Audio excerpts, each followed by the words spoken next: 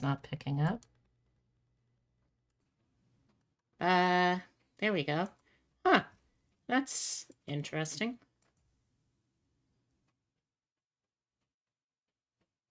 Hello. Hopefully people can hear me now. Okay, let's see. Where do I usually put this through? Hmm,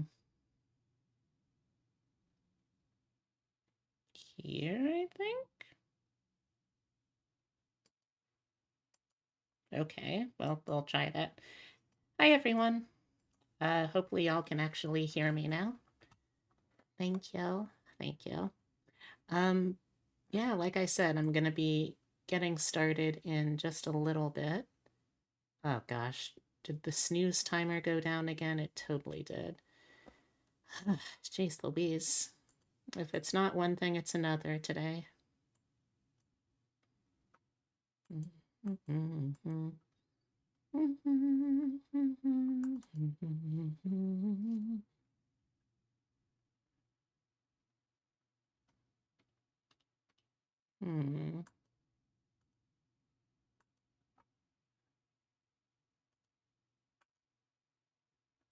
Huh. Well, today is just going to be a silly little mess, I guess. Uh, so I'm going to try to start us off by, I guess, just saving the images I have from Katsucon and bringing those over. In the meantime, might as well start off by showing y'all some of the stuff that I got there too. And then once we get through that stuff, I'll actually start with the whole doing other stuff bit. Uh, yeah, you know what? Fuck it, it's gonna be easier if I do it this way, I think. There we go.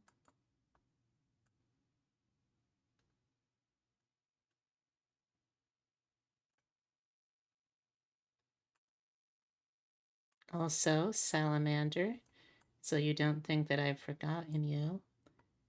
I need you to know that you, yes, you, Salamander, you are my little PogChamp. Nothing is gonna change that, okay? I also want to put something to listen to on in the background here. What do we got? Okay, is this gonna come through on the audio?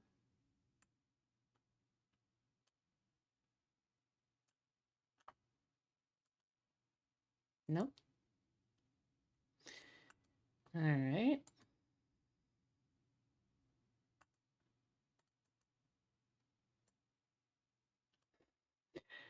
For some reason, it reset the different devices that I use for my sound capture. So I have no idea what happened with any of this. Hopefully, it won't take me too long to fix.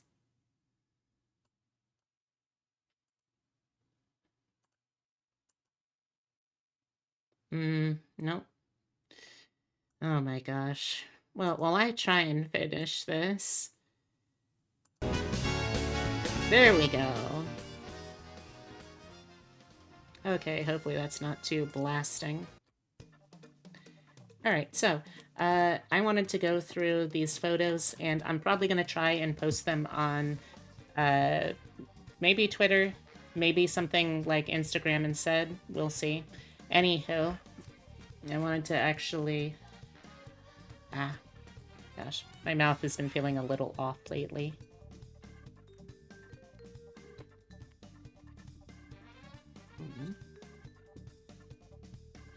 Well, you know, if this is the worst of how my streams go this week, that will be a fantastic sign. Let me see now how well these show up full screen. Okay, I'll take that. This'll work. Alright, so, Before I get to that, though,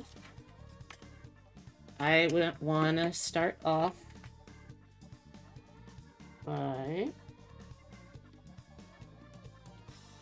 If I can weigh this down again.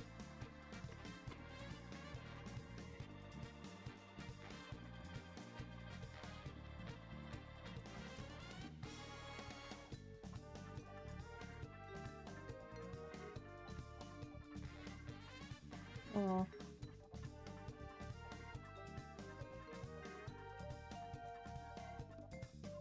Okay. And so... There we go. Alright, so... God. I always forget how messy my desk looks. Not looks, how messy it is. I can't dispute that. Alright.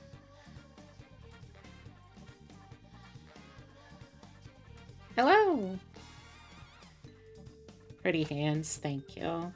I don't know if I really agree, but I'll take it, I guess. Alright, so let's start with the con loot, huh? I started off trying to do fairly low-key purchases this year. We had kind of gone a little overboard with last year, so I wanted to make sure I was actually able to spend... I forgot one of the things. I will be right back.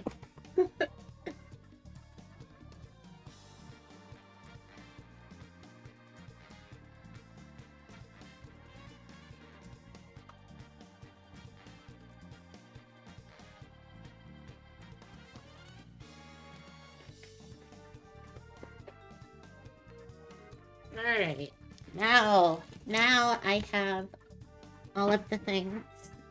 Okay, I'm back. Why is the timer not working, though? Oh my gosh, I'm still gonna need to fix that, I guess. There's no way that I don't have... like... pre-roll on? No? Oh my gosh, did it...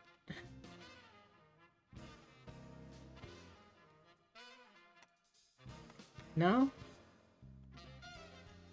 Alright, I've got no clue. I'm sorry. I am a mess today, I guess. Alright, so... First thing is a very simple thing, but it's something that I've wanted for a while. And it's like a super gender-affirming thing I've found. It's just a simple bow. Simple bow for hair with a little hair clip on the back. But you know what? Like, wearing bows in your hairs, even if you're not like a femme or even a lady of any sort, it just looks really good in long hair, you know? Like, gather a little bit of it back so it's holding that. Put it over a ponytail. Hair bows, ribbons like this I've always thought are really pretty, and it's just it's very good gender feels to be able to wear one. Alright. Let's see, what next? My partner ended up picking up a couple of plushies for me to add to our collection. We have this little guy who's a keychain, actually. I just love this silly looking little guy. The color scheme is really pretty. Got these nice little flecks of metallic gold paint mixed in with the yellows and the greens. There were a bunch of different color schemes, but I picked this one because, I don't know, I just really liked the cool color scheme, and something about all of the greens reminded me of some children's books I had growing up. Ironically, not the one that actually starred a bat, but you know what? Cute bat though. Mm-hmm, mm-hmm.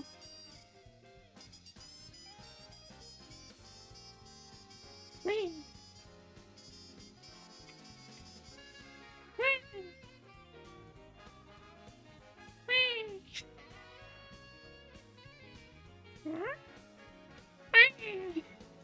I'm having too much fun with this already.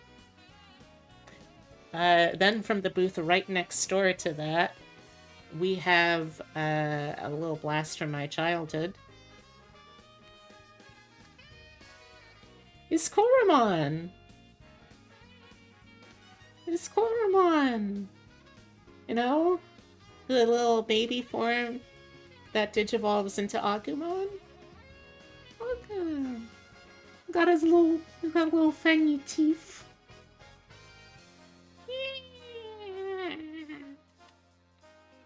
I was not really expecting to see much in the way of, well, of Digimon stuff in general.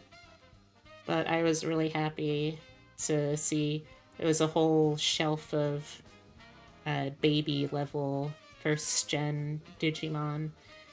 I didn't end up getting anything through the initial pass, so missed out on a couple, but I'm really glad that Koromon was still waiting for me there when I got back.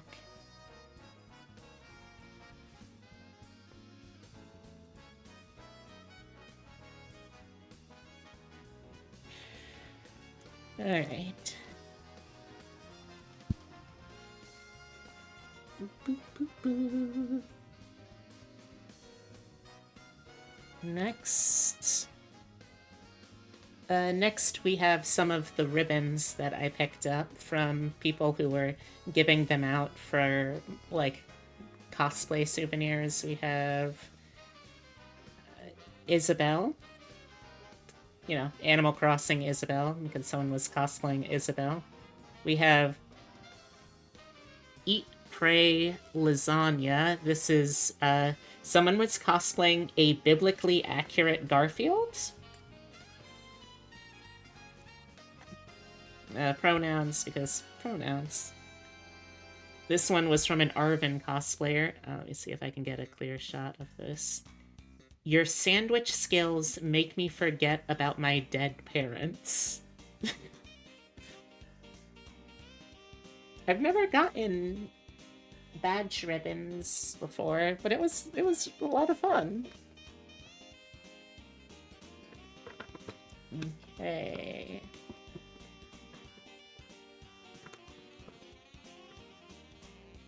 We got a little blind bag from one of the places. Inside, we got a little jellyfish. Its silly little ruffly legs. Also a keychain. A couple of Pokemon cards, kind of inexplicably. They're both commons. I don't know. It's been ages since I actually played Pokemon, so I have no idea how useful either of these are.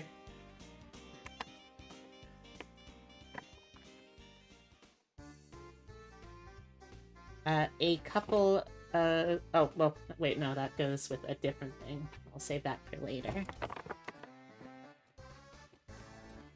And then we got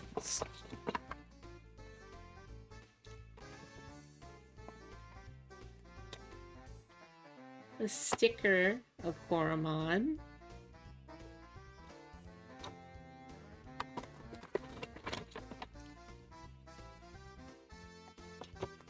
A silly little friend-shaped frog. I was really hoping on the back of this that it was a picture of the frog, but the frog's butt. Sadly, no such luck. But it's still a very cute frog. We also got a couple of buttons in that grab bag. We've got a Graphico Bonnie Fast. do all of the robots or the animatronics in Five Nights at Freddy share the Fazbear surname? I don't know. Anyway, Bonnie Fazbear. Ganondorf. I don't know why. And, Anya.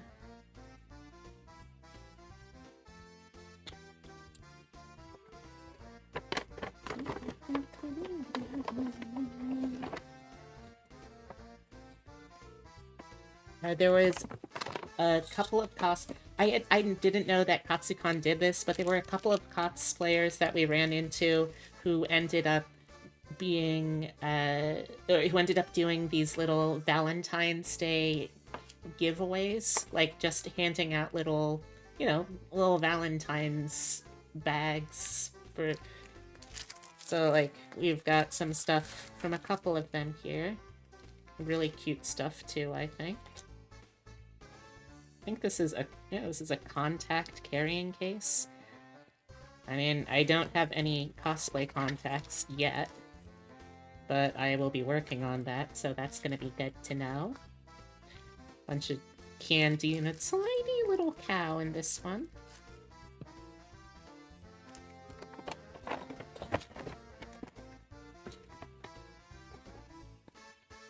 Alright, let's see. For more accessorizing for myself,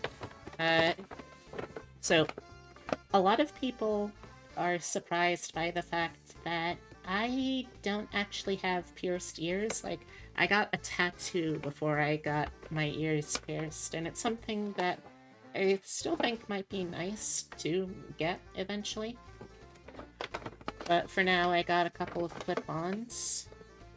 So, this is one set of the clip-ons. I gotta train my ears to feel comfortable wearing earrings, though.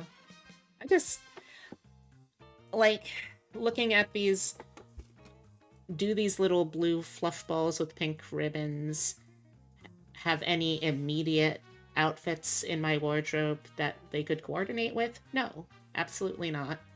I don't know what I'm gonna do with them. I just know that I really like how they look, and I wanted to get something fluffy. So, yeah.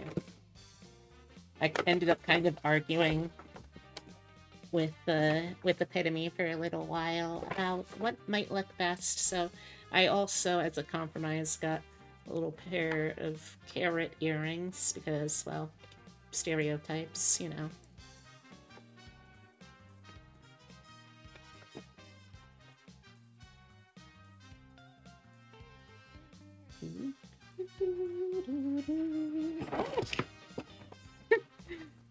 The bag almost fell.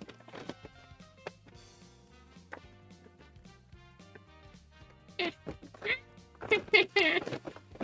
we go. Let's put these back in there.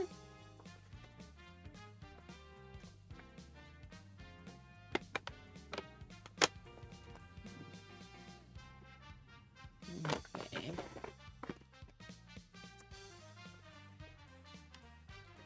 Alright. Let's see. What next? I got a cryptid-themed crab bag from one booth, where I also picked up this really cool-looking microfiber cloth, you know, the kind you have for cleaning your glasses. It's like a sort of skeletal... I honestly don't even know what animal it is. Kinda looks rabbity to me. But Totoro's also reintegrating. Let's see. Also in that bag, though, we've got a little... we got a little Fresno Nightcrawler inside of a jar pin. It's one of you! Yeah! We got... Oh, no. Here's what the actual envelope looks like. We also got business card. Some nice vinyl stickers. I was really sad because while they had nice Fresno Nightcrawlers in their collection, they didn't yet have anything for Jackalopes, really, so... Look at these, though!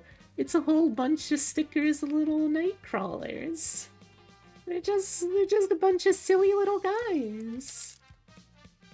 Where are these silly little guys gonna go? I don't know, but I look forward to trying to find out. I've got a postcard print here. Similar design. They really like cryptids and jars at this artist, I guess. There's one more little sticker. Et voila!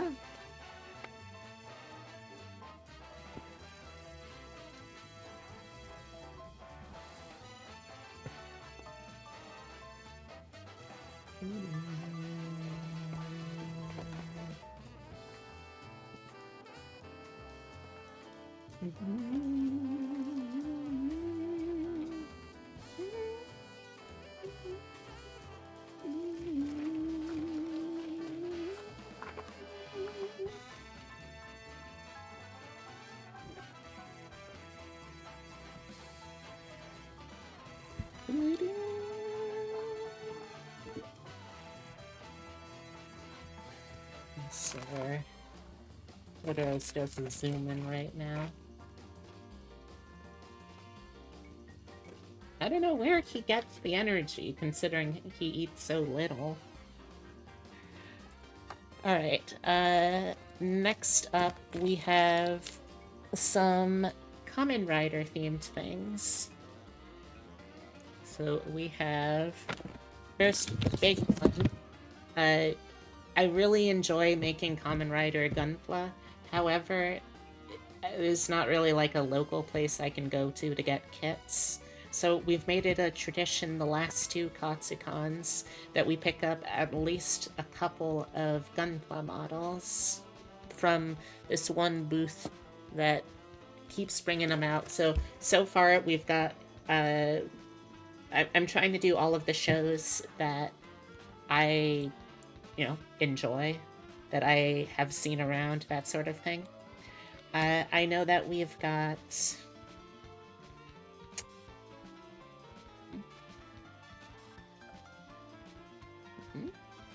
Sorry. I know that we've got all of Double, or almost all of Double. We've got O's, and now we also have Forze. Is a very cool set. It includes two of his really iconic weapons, equipment, gear things. The rocket arm and the drill leg. So this is something I might end up working on while we are doing the subathon this week. So yeah. If you're interested in seeing that, I hope you'll check it out. Alright, thank you for the hydrate, Tyler. I will do just that.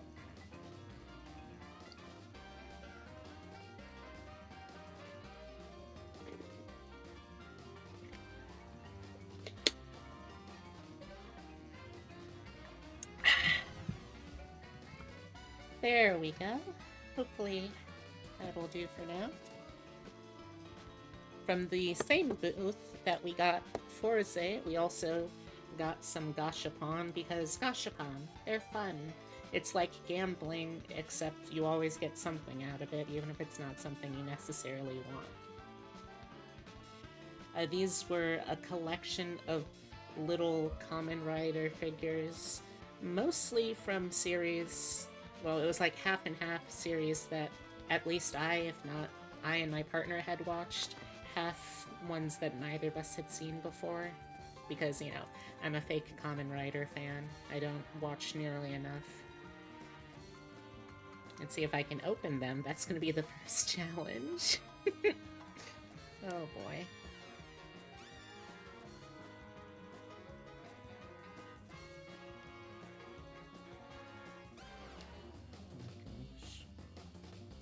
He's so bad at these. Oh, next one. There we go. That's two.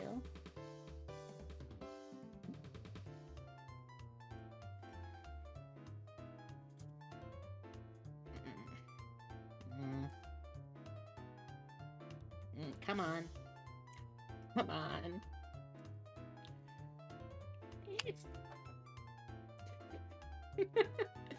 I'm so bad at opening these. Come on. That's one. There we go. That's two. So first we have, from my favorite of the series, so far at least, Kamen Rider Doubles Extreme Form, their mid-season power-up super mode. Very happy about that one. And then one that my partner is just as happy about, from Kamen Rider X-Aid, the villain turned anti-hero Kamen Rider Gemu.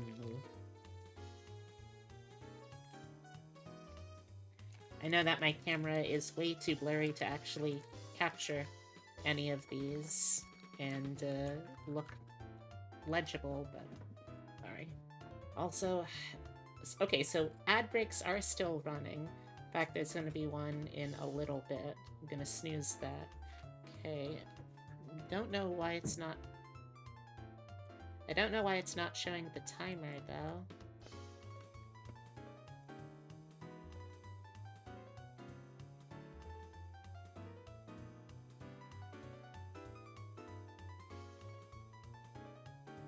It doesn't look too bad, not gonna lie.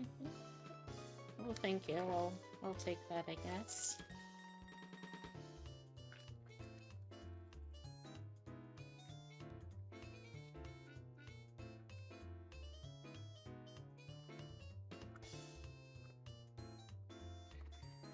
Putting those in the bag, too.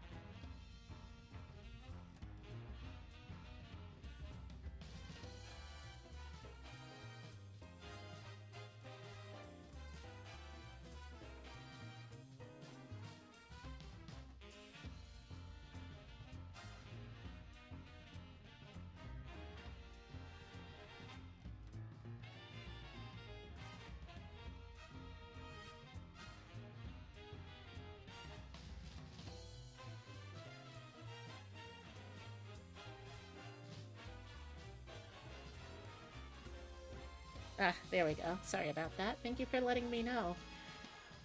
I have had streams where people will just let me play things and I'll find out, like, at the end of the stream, oh, my mic was off the whole time, or, oh, no one could hear the audio at all, and no one says anything. It is the worst. It is an actual nightmare. Oh my gosh. Alright, so next up, continuing along with our Kamen Rider theme, from the same artist, or the same booth of artists, we got a set of Kamen Rider stickers. So we've got here double Cyclone Trigger, double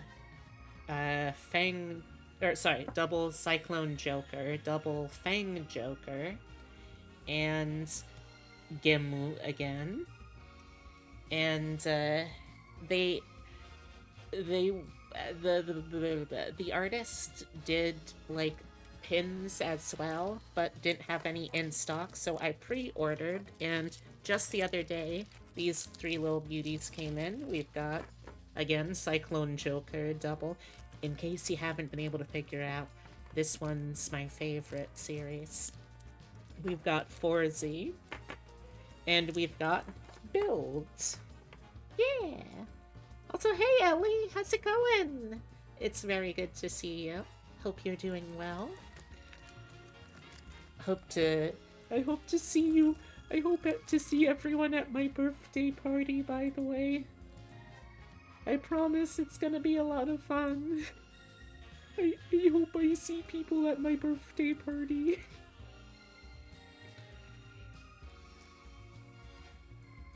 But how are you doing, Ellie? Alright, so we've gotten all of that. There's just a couple of things left to show, at least in terms of swag that I bought at the con. The last two things are outfits, so let me see. Can I... Okay, yeah, that's gonna be a little difficult.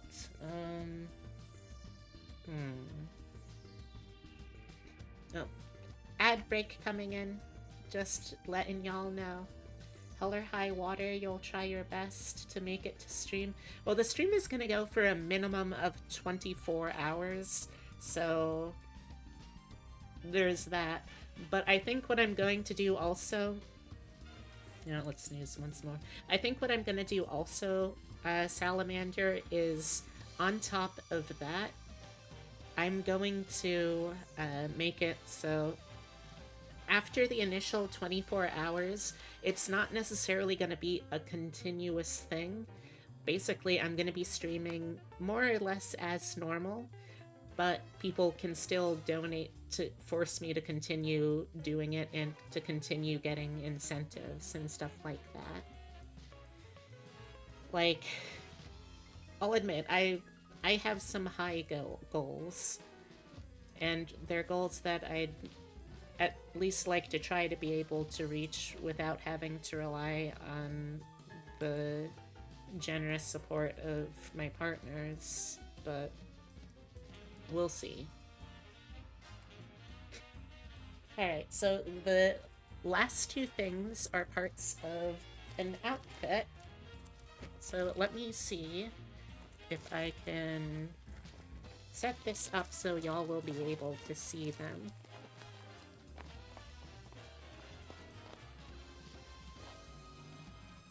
If anyone is opposed to the reminder that VTubers are in fact real people with real flesh bodies behind the camera, just like look away for a couple of minutes here.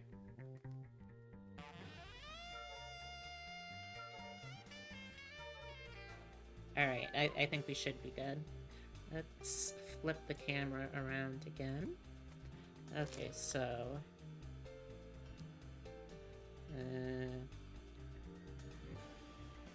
Yep, gonna need to flip it.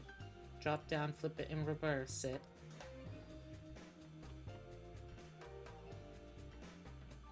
Hi! It's not even a face reveal at this point, it's like a face reminder, like, hi! This is what my face looks like still. How's it going? Anywho. Let me show you the last two bits of bobs I got at the con. The first one is a sweatshirt from one of my favorite dealer's room, artist's room, clothier. I like their designs. They make soft and comfy clothes that are really cute. Oh, dang it, you still can't see it. Alright, hold on. I got this. I can do this.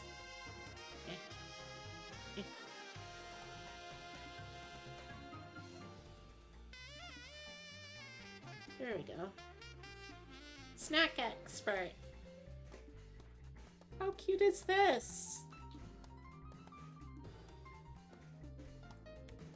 I'm just a silly little bun that is good at eating. Then on the sleeves, we've also got this really cute, carrot pattern going down. Yeah, it's just a really cute sweatshirt. This, I think, is like my third, maybe fourth sweatshirt or top that I've gotten from them. One that I got last year, though. Let me go grab that.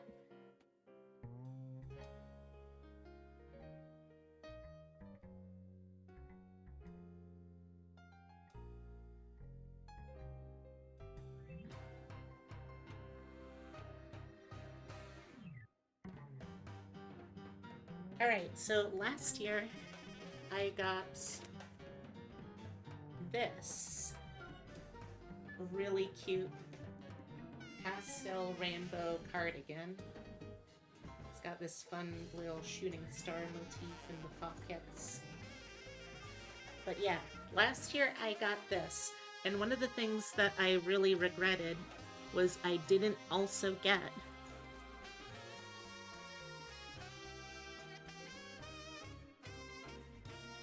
the matching crop top. So now I've got this to go with this, which means I need to get to a point where I'm gonna feel comfortable looking at my body so I can wear this without a shirt under it. But yeah, that is all of the things that I got out. That's all the things that I got at Katsucon this year. I hope you enjoyed this little presentation. We will now transfer over to the visual part of it.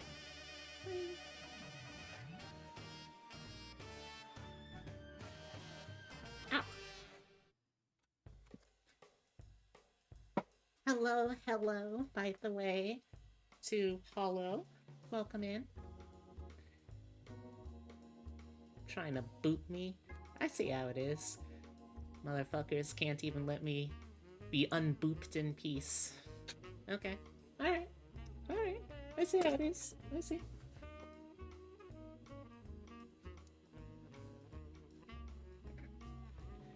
Alright, so running through now the pictures that I took.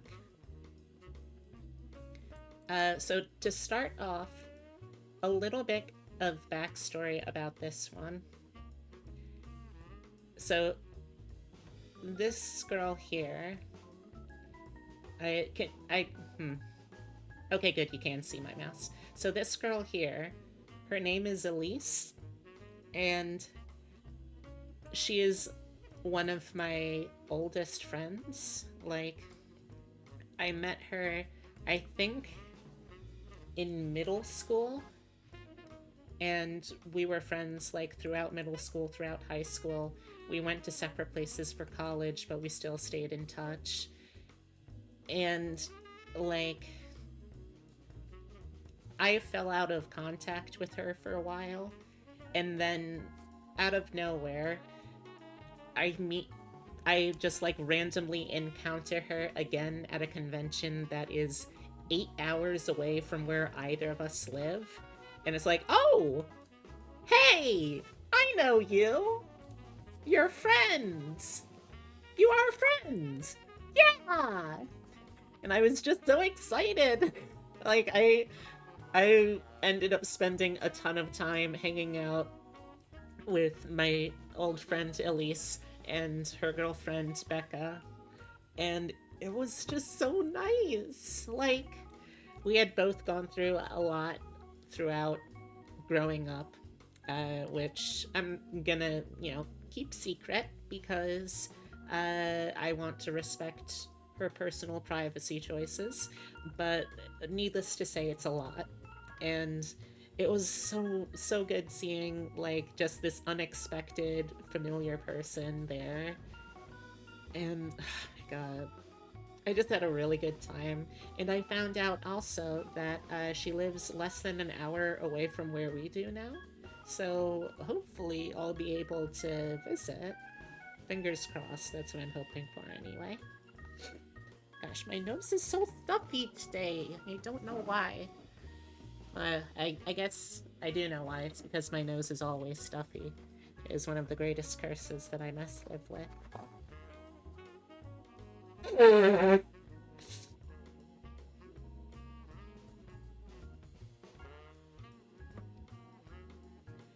Apparently, also, Elise and Becca have like an Instagram thing going for their cosplay.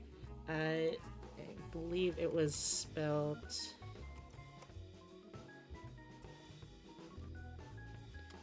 Yeah, I think that's how you spell it on Instagram. So if you want to check out their other works, feel free. Alright, so I'm also going to try and post these. I think I'm going to try to actually post them on Instagram, so I actually use Instagram for things. I'm trying to find a good place to host my artwork and pictures and stuff, so if people know any places, let me know. Anywho, carrying on from there, it's Barbie. Everyone, be sure to say hi, Barbie. Hi, Barbie! Chat. I don't hear you saying hi, Barbie. Come on, you're gonna embarrass me in front of Barbie. That's the Barbie. You gotta say hi, Barbie, chat. Don't leave me hanging.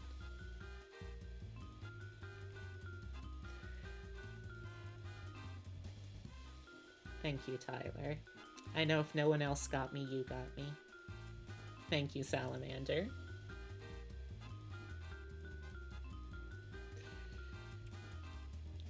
You know, I didn't actually see nearly as many Barbies as I was expecting to, but I did see a lot of Barbie-adjacent cosplays, which still made me pretty happy. Oh, okay, so one cosplay that I saw, one of the days, it became like my white whale. Every time I go to a convention, inevitably I will see one cosplay that absolutely ruins me. It's all that I can think about for the rest of the con. I have to get a picture, and if I don't, I will simply live forever in a state of what if, what could have been. For me, this year at Katsucon, that cosplay was on Saturday. I see a man who was probably like in his 50s, 60s, and I see him from one side, and he is like done up in the neon pink 90s, 80s pattern that you see on Ken when he's first rollerblading into the real world with Barbie, right? So that's what I see, and at first I think, oh, that's neat. I'm glad to see that he's having fun cosplaying Ken. And then he turns around, and I see on the right side of his body, like perfectly bisected directly down the middle, on the right side of his body, he's dressed in this really formal drab suit. He's got half of a fedora, half of a 1980s rollerblading visor on. The man split down the middle had cosplayed Barbenheimer, and it was phenomenal. I am so sad that I was not able to find a picture or to take a picture of Barbenheimer because he just absolutely chef's kiss made my convention experience this year.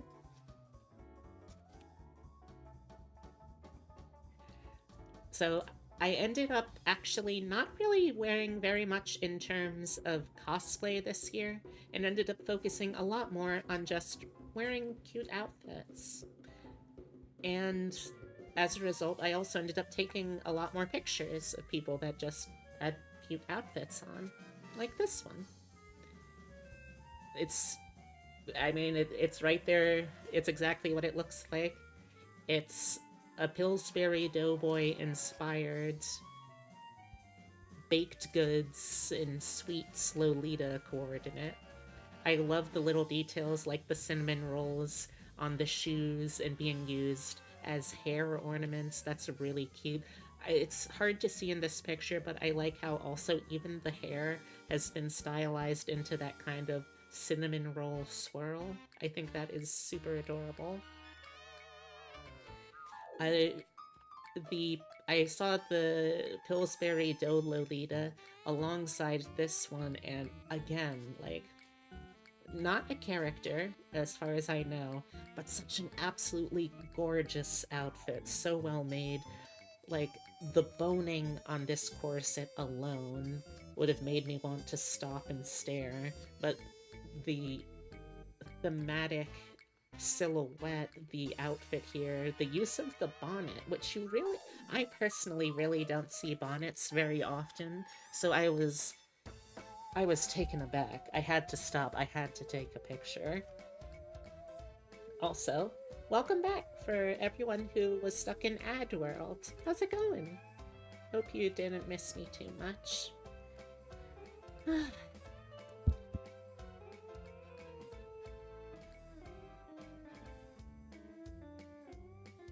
Hold on, chat. I just need to test something real quick.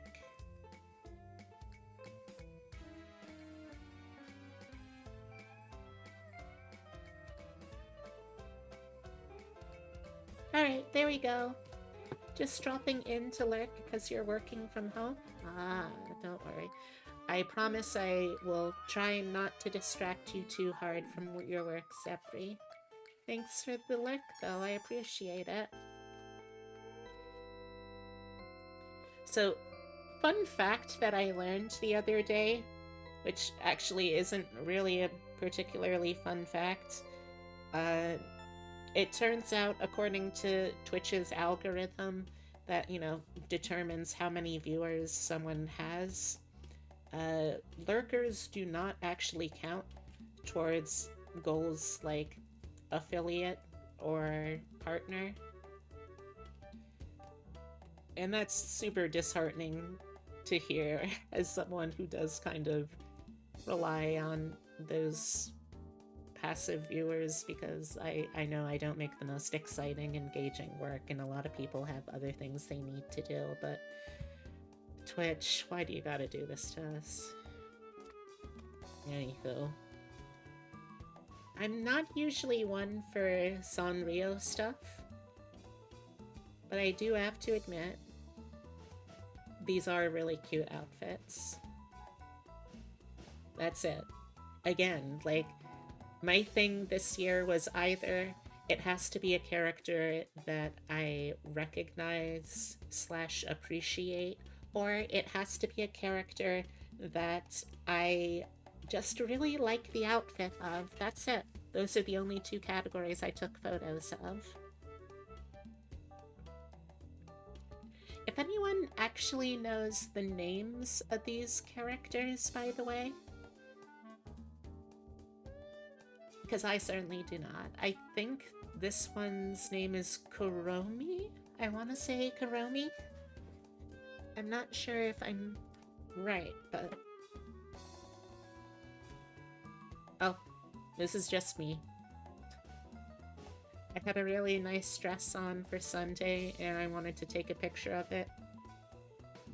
So I did, and then I also took a silly picture of it, because I contain multitudes. It's Dogami and Doggerisa! I was not really ever expecting to see Undertale cosplays of these characters. Really, of any of the dog characters. I don't think I've ever seen any of the dog characters get cosplays before. So I was really happy to see them. Also, throughout the whole convention, I was giving out business cards that I had printed of, like, my information. And they were one of the first people to ask, or one of the few people to ask me for mine, that I didn't have to like volunteer and try and push on them. But yeah, it was just really nice to see them. There were a fair number of Bridgets, but I didn't see any Bridget cosplayers other than this one who were doing the classic Bridget look. And you know, don't get me wrong, I think prop gun to my head, I would probably still pick the new Guilty Gear Strive Bridget model in terms of the outfit. But I do still also really appreciate the simplicity of the classic "Why are you a nun?" look, you know? This was an original character. I think, if I recall right, they described it as a seasonal fae. They had actually done, I think this was the first of their designs. They had done one for each of the seasons, and then they had finally looped back and were now doing fall again, like revamping it. I think, if I recall right, Fawn, I want to say, from the makeup.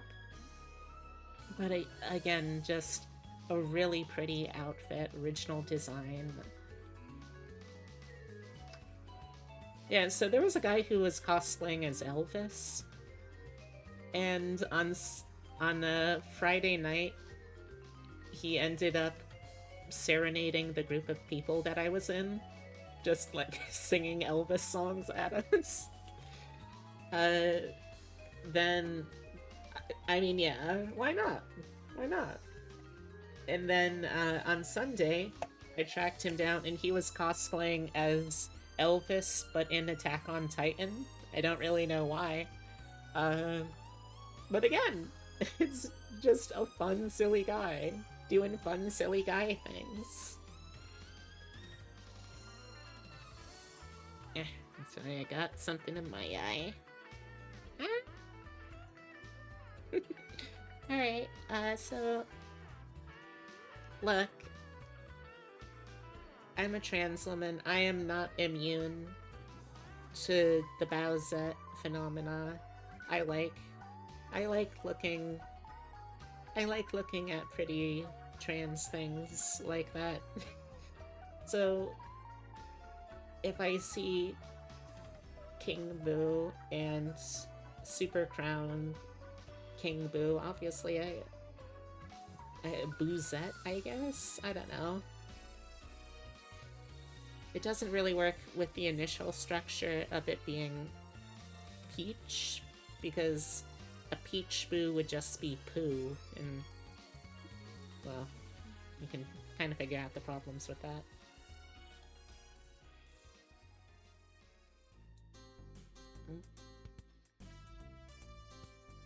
Okay, so that's the first batch.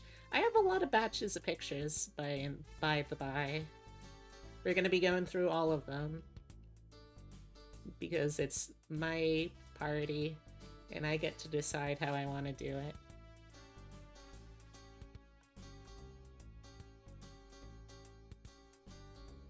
I don't remember the character's name, but she's the main character of Satoshi Kon's Perfect Blue. And first off, you don't see Satoshi Kon cosplayers. And second off, you don't see Satoshi Kon cosplayers of one of his earliest works. Oh, hey! Hey, Bimo! How's it going?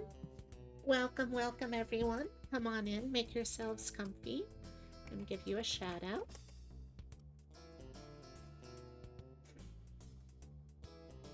Hi.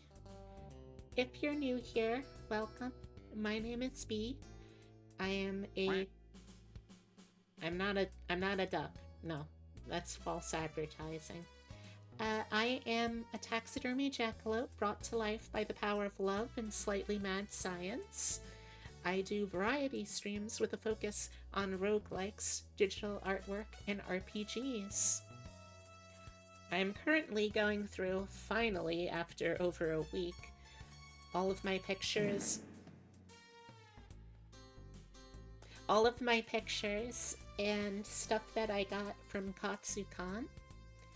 But if you need to raid and run, I understand. Before you go, though, please consider maybe swinging by this Saturday. My birthday was during the time that I was taking time off from streaming, so I didn't get a chance to celebrate with people. But this Saturday, I'm gonna be holding a birthday subathon to raise money so I can visit my girlfriend, Gyaru Garo. And also, I'm gonna be debuting a new model, so if you're interested in that, I really do hope you'll check it out.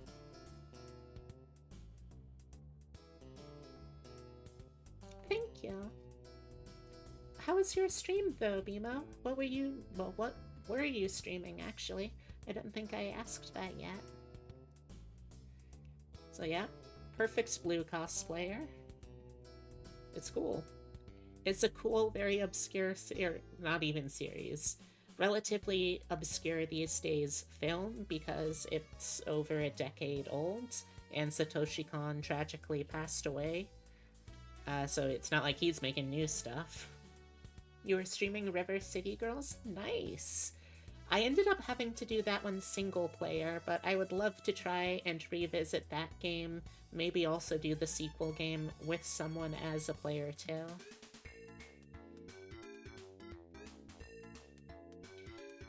Okay, so sort of fun, sort of sad story.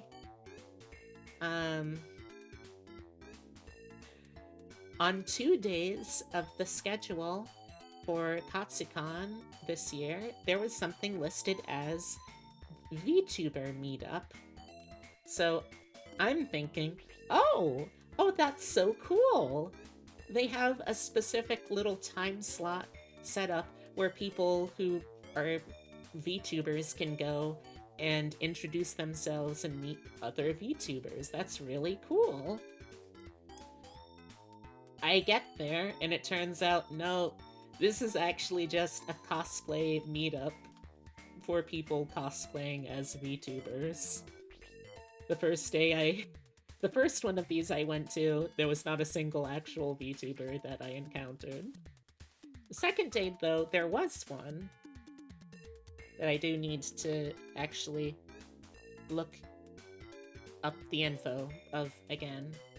So I did slightly better the second time around. Slightly better, at least.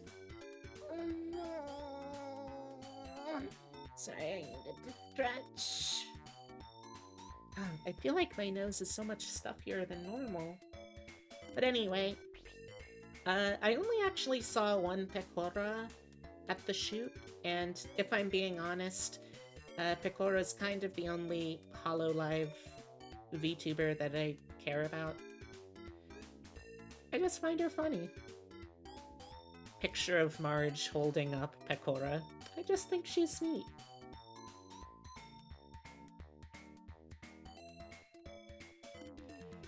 Alright. I only really got a picture of these two because I liked the intricacy of their armor crafting. Like, very, very detailed craft foam work. Very impressive.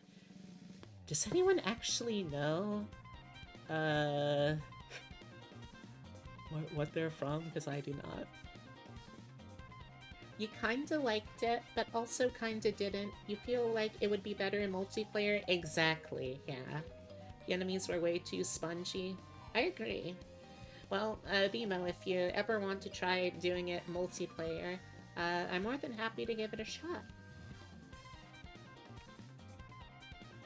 It was also Dracula.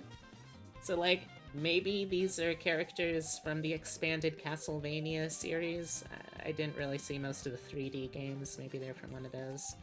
But Dracula's here, too. And that was pretty cool. It's fun seeing Dracula out and about. So, the first day, when I was hanging out with Elise and Becca, the Madoka and Mommy cosplayers I showed earlier, they were going to a photo shoot, so naturally I trailed along and got some photos of some of the other people there too. I would love to, but it's only multiplayer over Parsec Stream Share, or Steam Share, which across the ocean lags like hell. Yeah.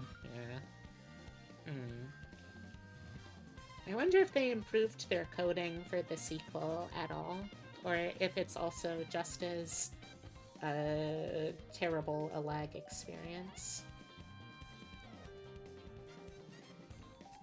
We got Tamamo no Mae. I don't remember which version of Tamamo no Mae this is, because there's like, God, is at least 10 different Tamamos, I think, in the Fate Extended Universe. And you know what? When Fate Hollow Ataraxia, or was it Fate Hollow Ataraxia? No, Fate Code Extra. When that first came out, I really liked Tamamo as a character because the only other options for servants were the one that looked exactly like Arturia Saber for no reason, and the archer who was literally just Emiya again. And I was like, I think I would rather go with the character that actually kind of feels original. But then, since then, they've dropped like 10 minimum different Tamamos, and it is fucking exhausting trying to keep track of them all.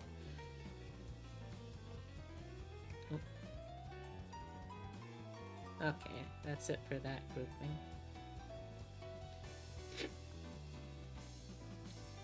There was a lot of Pokemon Mikus at the convention, and I really, really liked seeing all of the different versions of Miku in their natural habitat. It felt weirdly personal, but also, like, the outfits were designed to be so out there on the artwork that it was really cool seeing how people interpreted those into actual wearable clothing. It's Taco, you know, from TV. It's Taco. Taco. Okay, so they were cosplaying as an outfit inspired by Haku from Spirited Away, which was my very first Miyazaki movie, and probably one of the first things that really introduced me to. It's one of the first films that really introduced me to anime as like an art form, rather than just a thing that I can watch for Saturday morning cartoons. And it was really, really nice. Plus, also, it's a really. I mean, look at it. You can see. I don't have to tell you that it's really, really nice. You can see the amount of detail that went into all of this. God, I must be coming down with something. Because, like, God, my voice sounds way worse than normal, it feels like. My nose is also way stuffier. Troubling. So, I saw a whole bunch of Marseilles this weekend from Dungeon Meshi. I was hoping to see characters from the series in general, because it's one of my favorite mangas, and now that it's finally getting an anime, I'm like, hell yeah, there's gonna be so much more attention. I think I saw at least 10 to 12 Marseilles. Marcel, I always mispronounce her name, so I'm not even gonna try to be consistent. I saw like 10 to 12 Marseilles. I saw, I think, 4, maybe 5 Senshis. I think 3 Chilchucks. and Izutsumi, which I was not expecting to see Izutsumi since they are still miles away from her in the anime. And I even saw some Phalans. I did not see a single Laios though, not a one. That really surprised me because like it's a main character, just like all these others. Why is it so less seen? I don't know. Anywho,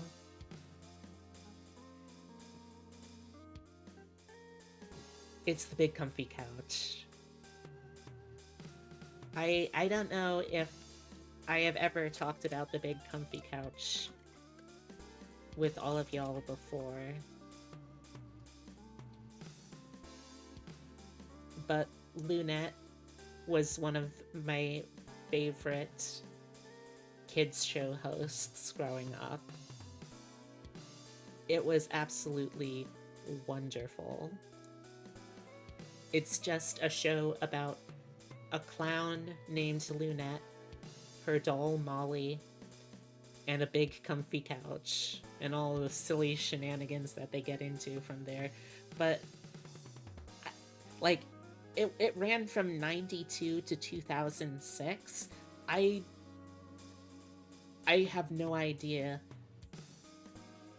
why it ended up being such a huge thing. Well, not a huge thing for me. I'm just surprised that people are still thinking about it like this, you know? Like, this was formative TV for me. This, fun fact, this show was what I was watching the first time I had to be taken to an emergency room. That is kind of a story in and of itself, though. When I was a kid, I still had ADHD, and I was, well, I mean, still, I've always had it. And I didn't have the best impulse control. So one day, while I was watching the big comfy couch and having a big old bowl of popcorn, I got down to the bottom where there were just the unpopped kernels, and I thought to myself, you know, these kernels feel like they would be the perfect size to put into my ear. I should do that. As an aside, you definitely should not do that. That's a terrible idea. And, you know, to my credit, I did discover, hey, I was right. These do fit really well into my ear. They also don't come out of my ear. So I go upstairs from the basement where I'm watching the big comfy couch, and I tell my parents, hey, I put a popcorn kernel in my ear and it's not coming out now. And they freak out, of course. We end up going to the hospital, and this doctor who just looked like they had seen so much today, and this was just a cherry on top, comes in with not a syringe, but one of those a similar device, but instead of a needle, it's just a tube. It's filled with saline solution. They just spray that into my ear to flood. Yeah, earwax things. They just spray that into my ear canal to flood the popcorn kernel out again. I started this conversation explaining how formative this show was to me, and I feel like I have not done the best job of presenting it as being a good influence. But regardless, it was really, really cool to see. Similar childhood experience. One of the cartoons that I was actually able to regularly watch with my Papa Dear was Courage the Cowardly Dog. The fact that I watched this as a young child should probably explain a lot of the things about me that are not perhaps the best. for proper brain development. But you know what? Fuck it. I had a great time. And I was absolutely delighted to see a Muriel cosplayer. I feel really bad for her though, because the glasses really are completely opaque. It is not possible to see anything while wearing those. She did a great job. Okay, so there were a lot of Princess Jellyfish cosplayers. Princess Jellyfish, another one of my series that is like an absolute favorite of mine. I love the series. The anime was great. I really need to get back into it though, because it's one of the things where it's. I have this problem with things that I really enjoy, whether it be video games or series on TV or animated series or whatever, where I will. Excuse me. I will start it. I'll get far in. I'll get to a point where I realize, wait a second, this is gonna end. And then I'll think, oh, no, see, I know the trick. If I never finish it, then technically it never ended for me. It's, again, really silly idea, but that's something that I'm still working on. And that's one of the things I need to get back to watching is Princess Jellyfish. But it's so cute. It's such a cute outfit combo. It's such a cute series. Highly, highly, highly recommend it. Okay, so there were a ton of evolutions. I was not expecting, though, to see so many evolutions that had, like, designed themselves as fairies. It's absolutely gorgeous. There were some of the fairies that even had it set up so the wings were motorized and would just like occasionally flap on their own. It was so cool. Again, more of the fairies because there's it's such a cute concept. You're taking you're taking a character, a creature that is already absolutely adorable, and then you're just making it into a different kind of adorable. It's a win-win. I think of all of them, the Eevee's probably my favorite of the outfits, but they're all very cute. Again, more Princess Jellyfish. This time, instead of the casual version of Tsukime, they chose to do the formal one, which is also a very. Okay, when I'm doing these photos, you're gonna hear this a lot. It's so cute! Oh my god, it's so cute! I'm not gonna stop doing that, but I will mainly be doing that as my commentary. Just want to give y'all a warning. Alright, so that's the start of that again.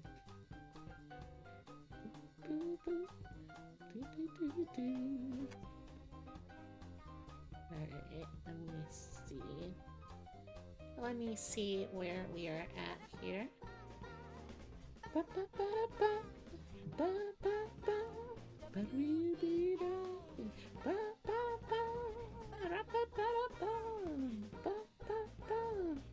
To be fair, you do that while watching some anime. That's fair.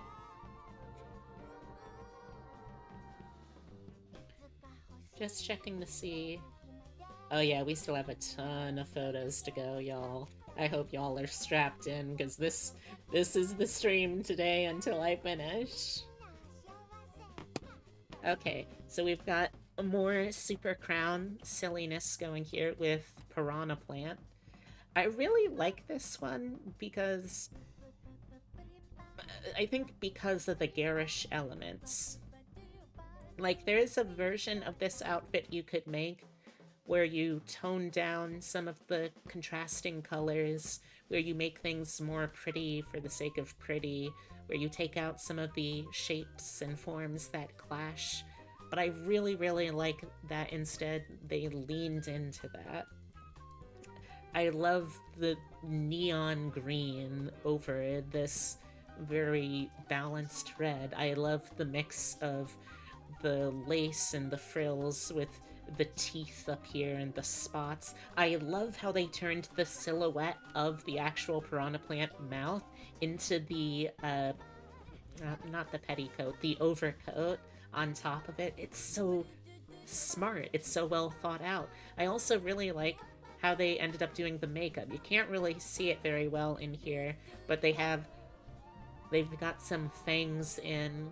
They've got this nice gradient of increasingly green as you get further and further up the face.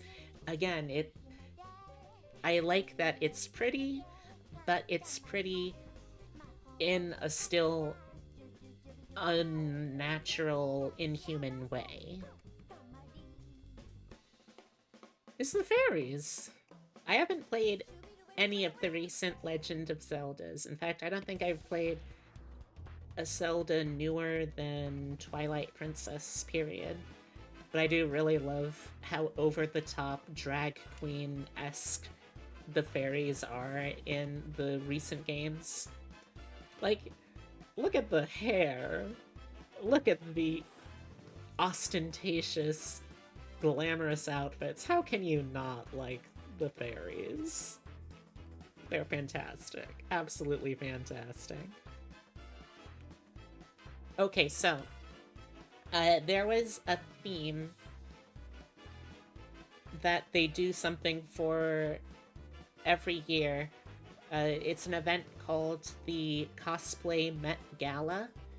And the idea of the gala is every year they'll give you a theme, and people who go really, really hard into creating very artistic, very thoughtful, interpretive, creative cosplays will take that theme and run with it to whatever different places they end up going. This year, the theme was Wild Earth. So, like, there's a lot of different ways you can take that. This is one of those ways. They're a cloud. It's just a cloud dress. Like, they use a mixture of petticoat ruffles, of wig curls, of, like, filler stuffing fabrics. But you got a whole nice silhouette working with this. You've got the lights worked on the inside to give it that nice kind of stormy glow to it. You've got this fantastic muffler made out just entirely of fluff. It's such a fun, playful concept to work with. This was another one. So this was a character that is pre-existing rather than just an original character, but like, I always forget, is the antagonist in Majora's Mask Skull Kid? I believe that's the name of the character, but I really, really love how much this cosplayer used natural fabrics. Well, not natural fabrics. Fabric materials imitating parts of nature. Like, you've got essentially plastic ferns that get turned into these feathers up here. You've got all kinds of foliage and leaves just draped over and turned into things like a bolero coat used for the siding of the dress. It is so cool. I wish that my voice was in a place where I could talk more and talk more enthusiastically about all of this. But unfortunately, my voice still kind of sounds a little shitty right now. That's right, we got more Princess Jellyfish! This one glowed. I mean, what can I say? It's a cosplay of one of my favorite characters from one of my favorite anime/manga, and it glows. Obviously, I gotta take a picture of that. Okay, so, chat, y'all know Worms on a String, right? This absolute mad person made an entire dress out of worms on a string.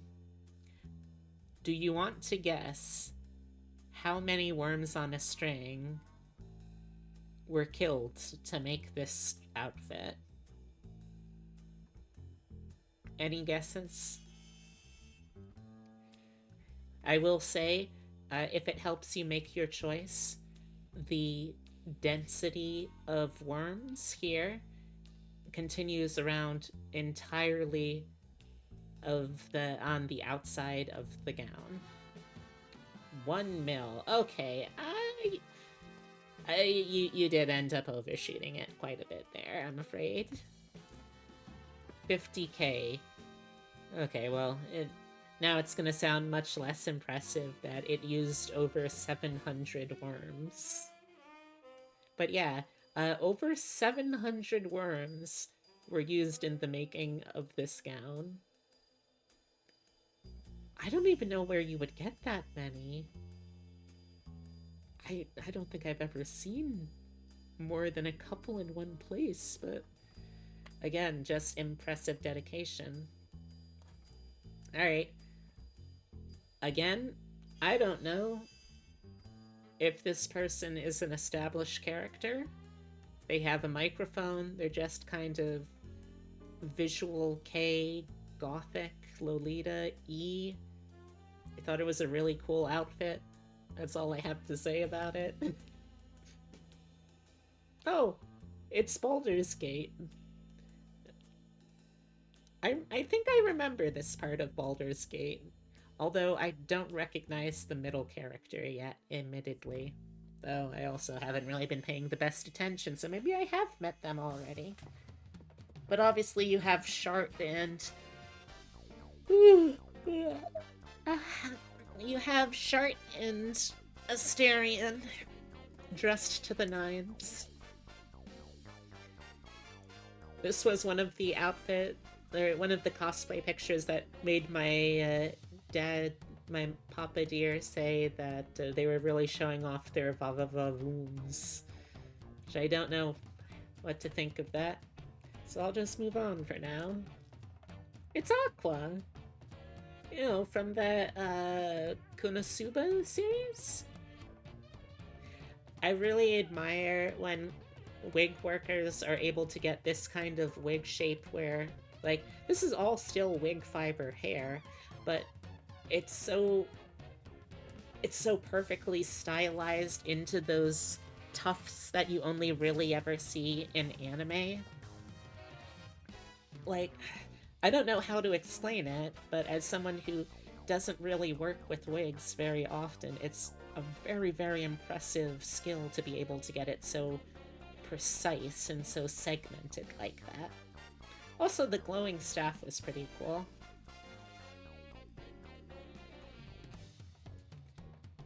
I was joking that this is just like me and Epitome.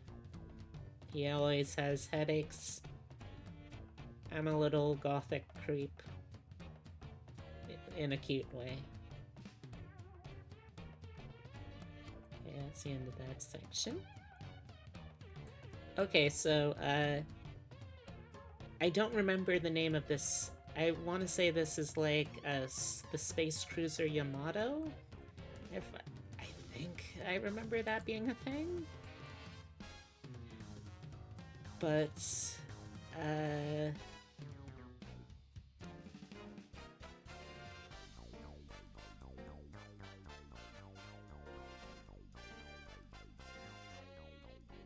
sorry, I got a message that, oh boy, I'm gonna have to come back to that later. Oh boy. But this was a model where all of the parts were individually 3D printed and exhaustively, painstakingly put together. It's all module, though, so if something breaks off, you don't need anything like glue or any fixatives. It can just snap right back on, which is an incredibly cool feat of designing. Like, I don't have anything thoughtful or insightful to say about it. It's just really impressive.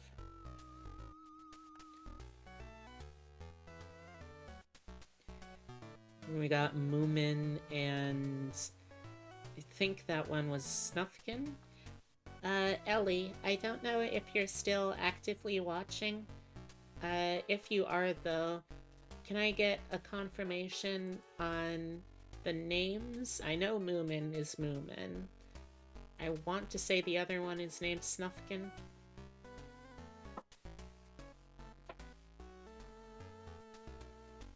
Oh, here it is. Here's the biblically accurate Garfield that I took the picture of. I I love how absurd this concept is, but it's executed so entertainingly.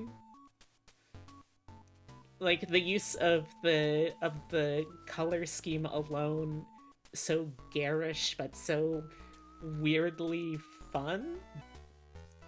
The place of the Garfield eyes all over the wings, the wings coming out of the head, the book of the holy lasagna.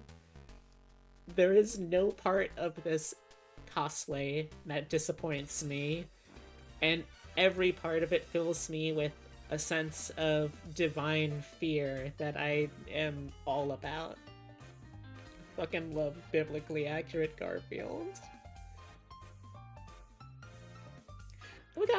We got another Senshi. It's Senshi from Dungeon Meshi with the holy water sorbet. Oh, here's one of the Phalans that I was talking about. This is if you're only watching the anime and haven't read the manga yet, don't worry about this. Just don't worry about this. Okay, so this is the booth where I got the Gunpla model and the gachas. And they were cosplaying as the characters from Double. So we've got Shotaro, we've got Akko, and we've got Tsurui, and like, this pairing alone always makes me so fucking happy to see in the wild, because the character arc in that show is so sweet. It's just this guy who goes from grizzled, hard-boiled detective who has no emotional connections to the world other than sadness and anger and vengefulness, who meets this absolute fail girl, fail boss, and just becomes fully a wife guy by the end of the series. I love it. It's poison, Miku. I don't have anything thoughtful to say about it. I just really like it. I feel like it's always a bit of a gamble when you use sewn fabric instead of wig fiber for wigs. But I feel like with a character like Miku, that's when it's gonna actually work, you know? Oh my gosh, my nose. Ah, my nose!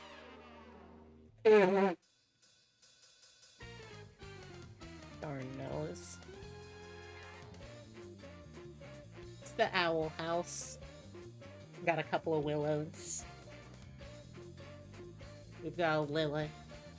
We've got Hootsufer. I appreciate that the hoodie is also wearing fishnets. I don't know why I appreciate it. I feel like I shouldn't, but I do, so, I'll take it, I guess. I did not see very many Hades cosplayers this year. I was pretty disappointed about that, I'll be real, because I was expecting to be able to, wear my Dusa cosplay again, and more than once. I didn't end up wearing it more than once, and because there wasn't really, like, a scheduled meetup or anything, I didn't really feel like putting it on again, but this group was really pretty. I mean, again, I don't know what else I can say about it. It's a game specifically designed to make very confused little bisexuals or pansexuals or whatever kind of umbrella term you want to use very thirsty. So, mission accomplished. I still hate Elden Ring. I still had a straight up bad time overall playing it, and I still don't think I would try playing it again because I can't seem to get it to work modded or work at all anymore. But I'll say one thing, Ronnie is kind of a trans icon. I really appreciate her as a character and as a character design. Especially with Hades 2 soon. Exactly!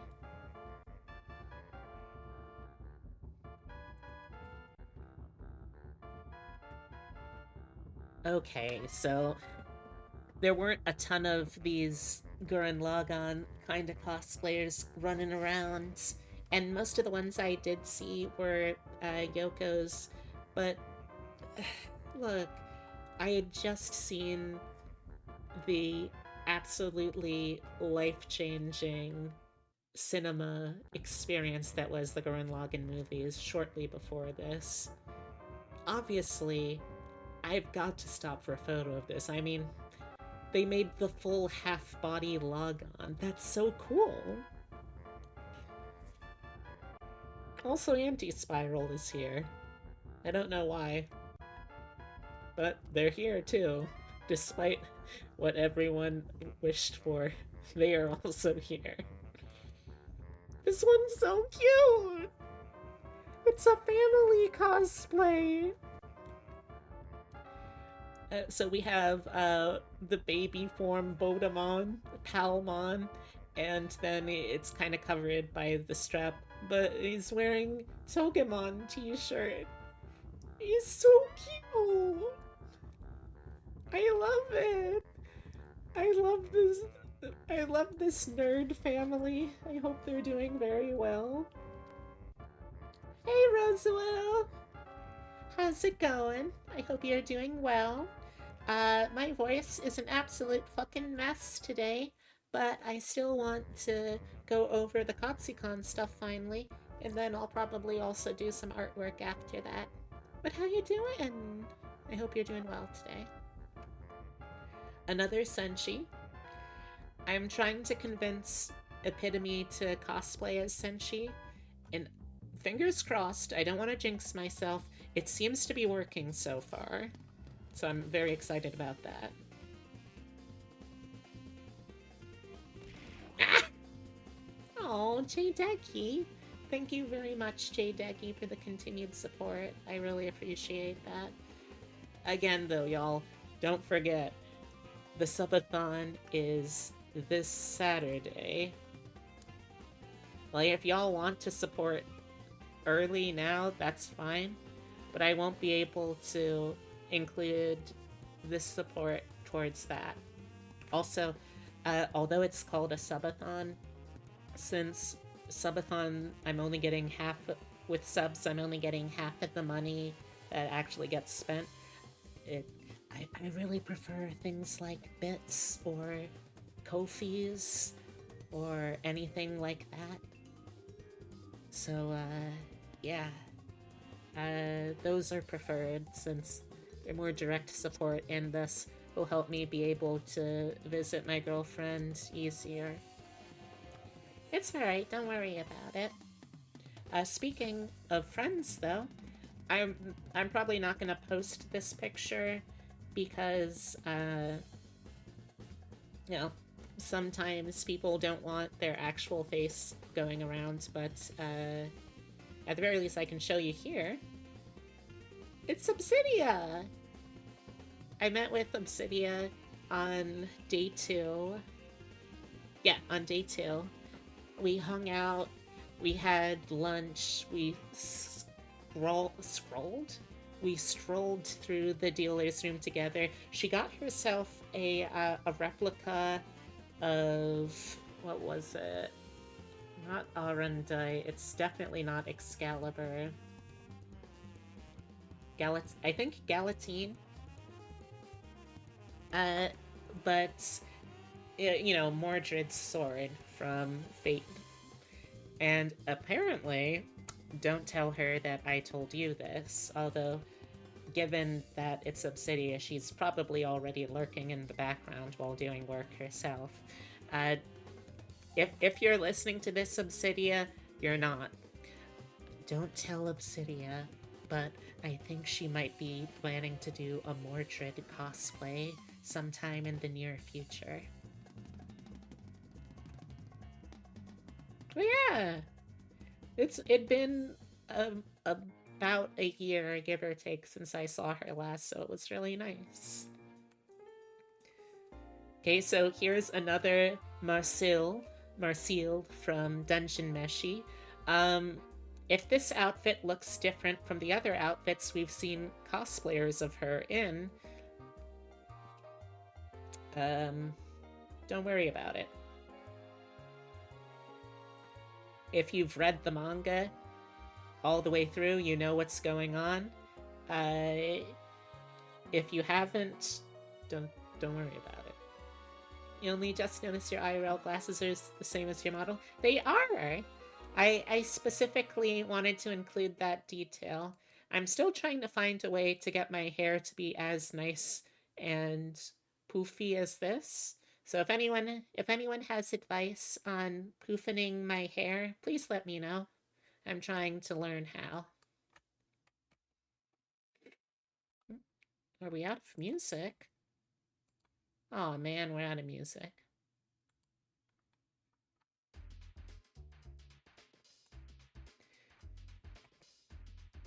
Mizura from Baldur's Gate 3.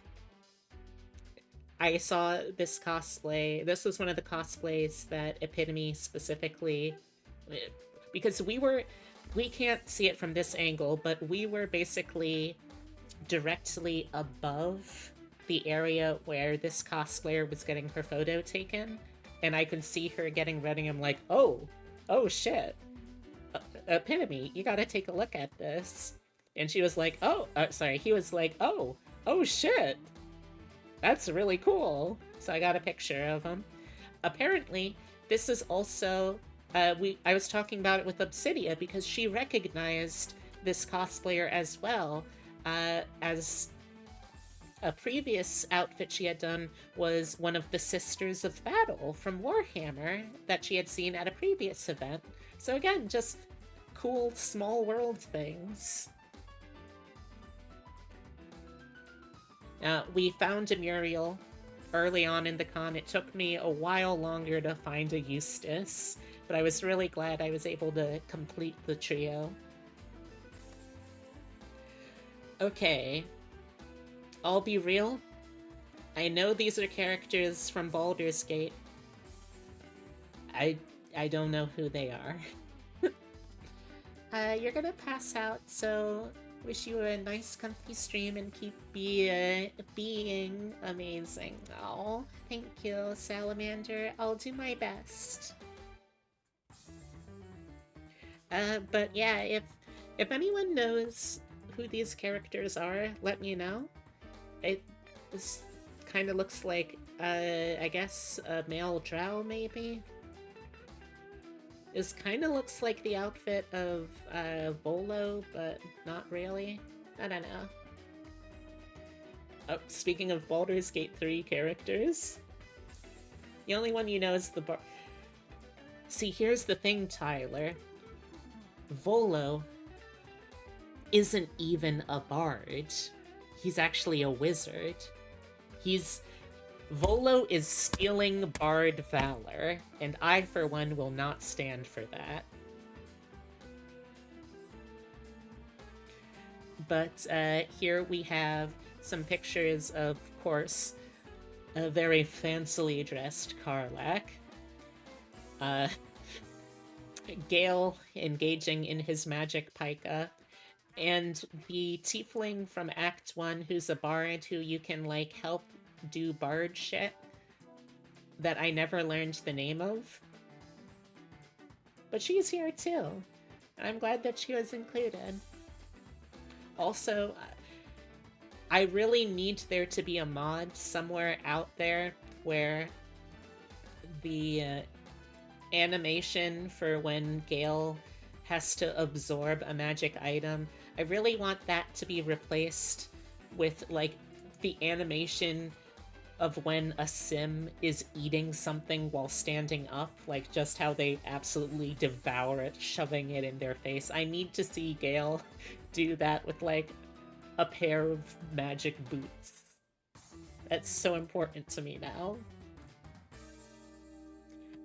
It's Fran! It's Franny Fine! Who would have imagined? First, we got Lunette from the big comfy couch. Now,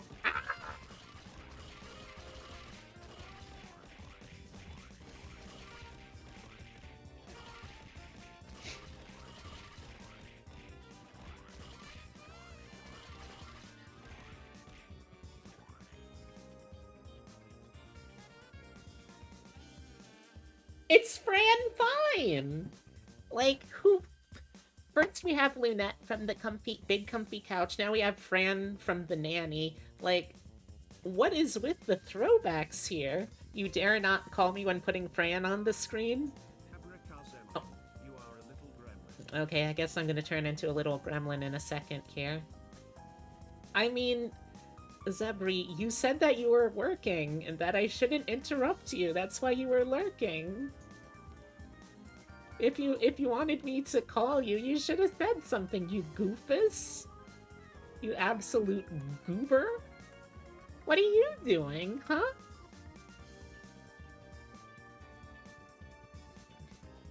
You said nothing about not interrupting, so would you rather me constantly interrupt? Also, hey, hologram. Or Midnight? Midnight feels better. You are a goober. That's true. What next? Sabrina the Teenage Witch? No, I didn't see any Sabrinas, sadly. Alright, so that's the end of that grouping. Okay. My first Katsucon experience, I got a picture of this character, I think, or of this cosplay, I think. This is like, I want to say from a Gundam series? Maybe from, like, a Fire Emblem? Or a Xenoblade? I don't know. If anyone does know, let me know, because I sure as fuck don't. It's just a nice outfit.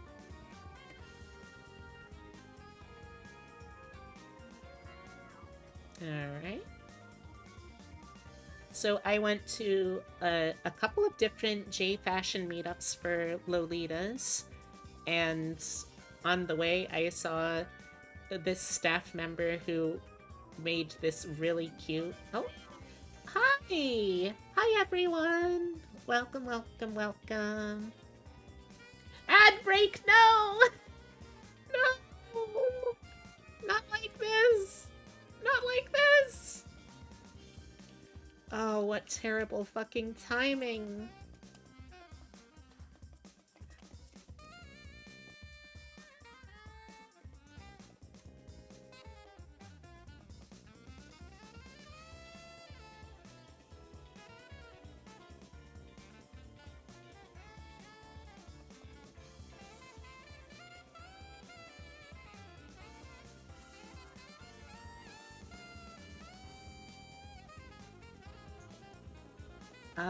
Well, I'm gonna have to wait until they're done with the ad break to do my spiel, unfortunately.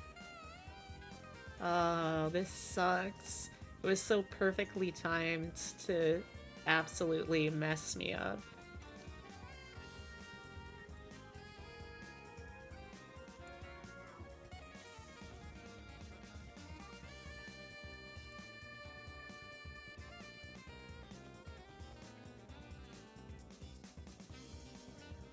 Alright, welcome back. Hi, welcome everyone. Hi, hi, hi, hi, hi, hi. If you're new here, my name is Beatrix Bunny. I'm a taxidermy jackalope brought to life by the power of love and slightly mad science. I do variety streams with a focus, usually anyway, on roguelikes, digital artwork, and RPGs. So if you're interested in any of those, well, I hope you'll stick around. This is my co host, channel mascot Francisco. Say hi to the folks, Francisco. And today we've been going through my swag and my memories from Katsucon 2 weeks ago because I haven't actually posted the pictures anywhere. So, yeah. What were you up to, Aza?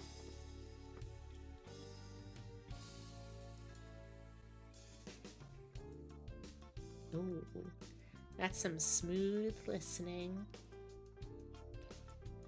Damn, racing game, jazz fusion, brackets, and funk.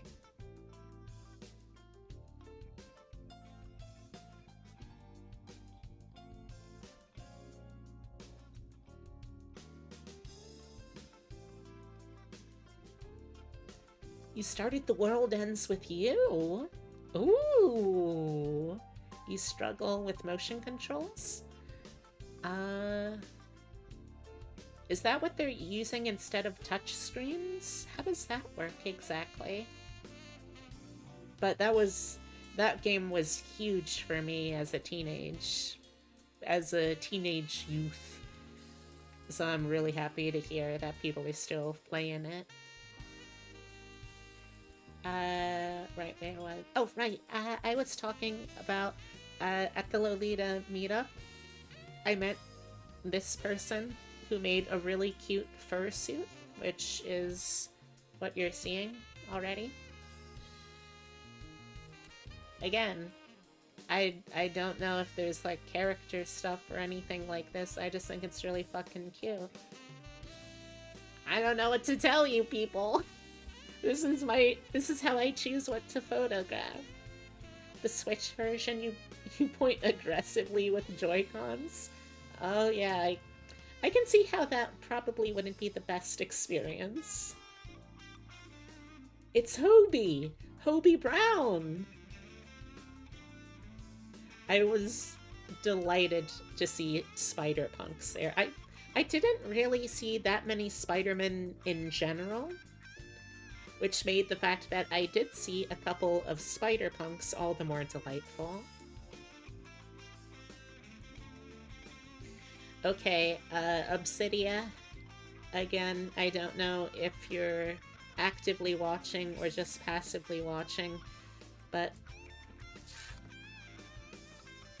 Obsidia. If you are watching right now, Obsidia, this is your warning to come by right now as I show Femboy Hooters Astolfo. I repeat, Obsidia, calling Obsidia to the stream for Femboy Hooters Astolfo.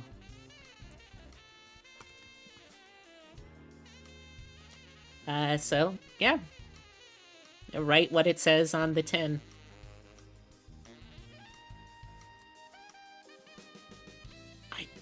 I wish I had anything smarter to say than that, but no. I saw this and I was like, okay, well, I was just hanging out.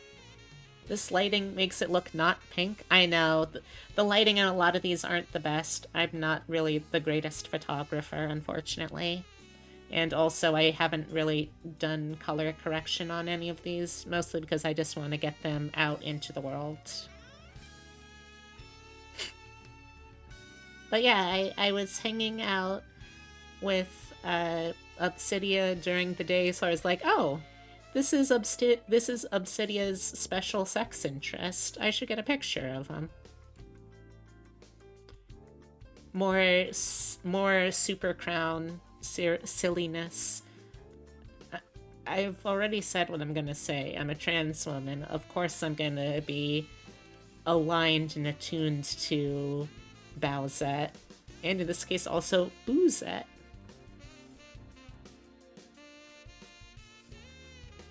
Okay, this was such a cool outfit because like it's set up to be this really elegant Lolita kind of very formal, very elegant, graceful attire.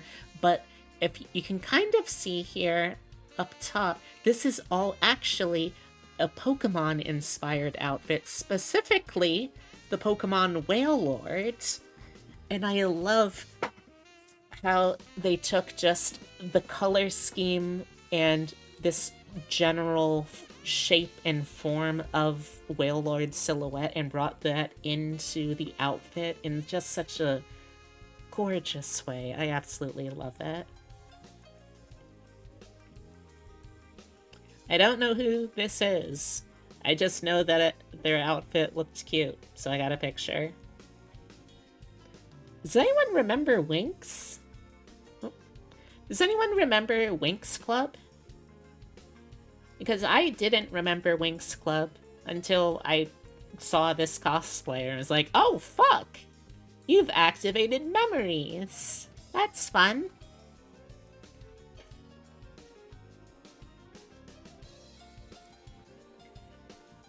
This was the Arvin that gave me the badge ribbon that said, your sandwich making skills make me forget about my dead parents.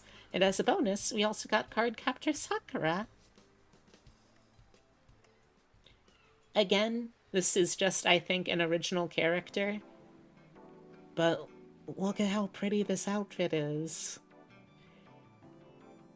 I asked, and they said that they have no idea how many sunflowers are in the outfit anymore. They've been working on it over a course of years and years. It's just whenever, like, Michaels has sunflowers in stock. No, they don't. Not anymore.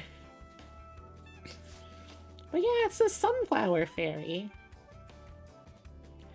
It's Bluey! It's Bluey and Bingo! There's so many good pics and cool costumes, right? Is that a new model? Oh, nah, not today, Rustum. However, I will be revealing a new model if we raise enough money during my birthday party subathon this Saturday at 12 p.m. EST. It's going to be going for at least 24 hours, so I hope to see people there. Can you come with me on your next trip? I mean, I know you're, like, joking right now, but the fact of the matter is, I mean, potentially?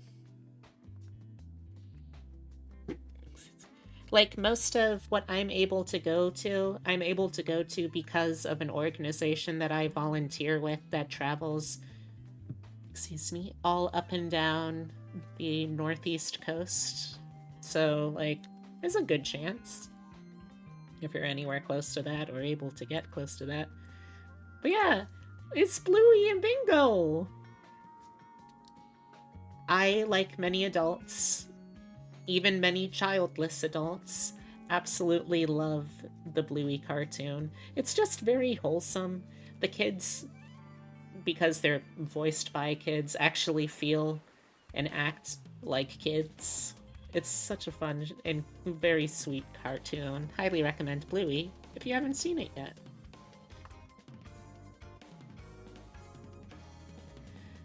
Alright. I think we're getting closer to our batch, or the last batch. Did you say North Coast? Northeast. Although really East Coast in general, I would say. Hey! Welcome, welcome, Gavin. I believe you came over from, I want to say, Goblin Jar's stream? Hi, it's nice to meet you. Yeah, we're going over some convention photos from Katsucon. I went to it 2 weeks ago and haven't actually shown any pictures from it yet. Alright, so here we have, again, the old high school friend that I reunited with unexpectedly this convention, Elise, and her girlfriend, Becca. So Elise is apparently cosplaying, I think, Carrot from One Piece. Uh, her girlfriend has, I guess, like an autistic special interest in Chuck E. Cheese, the history of Chuck E. Cheese, the artisanship, the animatronics, all of that. So she's dressed as Charles Entertainment Cheese. Apparently, there's also places that have bought out the old animatronics where you can just like go into someone's hobbyist basement and get shown the animatronic show from like Chuck E. Cheese from the 90s. Well, Kentucky might be a bit out of the way then. B. Let me take a look actually. I always forget where that is in relation because I do have a friend that I met through stuff that was, what am I saying? I do have a friend who I met through stuff that is from Kentucky.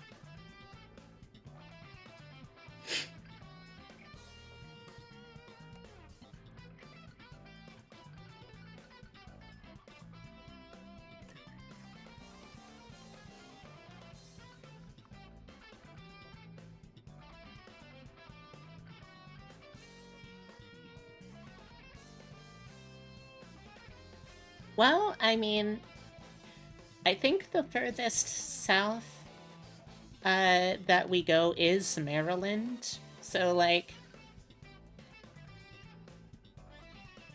you probably could make it to Katsucon if you're willing to do a road trip, Rustum.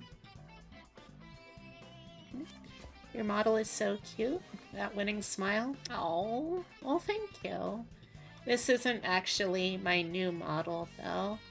That one's gonna be debuting this Saturday, assuming we raise enough money for it. But I hope to see people there. Also, hey, Ents. You would need to take costs and amount of available vacation time into account. Oh, for sure. No sweat. Tabletop RPGs? Yes! I am a big fan of tabletop RPGs. They are one of my perpetual hyperfixation special interests. And we've got two things, actually. Let me pop that up again real quick. So we've got two tabletop RPGs planned for the birthday subathon so far. The first one, which is actually going to be at 3 p.m. EST this Saturday, is called V Killer. V Killer is a one-shot that is basically set at a fictional parody of TwitchCon, where everyone is playing as VTubers or content creators or streamers or whatever you want to call them. And while there, a robot, which is meant to be like a meet and greet analog proxy for a VTuber to be able to meet with fans through, ends up going sentient and decides to cancel people because, oh my god, there's so much cancelable things. And by cancel, of course, I mean murder, because this is a slasher tabletop RPG.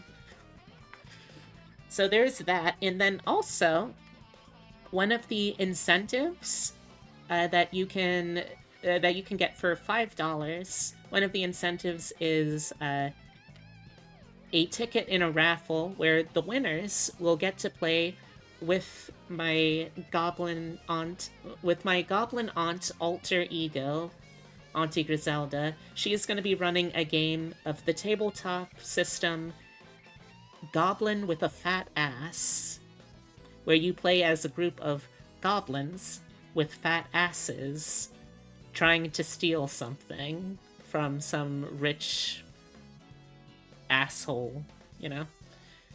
So if you want to potentially play as a goblin with a fat ass. In Goblin with a Fat Ass. Run by a goblin with a fat ass. You'll have to enter the raffle. You're actually going to be playing some World of Darkness tonight? Cool! Which of the systems do you play in that, Gavin? You're working on a campaign for a Pokemon-based TTRPG. Interesting. What kind of system are you using?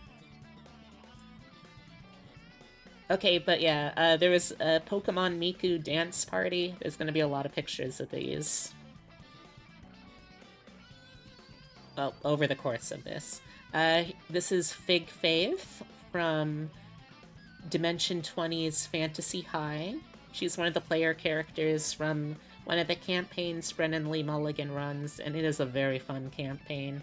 If you're at all interested in silly but also very sincere D&D stuff, I highly recommend checking it out. The first 2 seasons are completely on YouTube for free now. You play a mix. The DM keeps it pretty balanced. You play a mage. You also have hunters and a few wearers in the group. Ah, nice, nice. I'm looking to try and find people to play a campaign of Changeling the Lost. So if you know anyone that would be interested in that, feel free to let me know, because I'm still trying to find people for it. And we also have, from the Owl House, it's King! Well, King's parent, actual King. King's King. I love when we finally meet King's dad in the series, and it's just this really affable, really warm and kind, chubby dad bod looking guy. It's such a cute moment.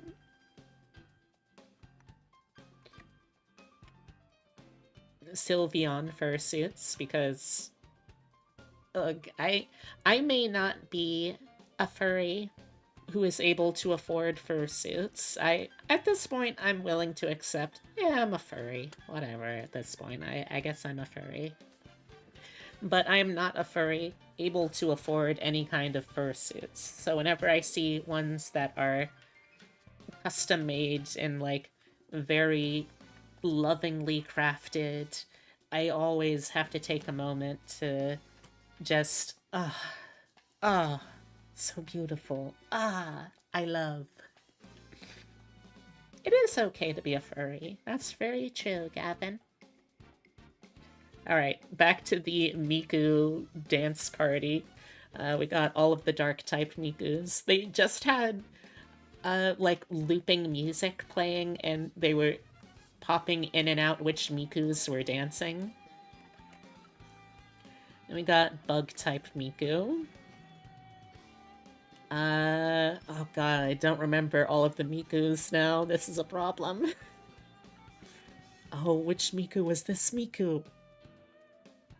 Oh, damn it. I'm not gonna be able to remember now. I'm a fake Miku fan, too.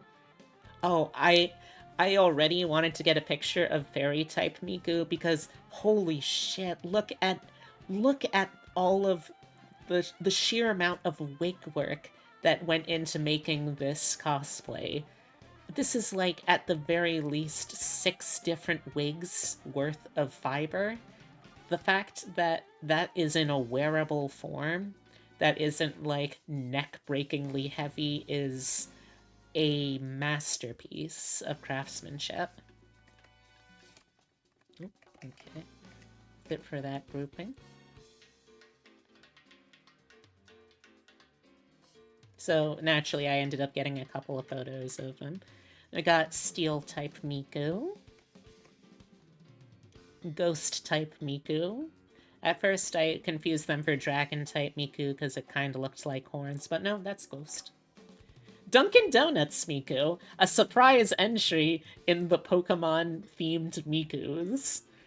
But, you know, Dunkin' Donuts is it's probably one of my favorite types. It's a very competitively viable type of Pokemon, the Dunkin' Donuts type.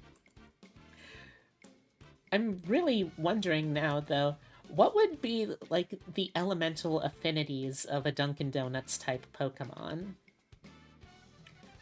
Like, I imagine. Oh gosh. I imagine Dunkin' Donuts type would probably be strong against water? Like, resists it. Because they're things made to be dunked. Or they're beverages themselves. I don't know. If you have any idea what a Dunkin' Donuts type Pokemon would be, let me know in the chat.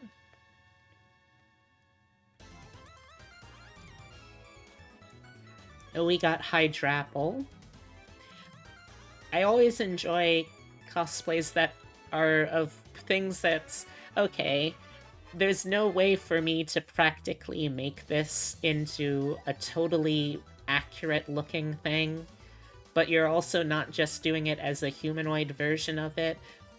And I really like how this one turned out, especially how they used this particular kind of really plasticky, artificial looking fabric to simulate the texture of the candy coating over an apple. Very nice touch. Is a Chilchuck. Oh god, I always forget this character's name. God. Does anyone remember the name of this Team Skull lieutenant?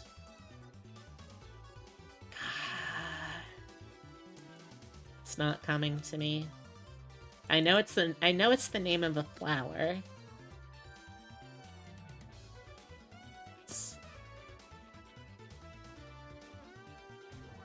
Hmm.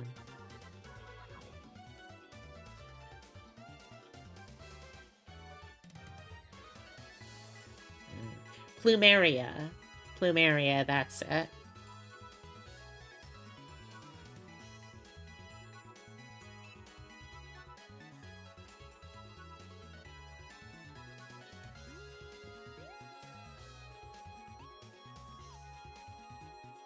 I don't know if these are actual characters or just original characters, but again, I appreciate the craftsmanship. I appreciate that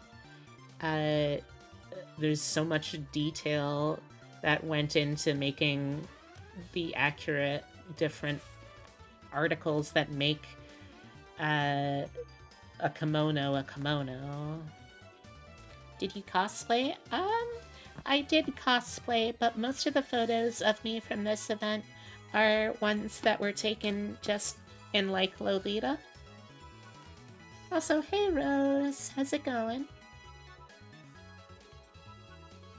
Catra.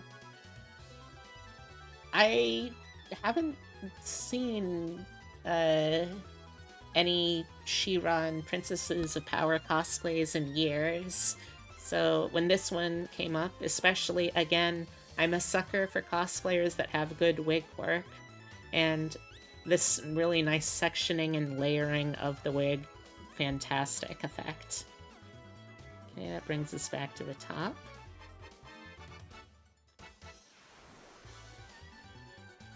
Okay, I think this next section is going to be the last before we loop.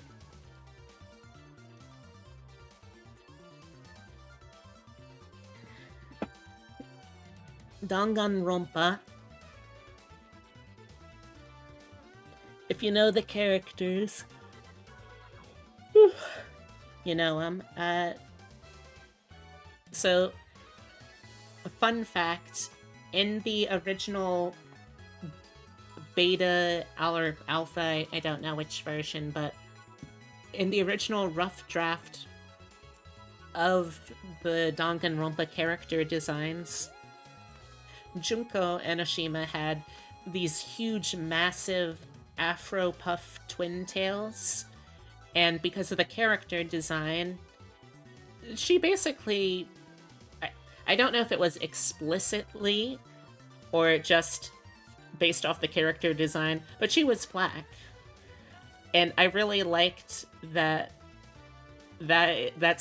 the specific design that they pulled from for this outfit. There was a lot of black cosplayers at the con, which was really nice to see because they weren't just doing things like as is, they were modifying the designs to work within the context of their natural features. Like how you can see with Ibuki here.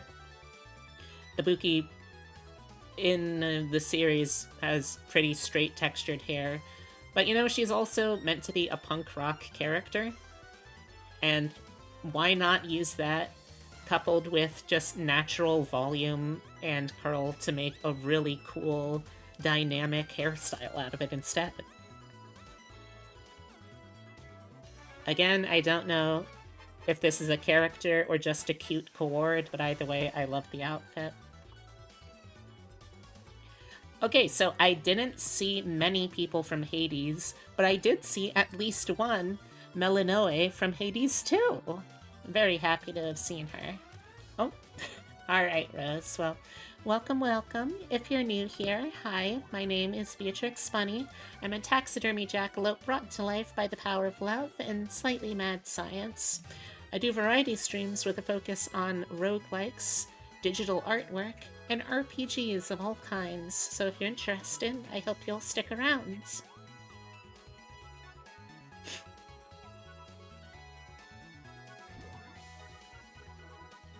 You need your ults here. Oh, I'm going back to normal. Hold on, chat.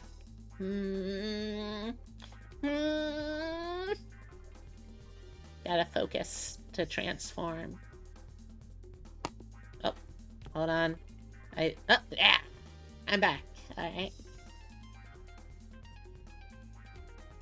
Aw, why aw? So here's one of the outfits that I had for the weekend. I had gotten this dress actually at the Katsucon before then, and I really liked how my outfit came together, actually.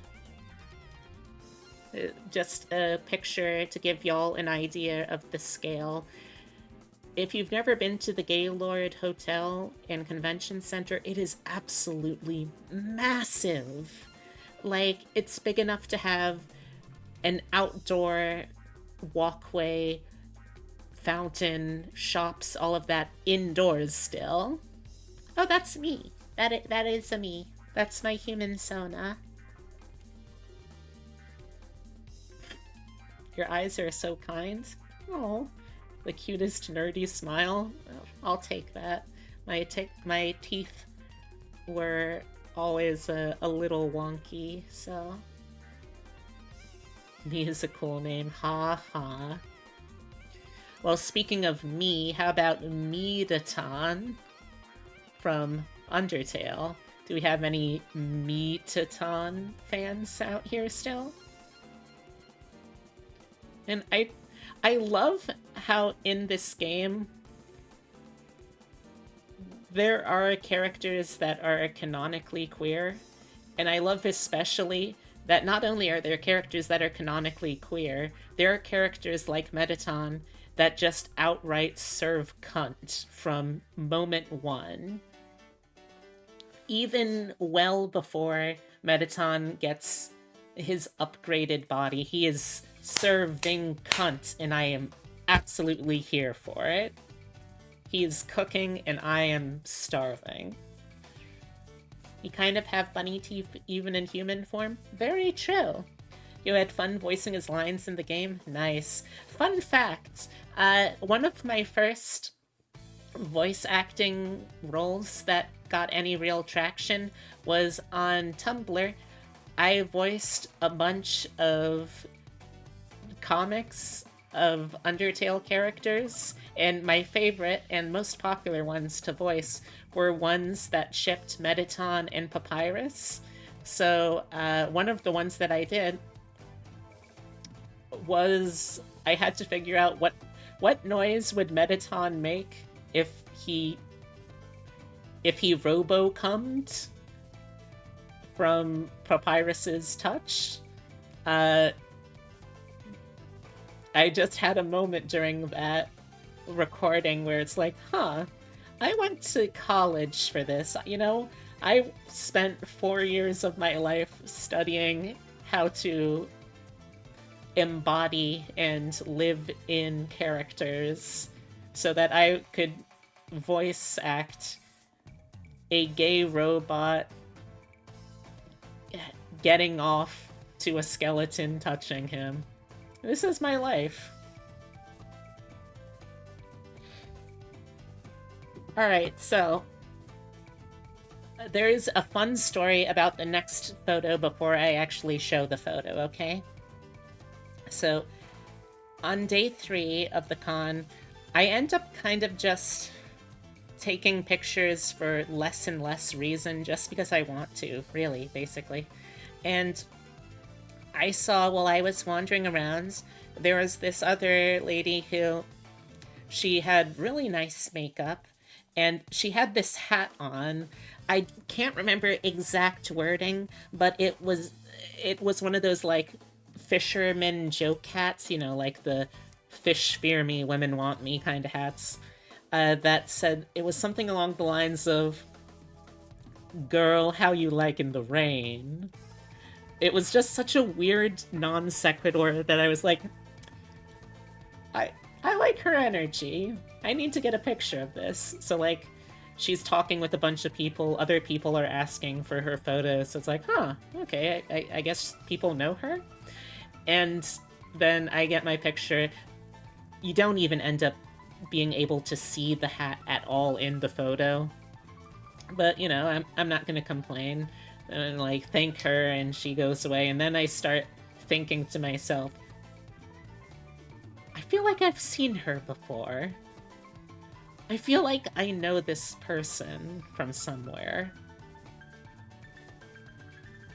And then I remembered that my friend Elise, you know, my friend that I reunited with from high school, Elise, was also at the con, and she was talking about some of the people she had met.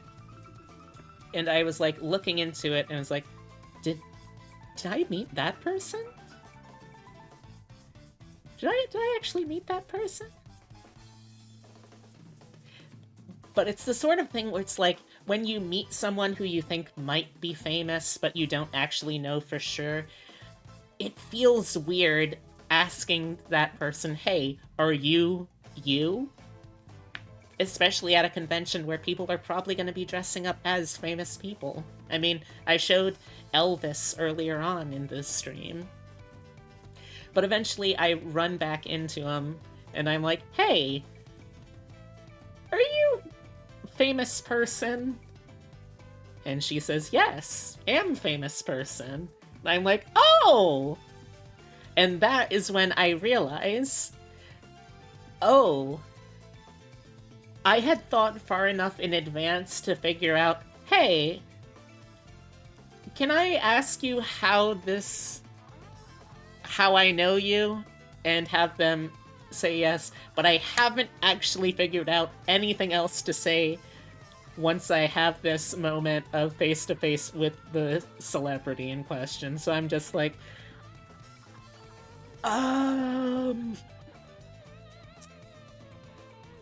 like, I could have said anything. I could have said something like, hey, I really admire your work. Or, hey, I think the outfits you have made and, like, the work you have done in voice acting and other nerd culture things is really, really cool. And it's so cool to actually meet you in person. I could have said any of that. Instead, I just panicked and gave my business card and then ran away from Jessica Nigri. So yeah, this is the story about how I made probably the most awkward first impression and second impression, possibly a third impression too, if she does end up actually checking out any of my socials and sees when I retell this story. But yeah, that's the second time And probably last time I'll ever get a chance to say, hey, I think you're really cool. I hope I didn't make too much of an ass in front of myself, in front of you, of myself. Hi. Bye. That was my celebrity story for the convention. If you don't know who Jessica Nigri is, she is a very well known, at least in the US, cosplayer. She's also branched out. She has done voice work before. She's really cool. And all I could think of in the moment to say was, hey, Jessica Nigri, are you Jessica Nigri? And then, ah, I really should have thought of something else to say. Oh no. Oh no. Yes, I met the Miss Cosplay at the con, and all I could say was, hey, are you Jessica Nigri? Oh my god. Well, I can take some solace, I think, in the fact that even though I will be posting these pictures and sharing that story, that she probably won't end up seeing any of this because, I mean, I gotta feel like at these things, she gets handed tons of business cards. She probably gets mentioned all the time on, like, Instagram and whatnot. I'm sure she probably, definitely, probably, most likely will not hear the story of me humiliating myself and introducing myself to her. Knock on wood. So this is Izutsumi, also from Dungeon Meshi. Yeah, this is the only Izutsumi I saw the whole convention. I saw every major character in the main party of Dungeon Meshi except for the main character, Laios, which still really surprised me. For any other Fate fans, we got Ibaraki Doji, one of the fearsome Oni of feudal Japan. We got more Mikus. I think at least some of these are Winterfest versions of Mikus. I just thought it was really cute. I like Mikus.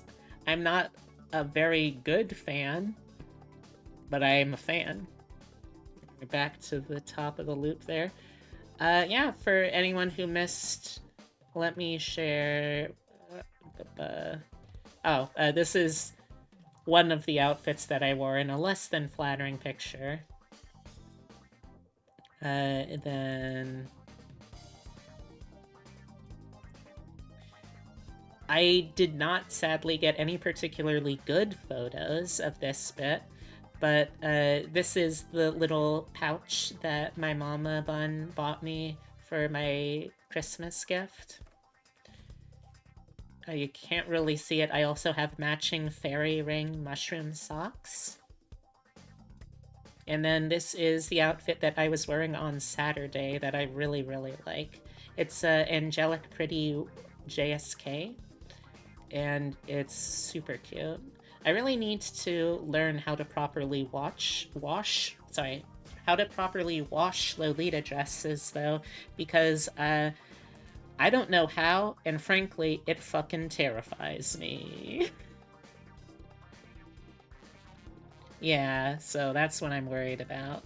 Hopefully I'll be able to figure that out eventually. Or dry cleaning, yeah. Alright, so yeah, that concludes my Katsucon recap. I hope you all enjoyed it. I know I did. So in a little bit, I am going to switch gears and start working on some artwork for today. But I first really need to take a break to use the little cryptids room. So, I will see y'all soon.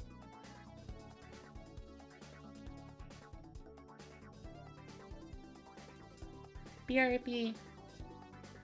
I did. I did have a nice time at the huge Gaylord. Yes, I will be back soon. If you need to as well, take this moment to get up, stretch your legs, walk around, get a drink, get a snack, use the bathroom, and I'll see you back here real soon.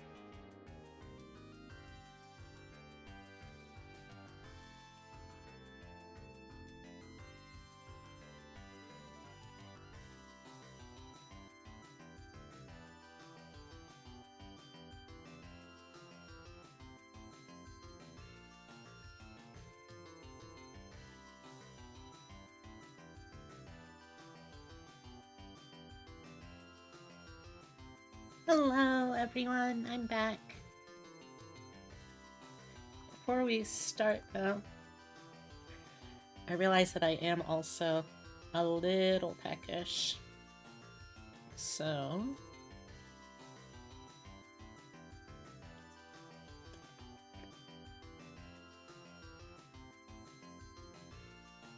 Man, I really need to remember to actually folder and organize my sources.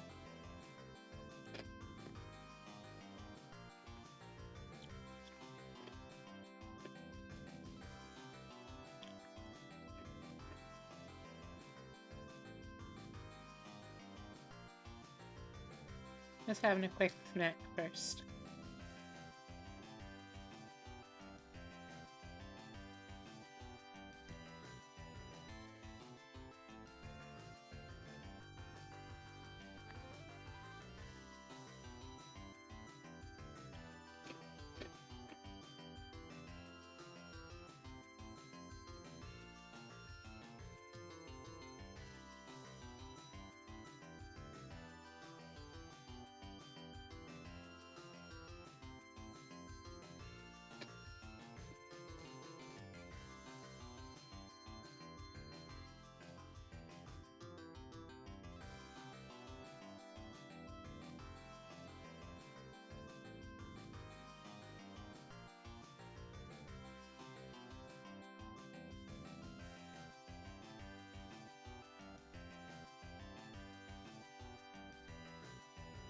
How y'all doing?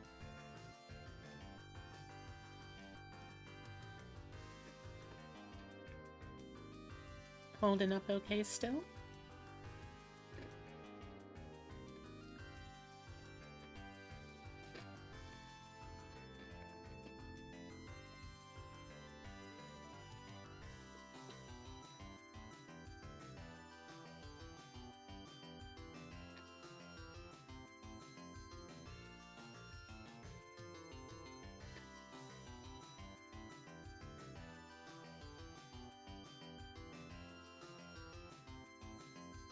Hmm. Hmm.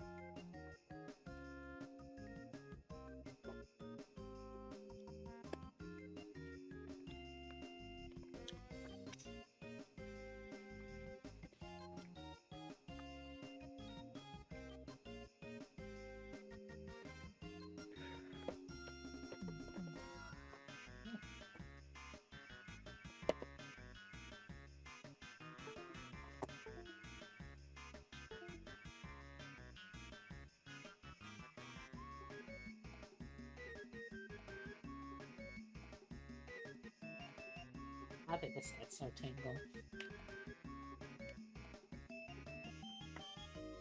Okay.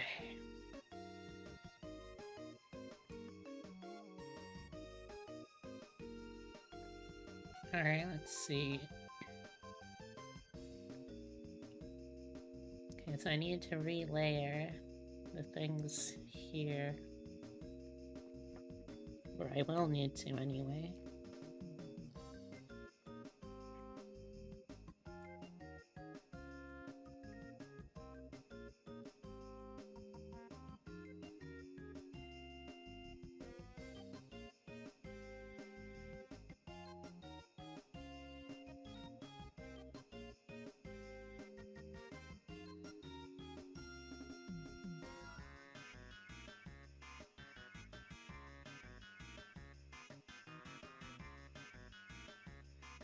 Alright.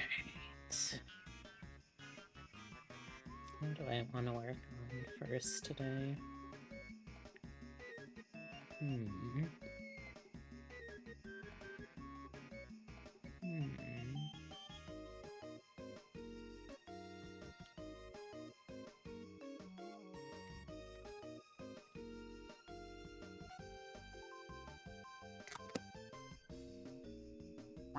Oh, hey, Demon. How's it going?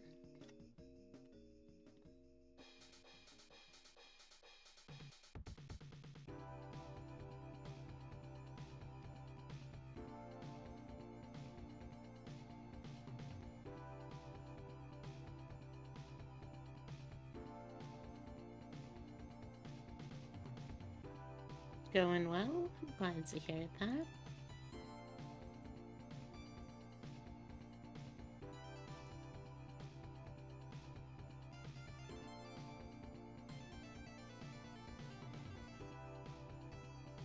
Some manga.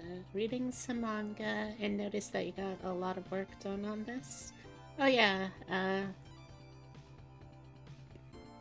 over the weekend I wanted to do more, so I finished up the colors for the lower legs.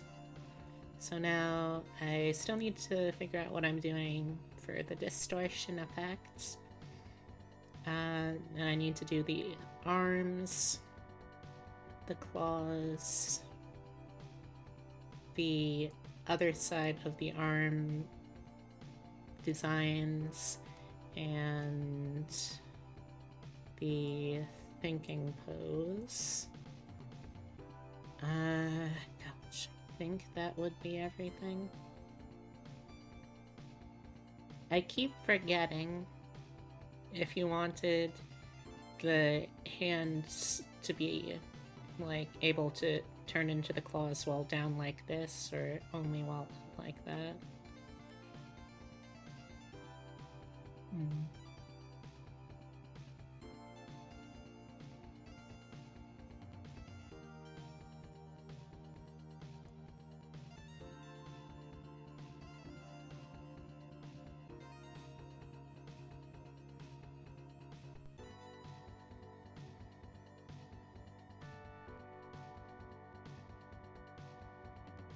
You would like to be able to just deploy claws while hands are down?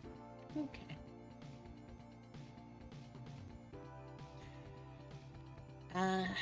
See, can you remind me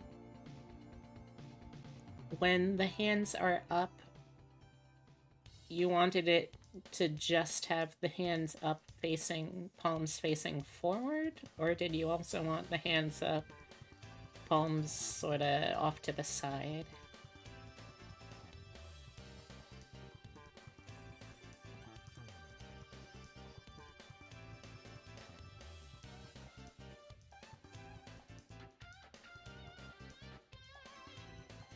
Okay, let's try experimenting with this.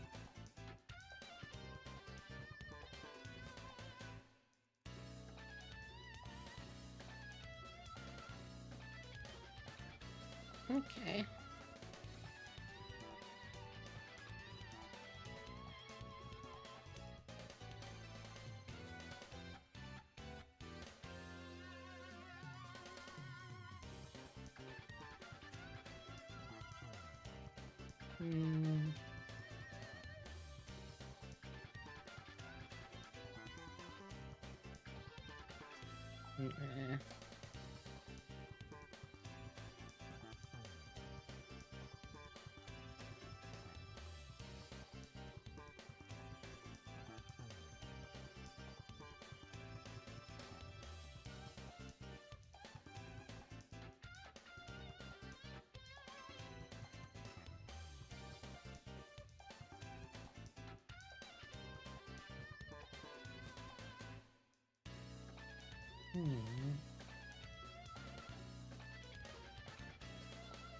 A lot of this, as I've said before, is going to be trial and error, since there's an awful lot of tools that I don't know how to use.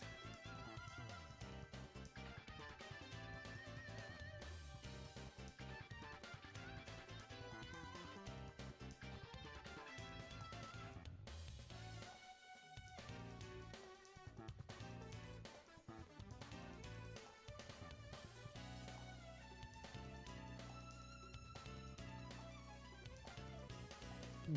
Mhm.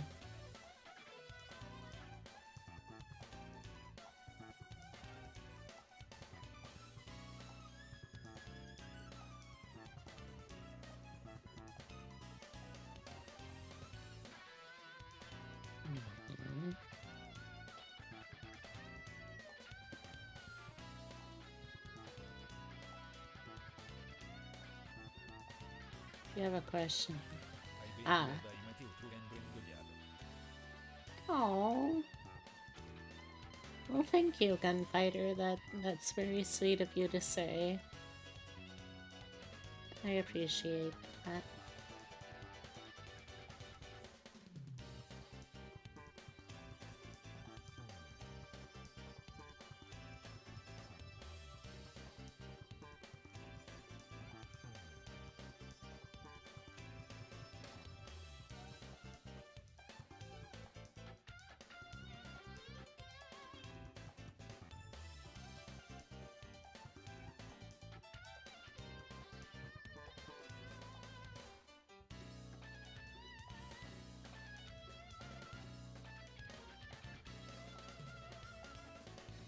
It has been a little bit.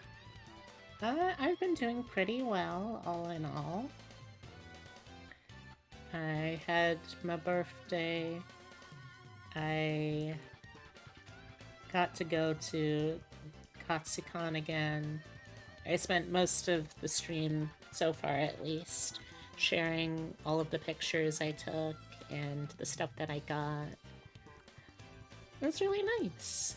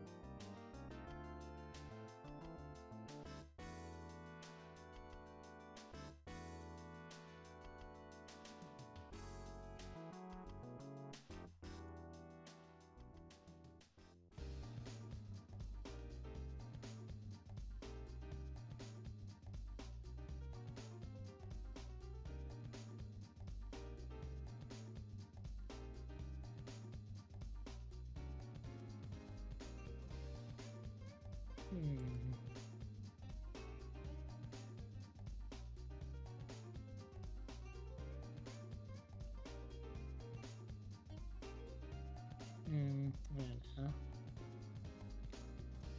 I've been doing well, though. Thanks for asking.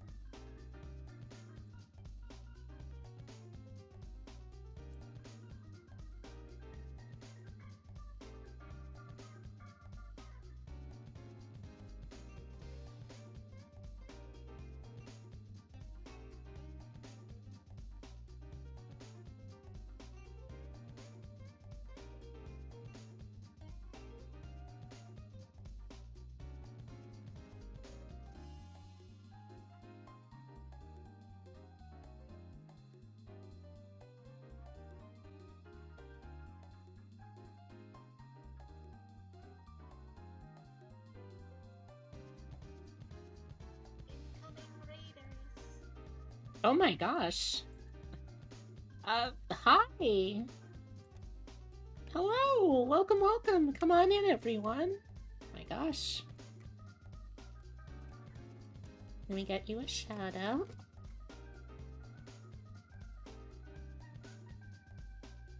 Oh my gosh. It's been a little while. Hi, Lumi. I hope you've been doing well. If you're new here, everyone, welcome. My name is Beatrix Bunny. I am a taxidermy jackalope brought to life by the power of love and slightly mad science. I do variety streams with a focus on roguelikes, digital artwork, and RPGs of all kinds. So if you're interested in those, I hope you'll stick around. This is my co-host and channel mascot, Francisco. And, well, today I was... Oh my gosh, I forgot to change from just chatting to art. Today I was doing a just chatting stream talking about my experience at Katsucon. Not last week, but the week before.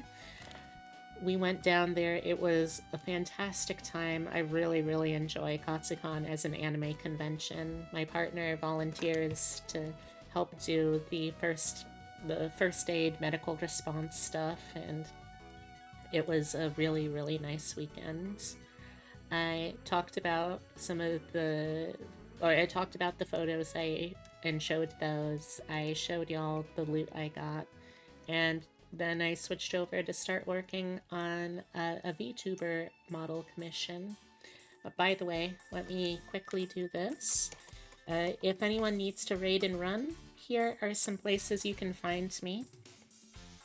Also, I would really, really appreciate it.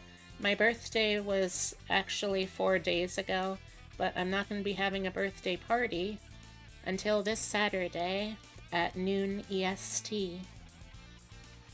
I'm going to be trying to raise money with this subathon, so obviously stuff like bits or Ko-Fi gifts are more appreciated, but everything helps. I'm going to be raising money so that I can visit my girlfriend when she goes to a convention this May in Chicago, which is like roughly the midway point between the coast that I'm on and the coast that she's near. I'm also going to be doing it to upgrade stream things and debut my new 3.0 model. I'm really looking forward to it. And I've been putting a lot of work into all of it, and if you're able to, even if you can't do anything financially to support, just being able to see people and hang out with them to celebrate my birthday would be really, really nice if you can make it. So what were you up to, Lumi? I don't know if you're still actively watching. I know that, after stream, people usually need to go rest, take care of yourselves. And if any of y'all need to do that, please make sure that you're doing that.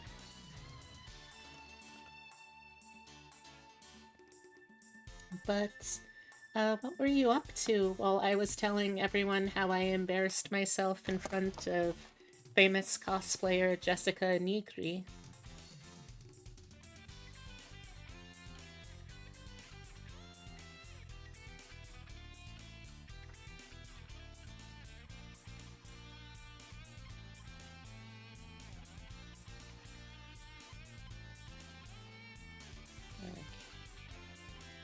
She was snuggling friends in VR chat. Oh, yeah, that sounds like Lumi.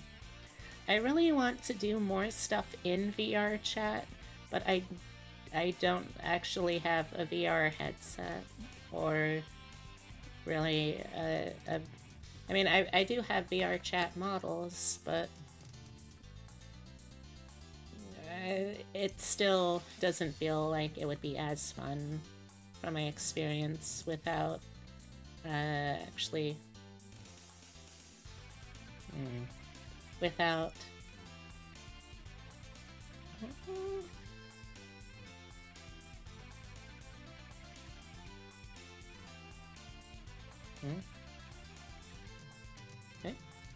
Nani? Okay. Nope. Come on. What are we doing here?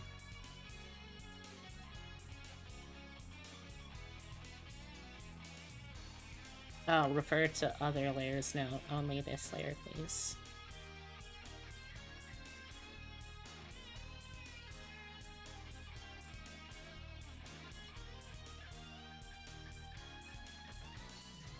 Nope, nope. Ah. Chat went quiet. I know. I don't know why. If people need to raid and run, I understand. Thank you very much for the support, though. Regardless, Lumi.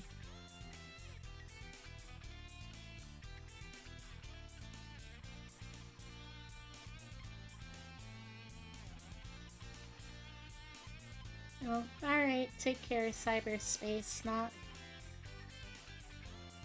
I hope you have a wonderful rest of your day.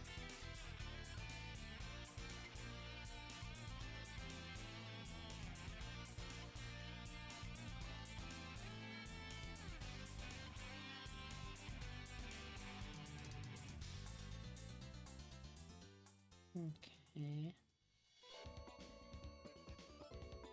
Let's merge that to that. Bring that below that. And fade it out a little bit.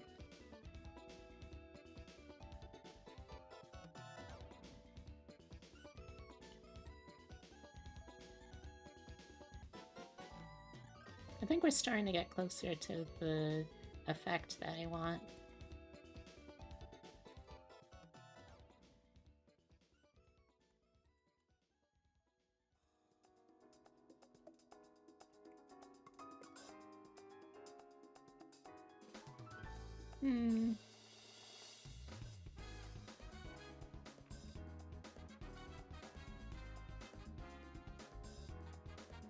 Well, thank you all very much for coming by still. I really appreciate it. If you need to raid and run, I understand though, and I hope you have a wonderful rest of your day, okay?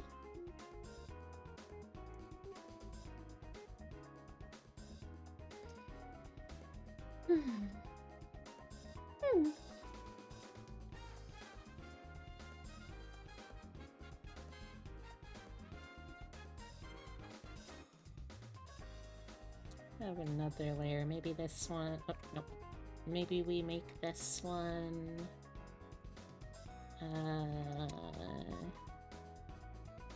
Nope, not that.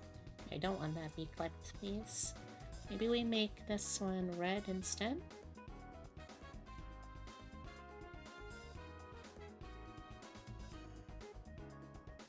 Probably should have just copy-pasted this.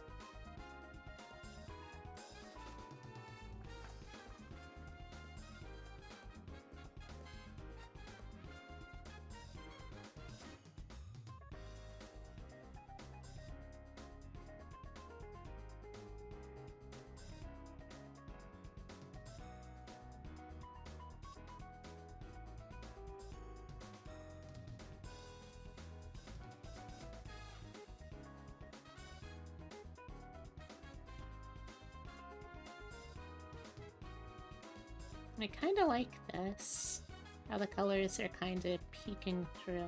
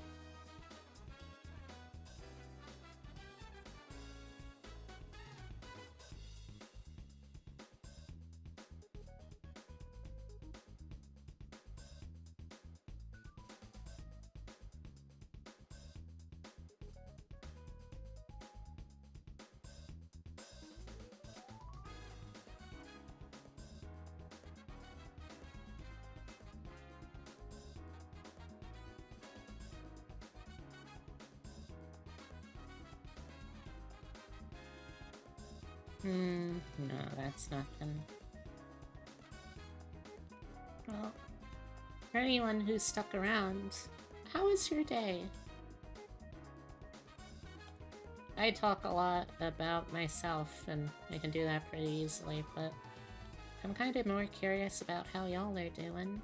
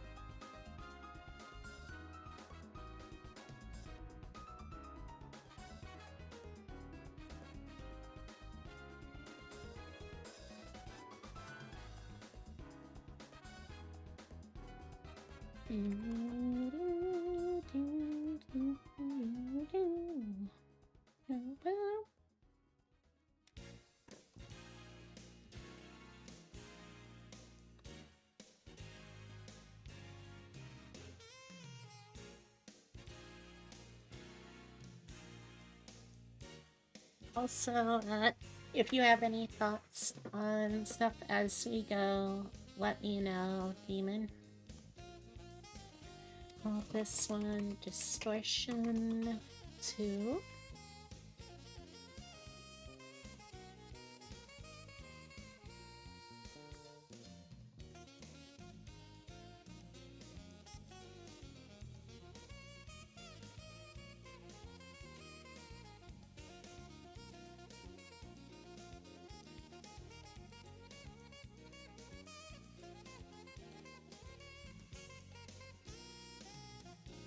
Okay. Come on.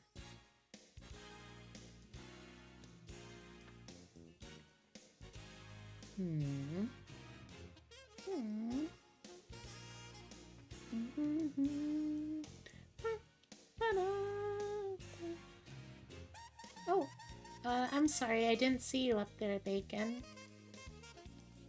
Also, thank y'all for everyone who did the raid messages. It's very sweet. I do enjoy a good snuggle. And you know what? How about you get Hempkin snuggled? No, Hempkin snuggled, too. I'm doing pretty well, though, all things sold. I'm sorry. I've been very spacey without my ADHD meds lately, so I have not been the most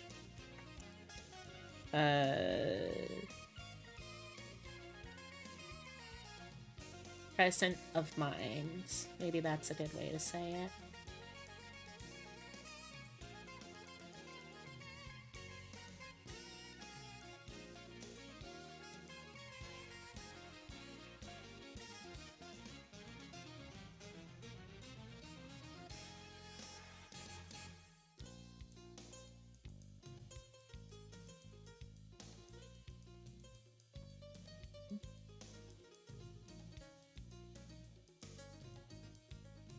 What do you mean I didn't have it downloaded? I already had it downloaded.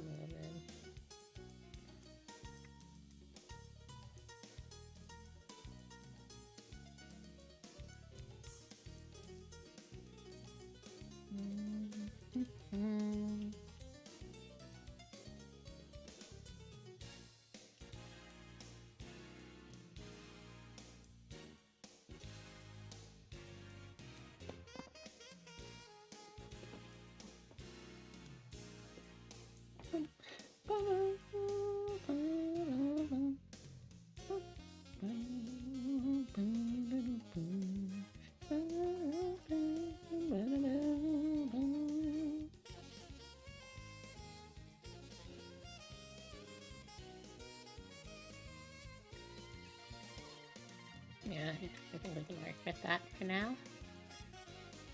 Alright, let's see.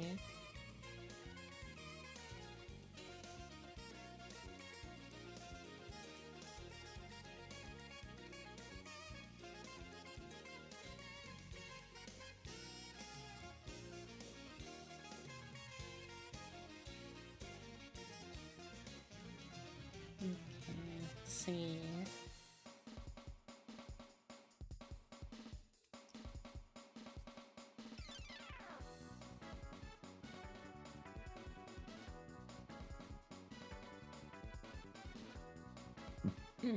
Excuse me.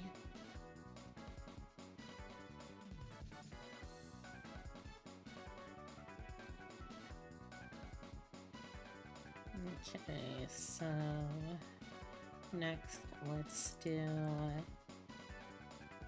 the upper arm pose.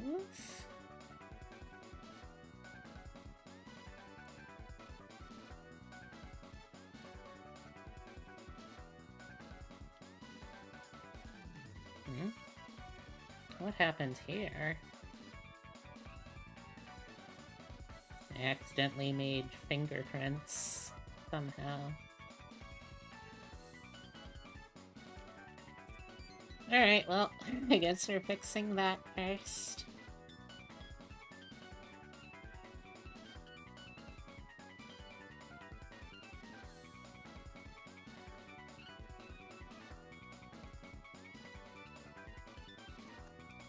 Nope. No. There we go.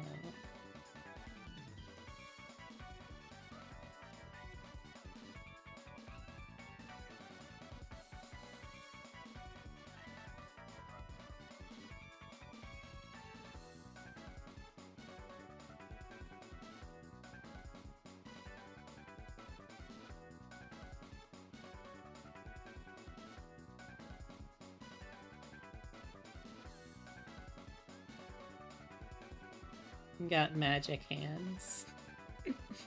Yeah, I guess so. We'll try and fix those. I'm not totally sold on what I'm doing for the face distortion effect yet, but I'm hoping we'll get there.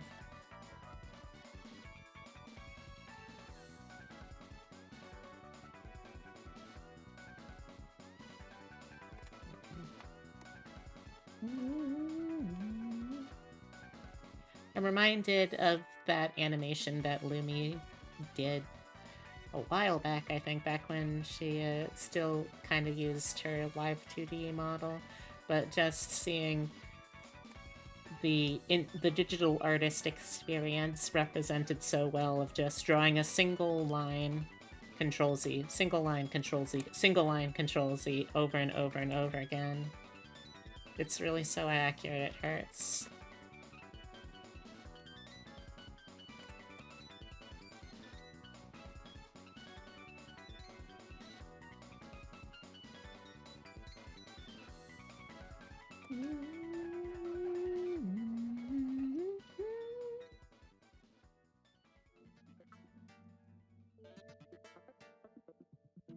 Thank you again to everyone who's come in with the raid and decided to stick around.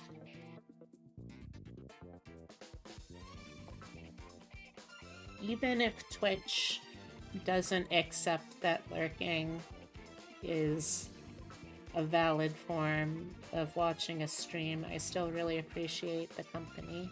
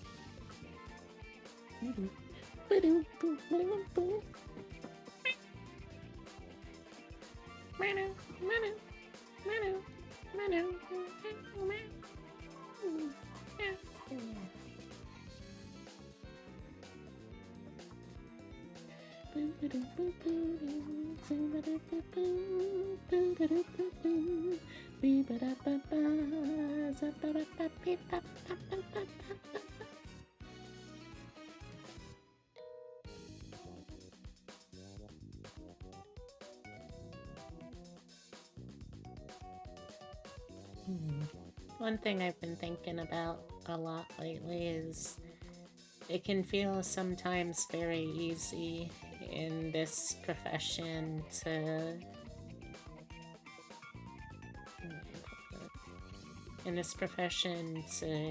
get discouraged, not being able to do as well as you should, or feel like you should at least. And it's not always an experience that's very easy to keep quiet feeling. But I'd like to think that in my own ways and at my own speed, I'm still slowly getting to a place that I like better. I mean, part of it really is just determined on what kind of people I'm able to do right by, and in turn what those people want to do, right? I don't know why I'm suddenly talking about this, if I'm being honest.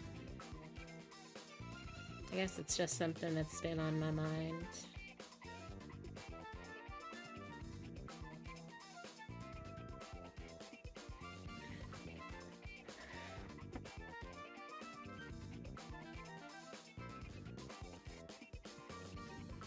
Important not to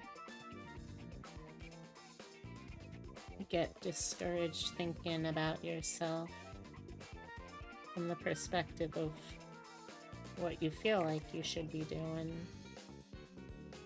compared to other people.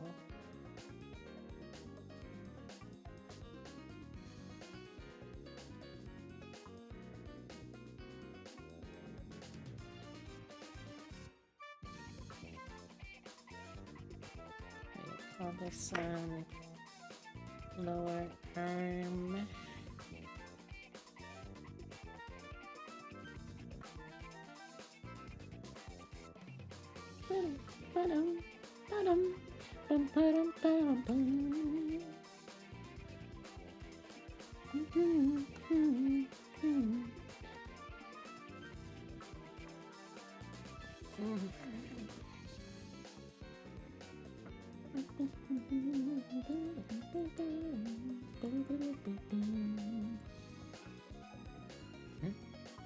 Oh, right. Okay.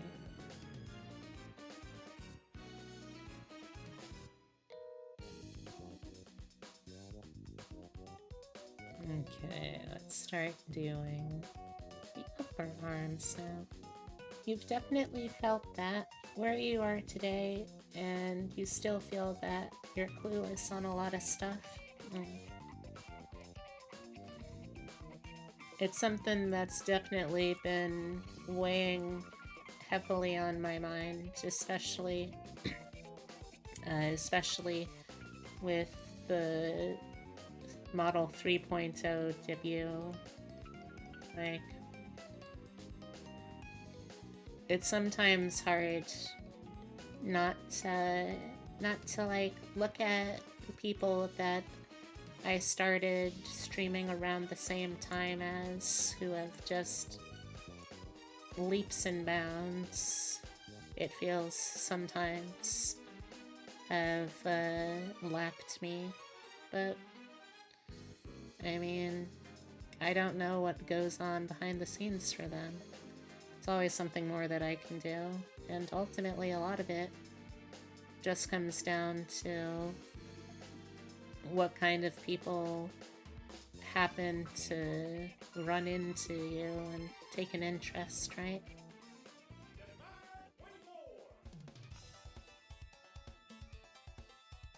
At least that's the way I figure it.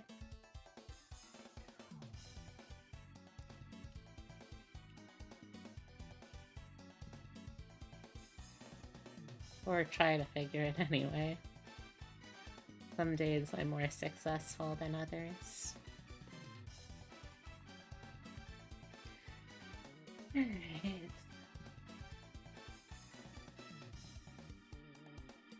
I guess I could just, like...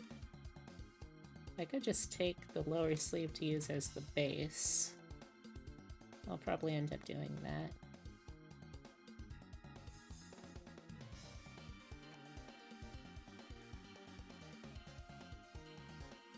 At least to start off. And then try to edit from there.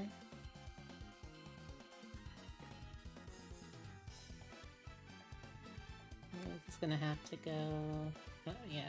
so this is gonna have to go above those things.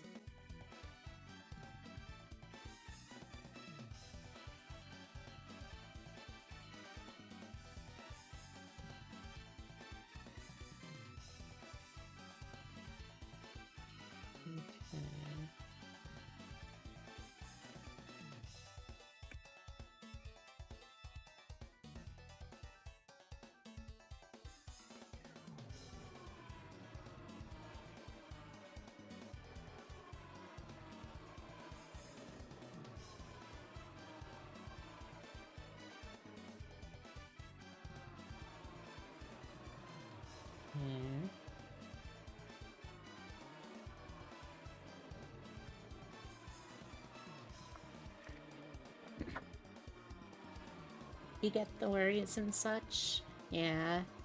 It's very hard, I find, not to.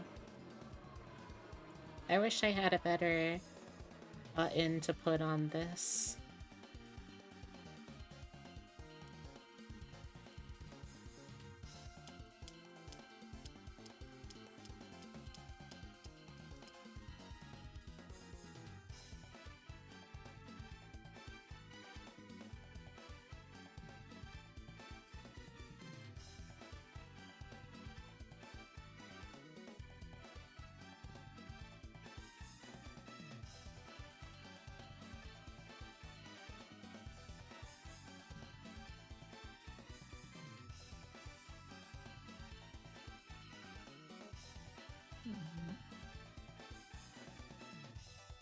I have to round this out more.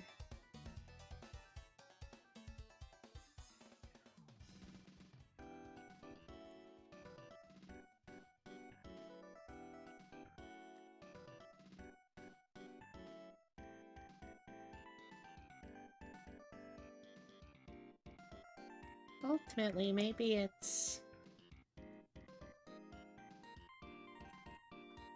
kind of just...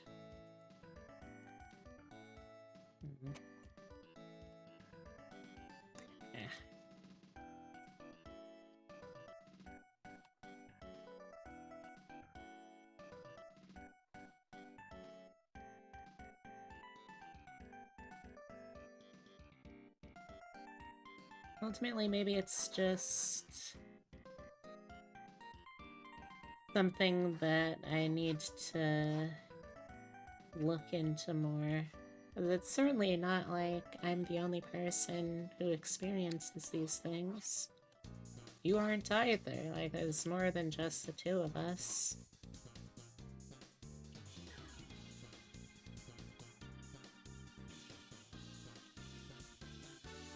I guess it's just very easy to get caught up in...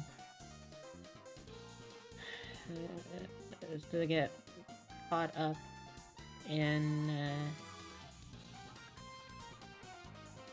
my gosh.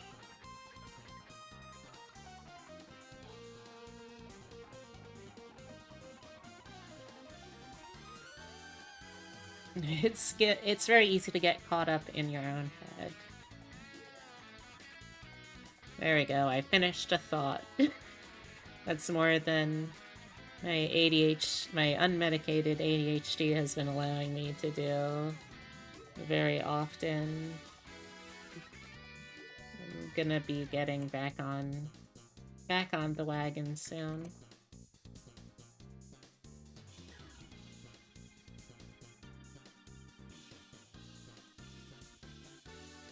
That's true. I don't talk very often or very well, so when I do talk, I try and usually have something worth saying, I guess.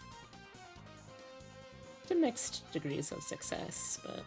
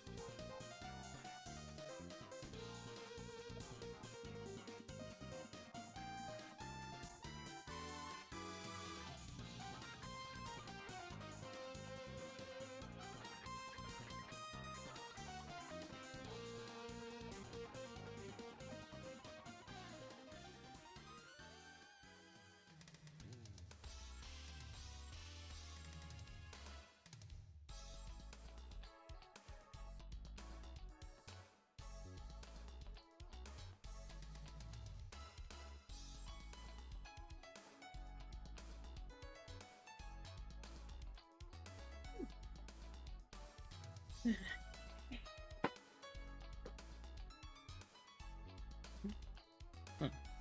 That's that. Alright, let's see, where am I going from here? Guess I can hold off on continuing the sleeves until I have the claws at least on the underside. Or not underside, the claws when the arms are at ease. Prepared.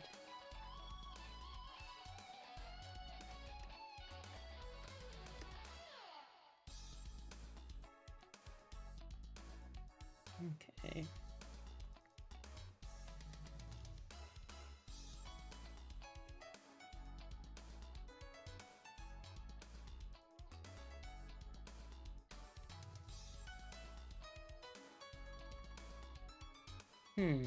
I'm trying to think of what would be an interesting way to incorporate the color of the fingernails into the claw. I feel like there's definitely something somewhere.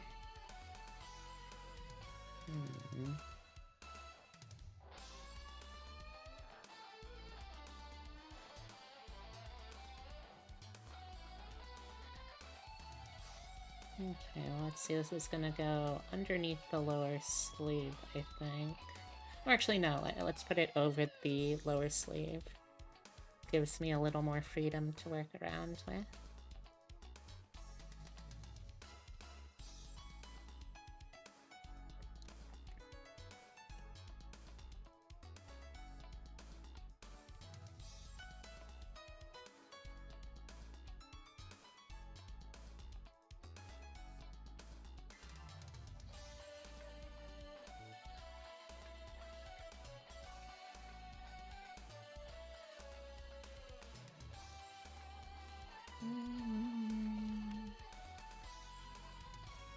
I keep forgetting. I'm allowed to do this. This is all my art. I'm allowed to just mess around and do things the easier way like this. I can find the layer I was on again, though. That'd be another story. Okay, let's see.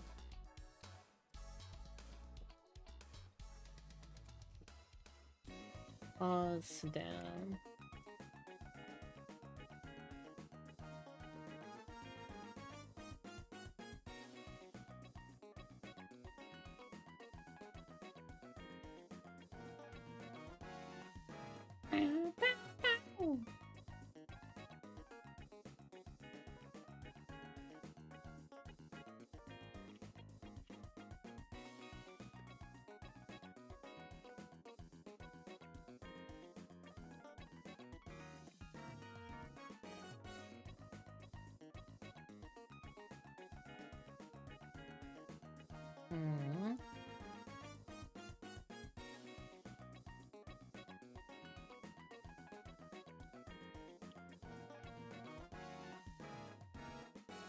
At the very least, I hope that everyone who's come in today at least is thinking about the birthday party I've got this Saturday.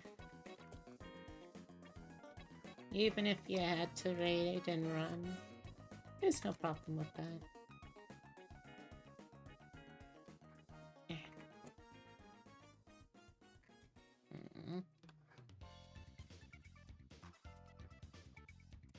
Really into it now.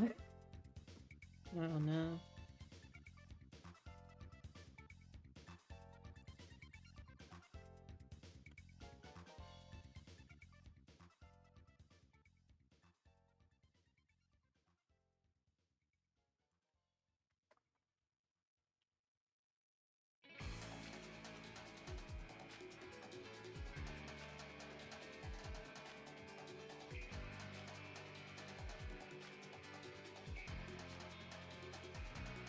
Oh, sir.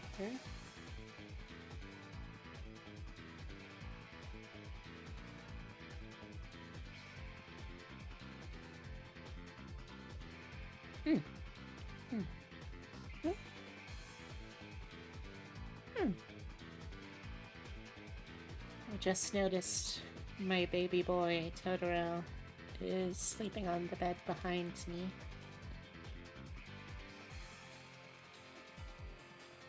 He always gets so anxious when we have to leave town for a little bit. He's a very anxious boy, unfortunately. He usually ends up being extra lovey-dovey snuggly whenever we get back.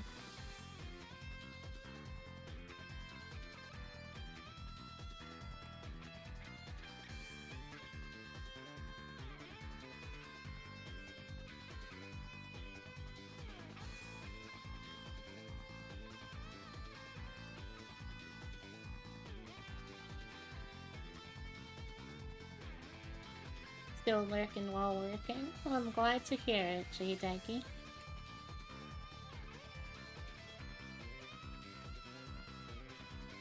We still got a fair amount of time left in the stream. Oh, no, that's not the color I was using.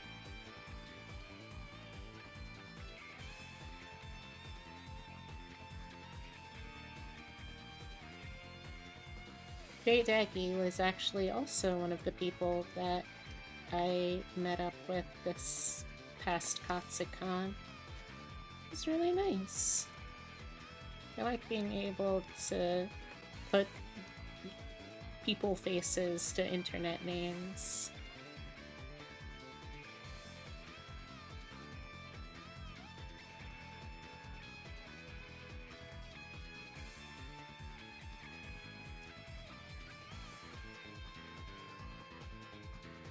Oh, hey Zira. Yeah, I had to take the extra week off after Katsucon just to get my ducks in a row and take care of some stuff, but I'm back now.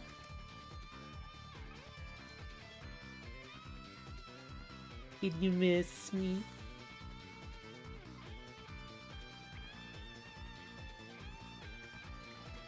Incredibly kind with your time.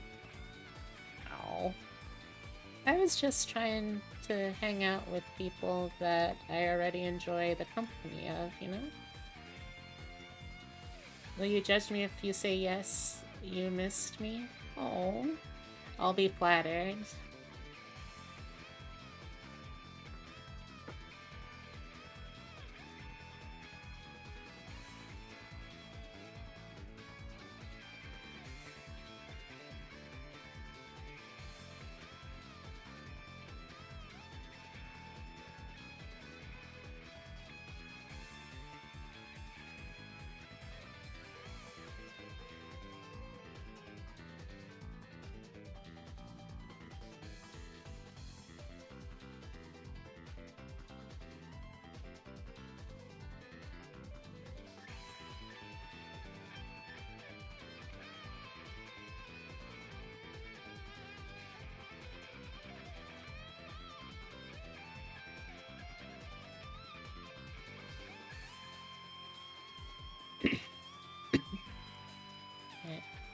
Maybe use this metal?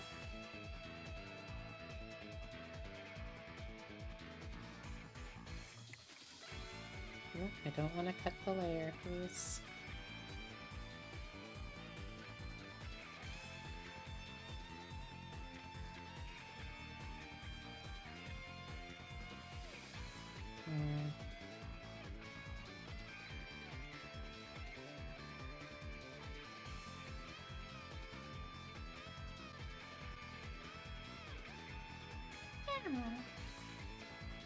Okay, there it goes. Thank you for the head pat.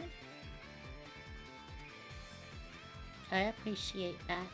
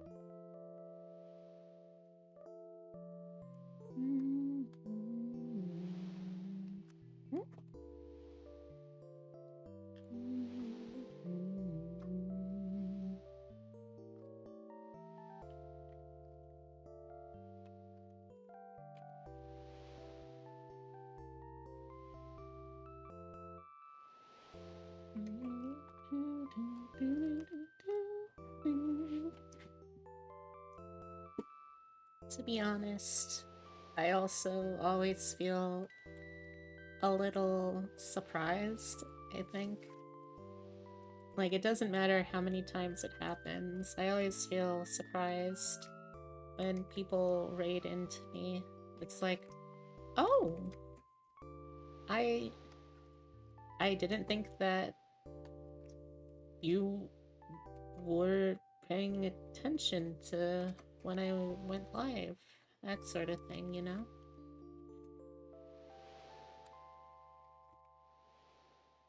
It's nice.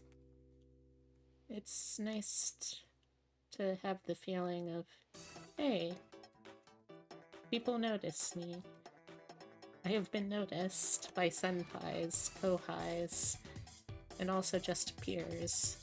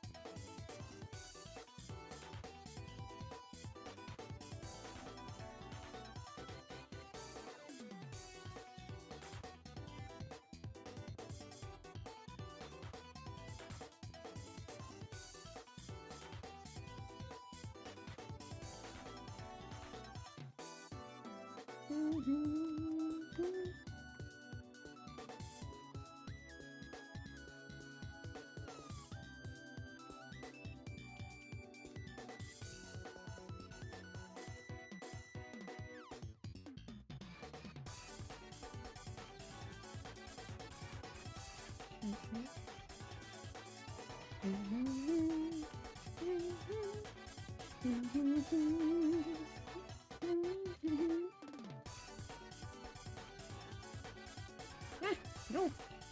Go back to claw, please.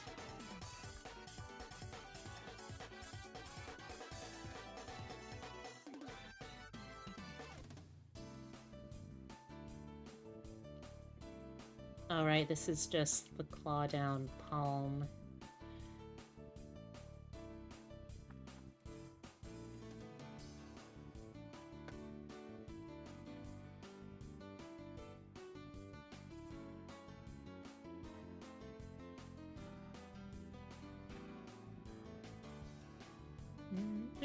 No! Please focus in computer. I would really appreciate it if you stayed on point.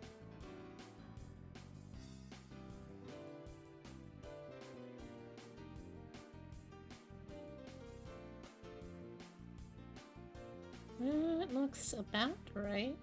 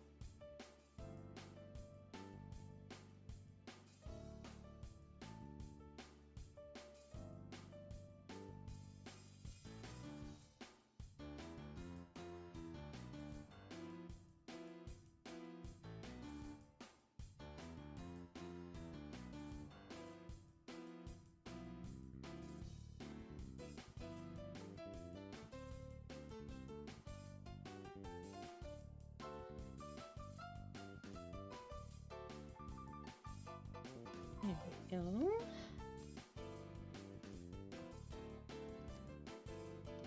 I hope.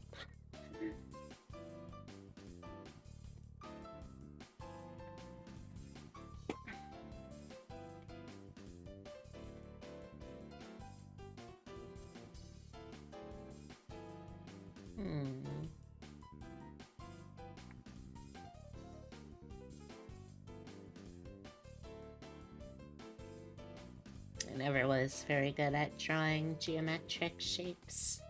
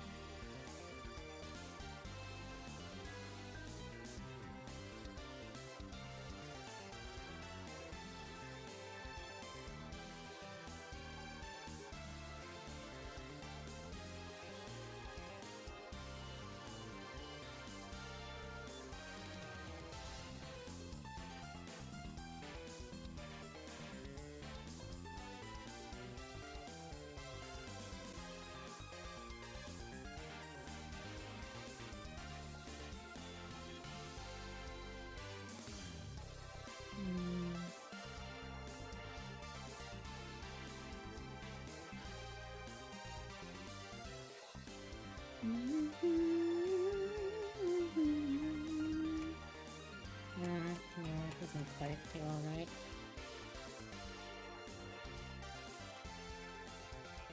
Maybe I get rid of this one.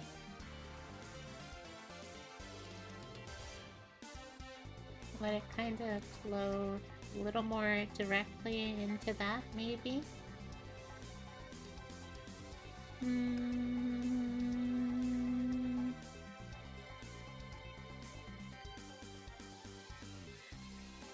Again, also, apologies if I sound kind of weird. I'm still, well, not still, I'm trying to get back into my voice training again.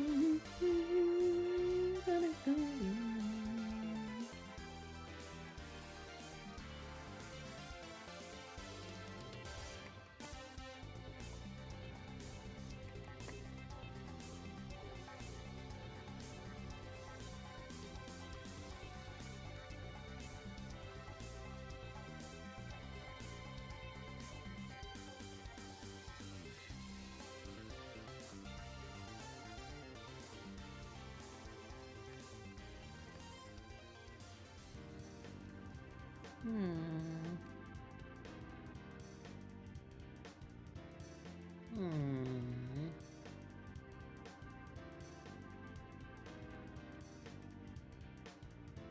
Hmm.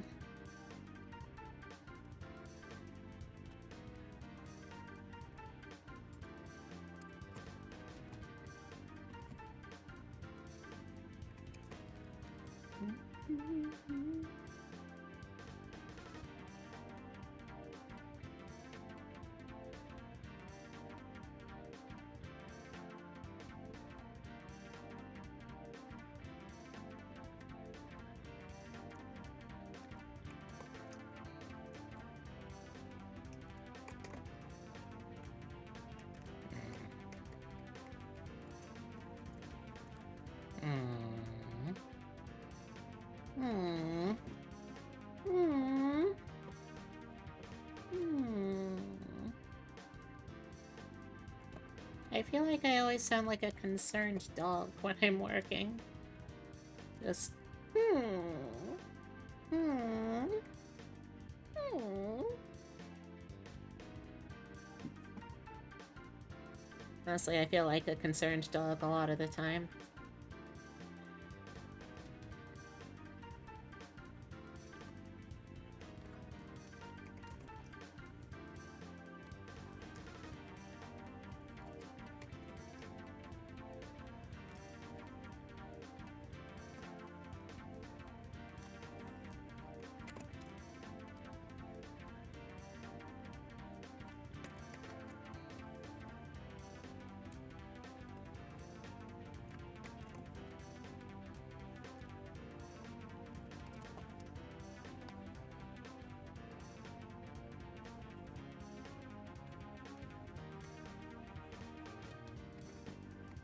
Got another ad break, so if anyone needs to get up, stretch.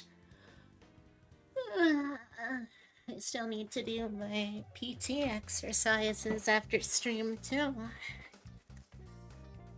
I gotta get PT exercise because my legs are super tight. And not in a good way. In the I'm causing you severe chronic back pain kind of way.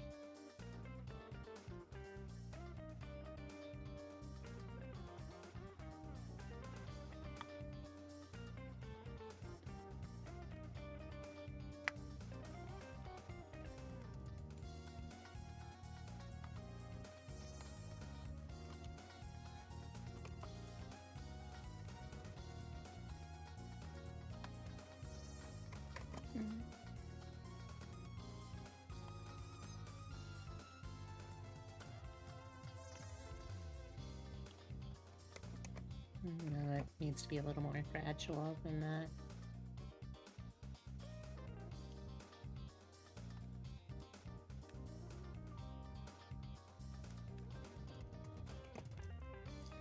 It's getting a little better.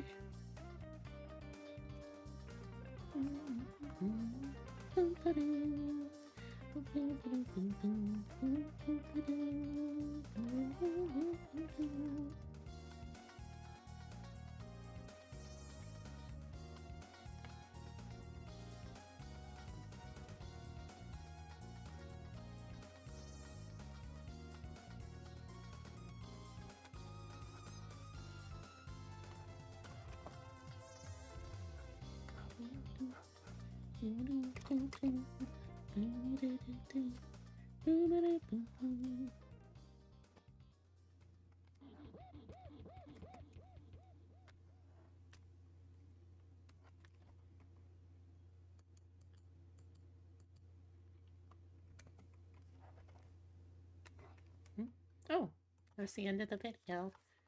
Alright.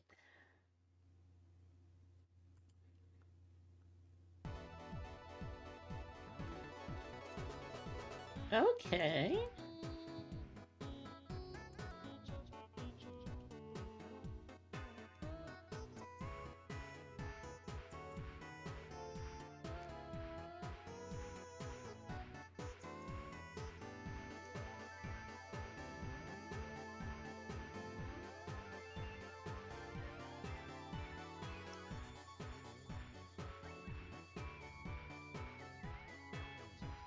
Welcome back, everyone.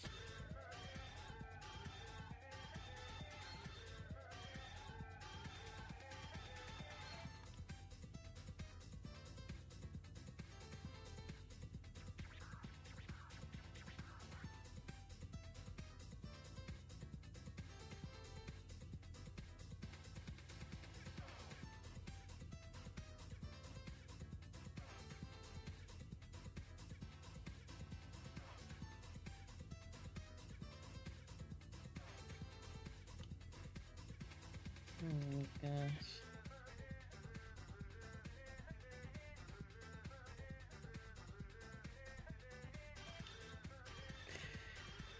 Oh my god.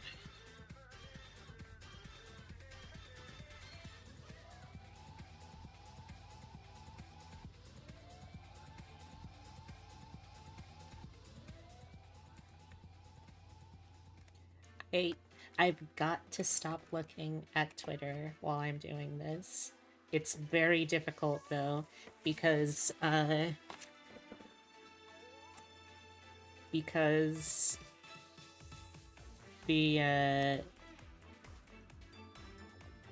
guy that's plagiarized all of those YouTube gay video essays is trying to make himself a thing again. And it's like, oh god, I want to stare at it like a clown car crash so badly. But that's not gonna be productive. That's not gonna be good. I already know it's just a big ol' nothing of an apology video. I don't even need to see it to know that. But the temptation is still there.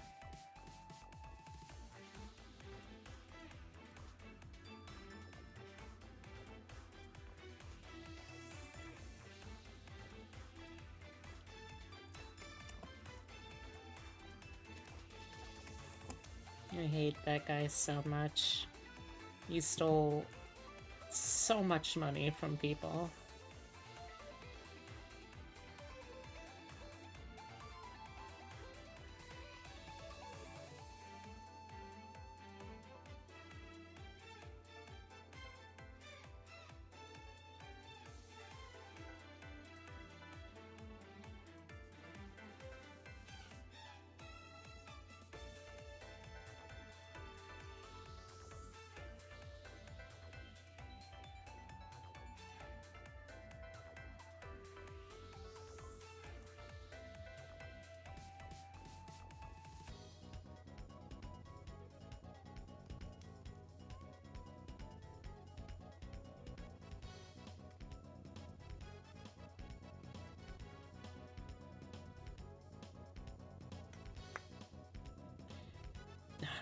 Brain, you've got to stop looking at the trash fires. I know you like pretty trash fire, warm, ha, hee hee.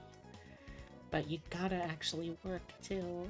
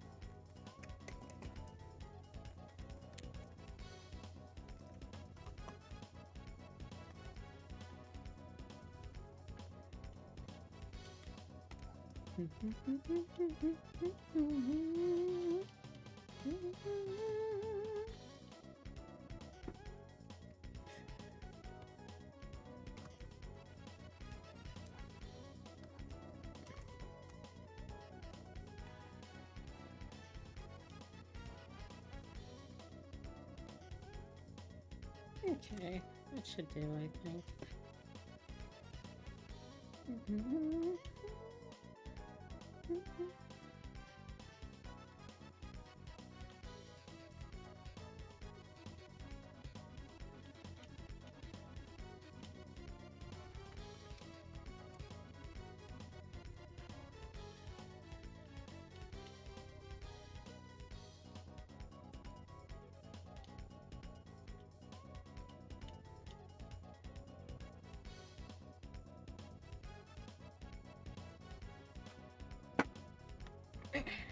Alright.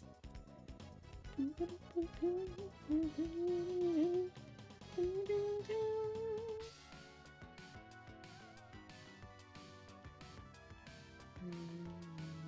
the fuck did I put this layer?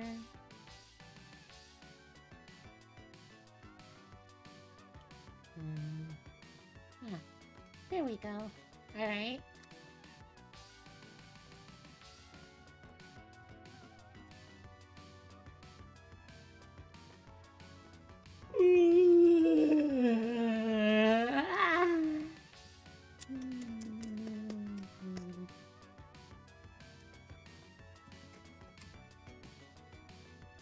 I'm just also thinking now in the back of my head about how many layers I'm gonna need to split into multiple parts for the rigging.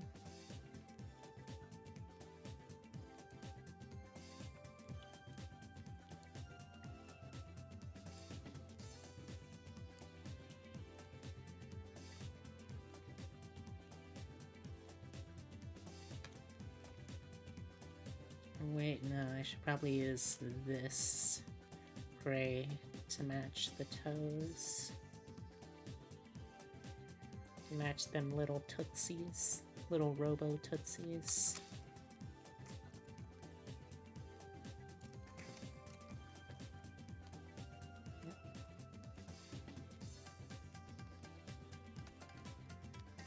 Oh, that's gonna be hard to see over the legs though. Let's hide those. There we go.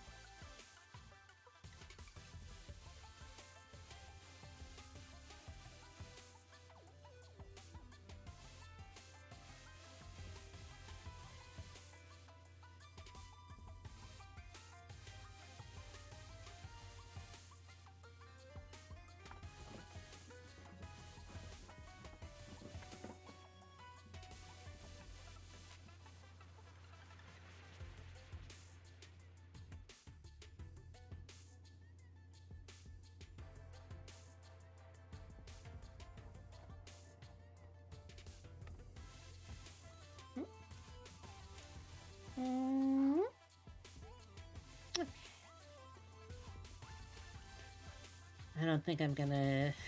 I really don't think I'm going to do... I really don't think I'm going to do as much articulation down here with these claws. Mostly because it's not really going to be as much. At least not as expressive.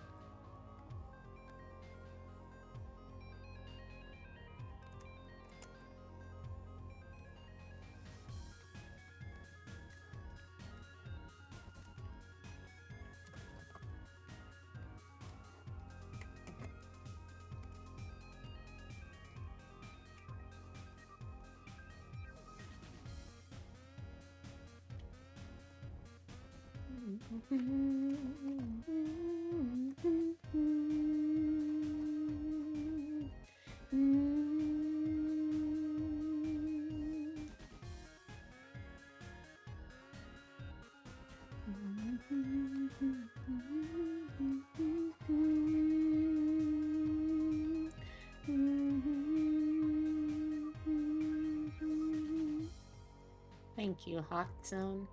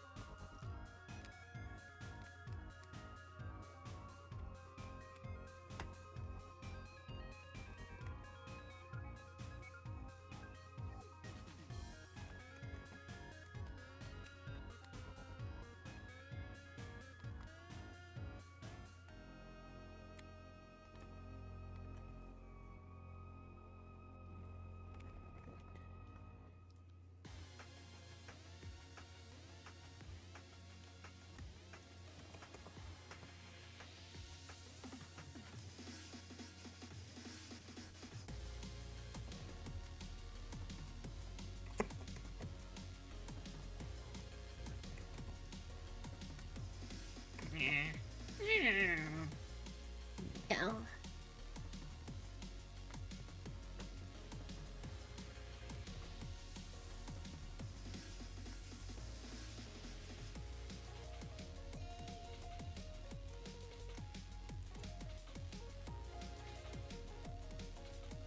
Damn.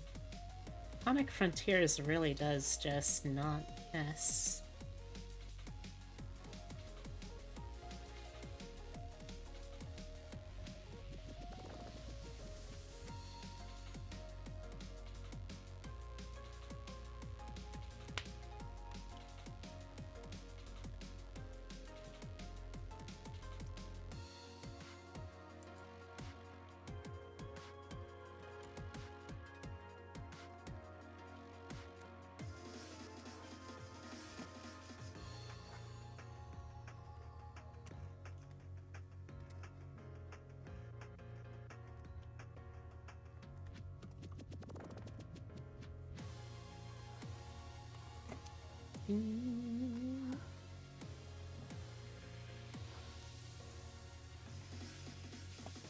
not quite. Getting closer.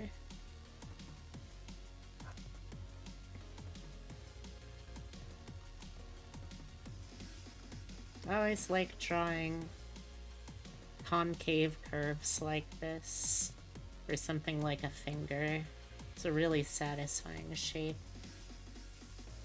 Am I using the right term? Concave? I never know which is which between concave and convex. I assume concave because, like, caved in would be the one that swoops in, right? Are there any math people who can confirm or deny that for me? I probably won't remember, but I'll be able to thank you in the moment, at least.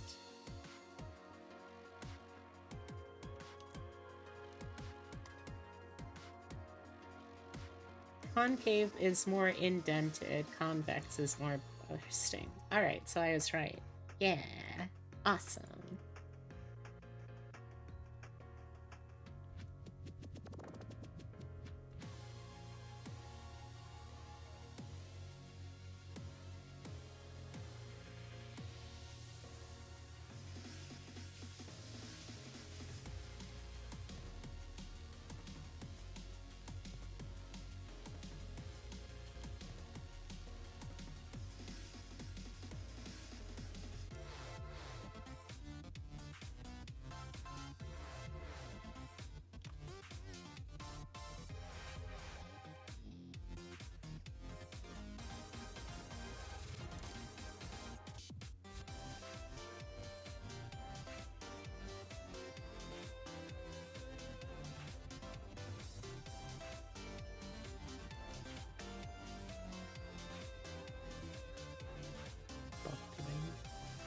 Bubble. Bubble, bubble, bubble. Bubble, bubble, bubble. Okay.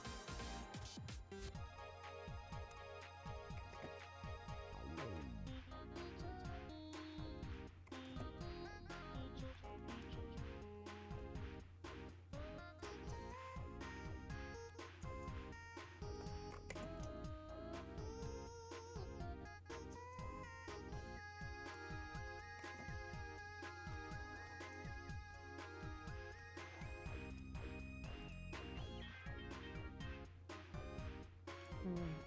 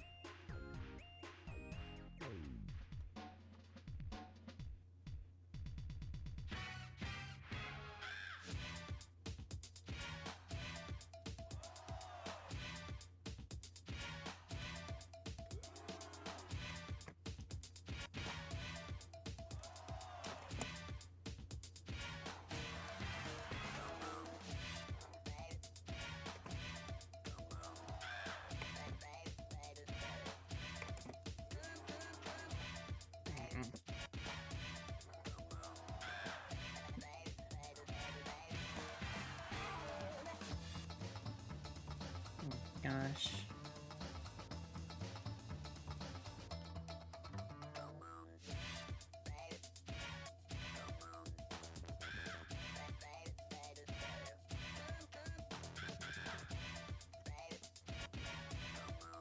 Hmm.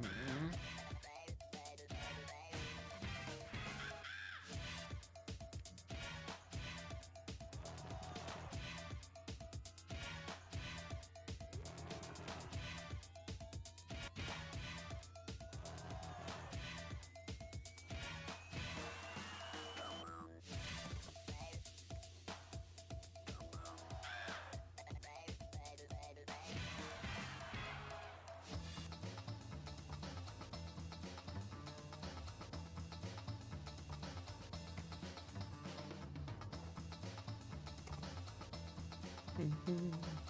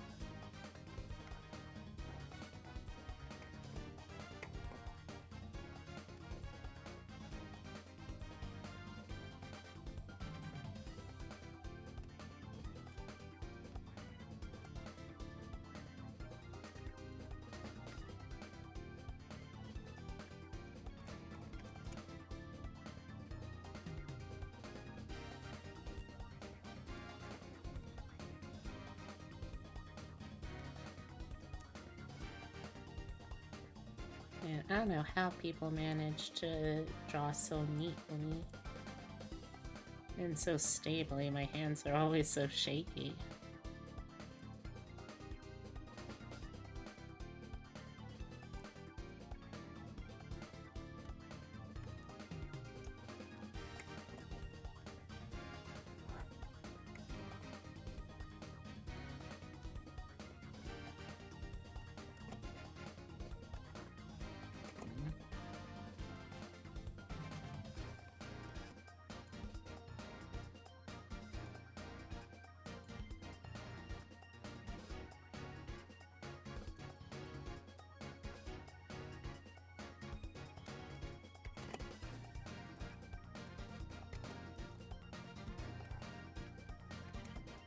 Ay, ay, ay. I swear someday I'll be able to draw a line.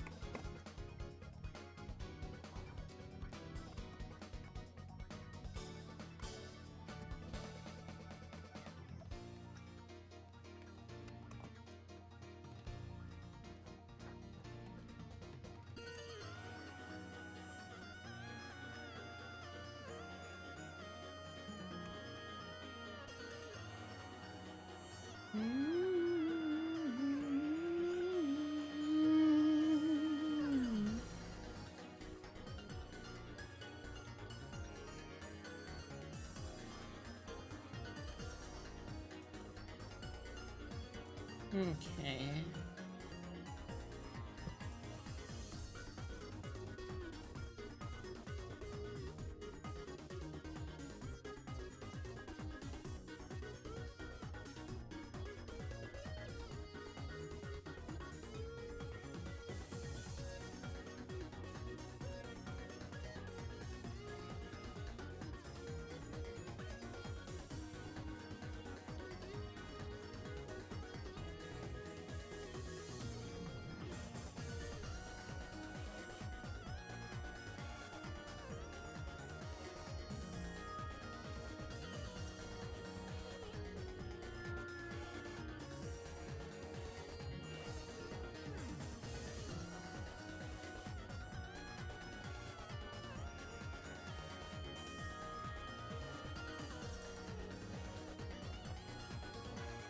Alright.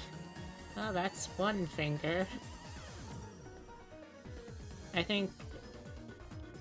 Gosh. Hmm.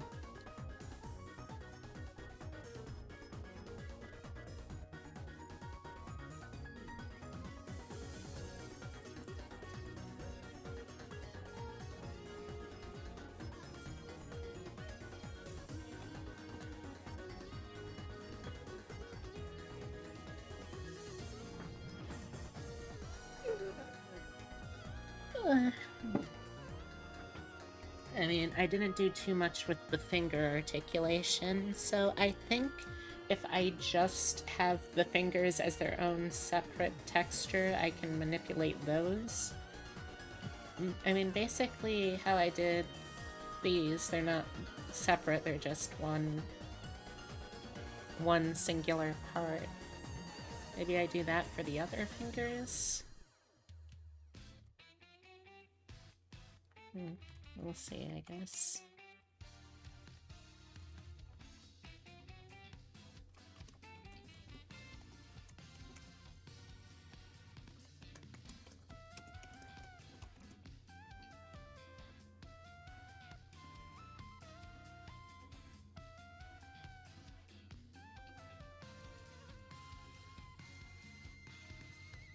Boy, that color really does not show up very well.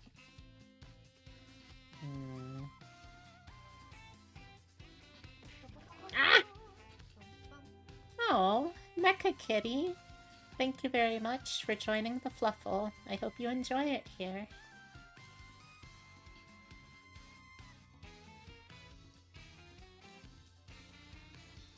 Also, what is this?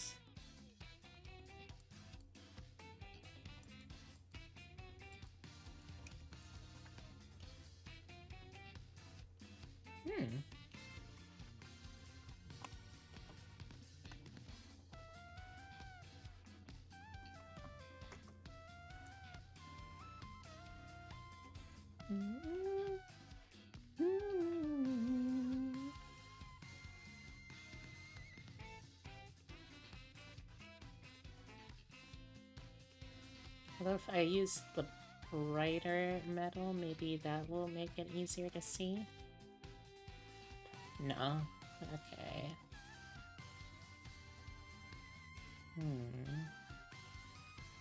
Yeah, then let's use this. No.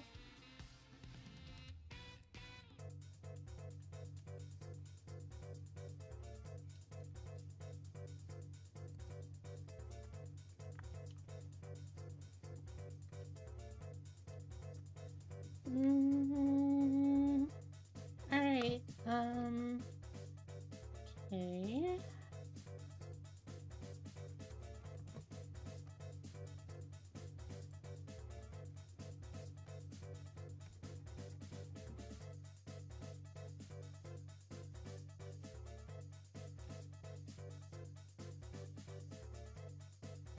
Oh yeah, that shows up way better.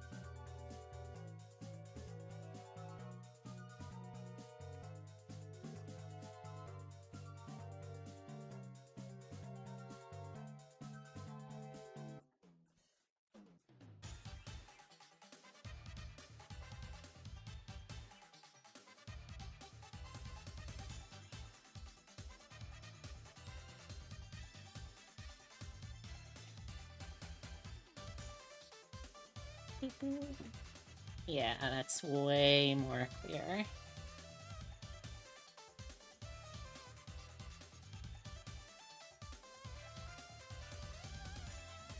Let's hide these grippers.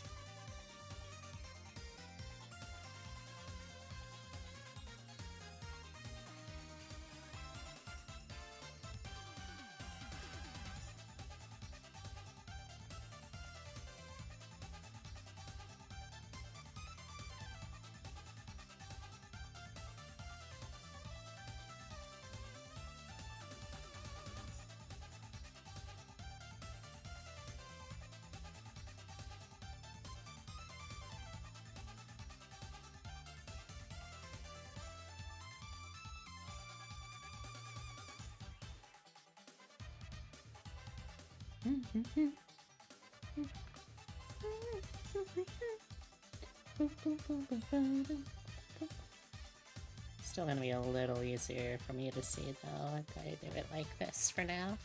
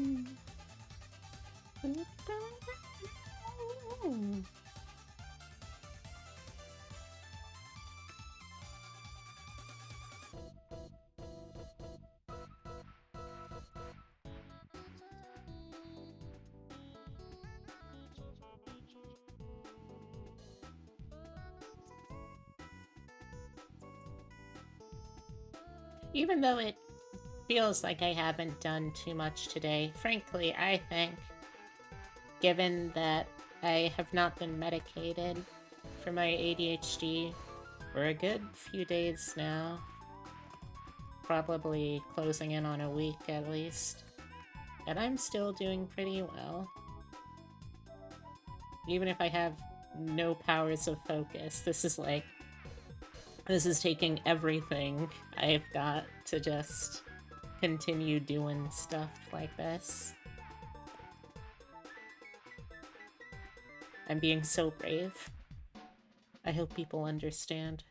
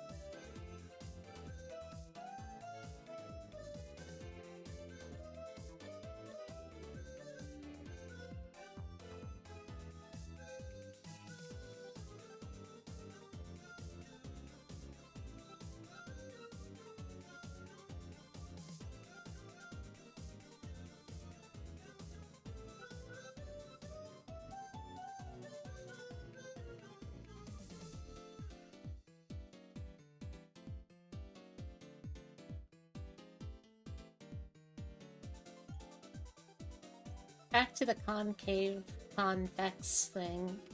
Pink cave for an innie, Vexoria for boobies. Hmm? Is Vexoria a character or something?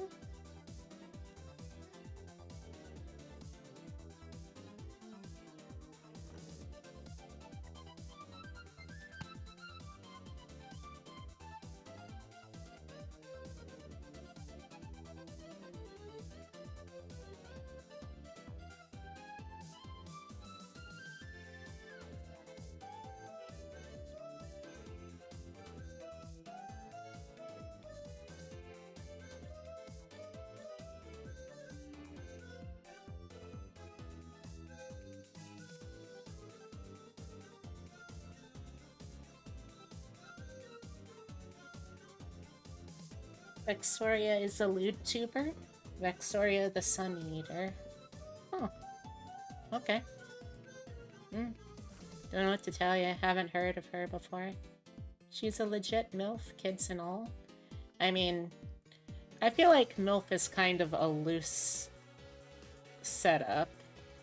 Because there's a lot of people that I know who are parents, and like I can say objectively, with no intent of being creepy or anything, like I can say objectively, a lot of the friends that I have that are parents are pretty sexy.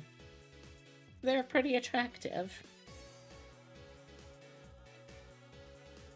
Even in terms of like VTubers, I know a fair number of ones that are parents, and like, yeah, they're still pretty attractive. I feel like that's nothing. I don't know, it just doesn't feel notable, I guess. I'm sure she's a wonderful lady. I don't want it to sound like I'm poo-pooing.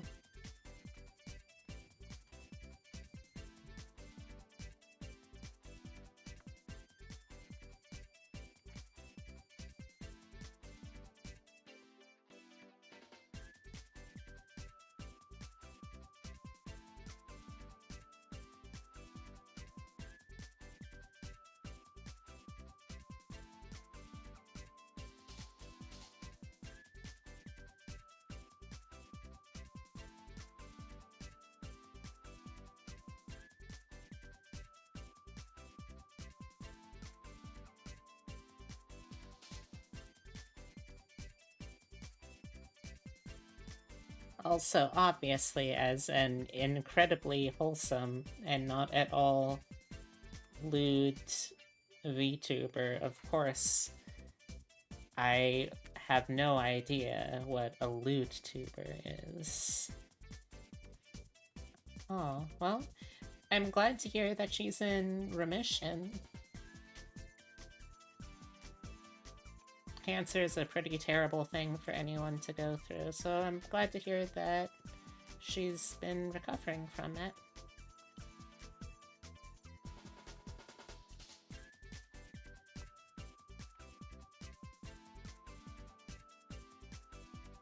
Hold on a second, I want to count something real quick.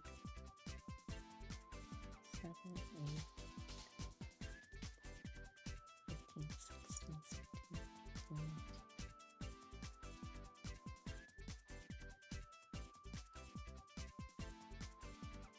Yeah, I just counted, and I never really realized until I really took a look at it, but like currently, according to Twitch's algorithm, I have 22 viewers. However, looking in the users in chat thing, I've got at least 150%, possibly double that amount. Huh. Man, Twitch really does not care about lurkers at all. That's wild. Well, I'm glad to hear she's been doing much better. Cancer can be such a terrifying prospect. It's always nice to hear about the success stories since, you know, I think everyone has at least one person in their life who has been directly affected by something like a cancer.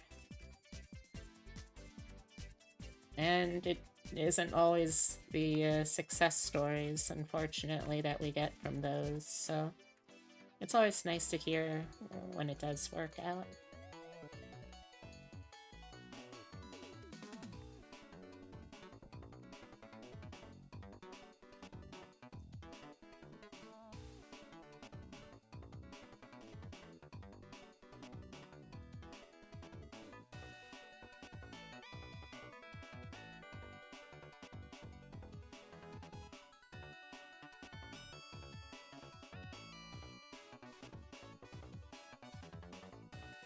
Y'all, I have a D&D character that I'm gonna be playing for Obsidia's next campaign.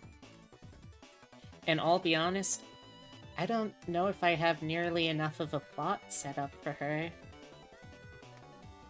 Today she was asking the people who are participating to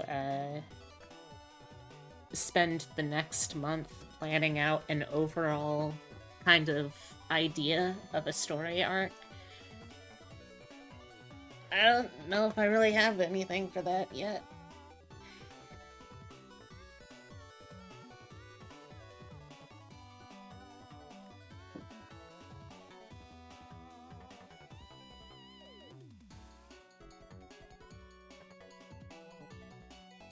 A plot? Yeah, like,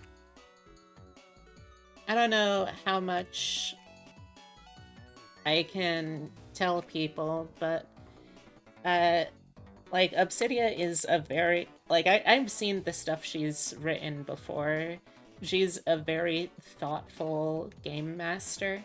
So, like, when she brings someone to the table, she puts a lot of effort into making sure that their stories, their personal character arcs are part of the larger series. Like, it's an integral part of it. Well? Well, what? I don't understand.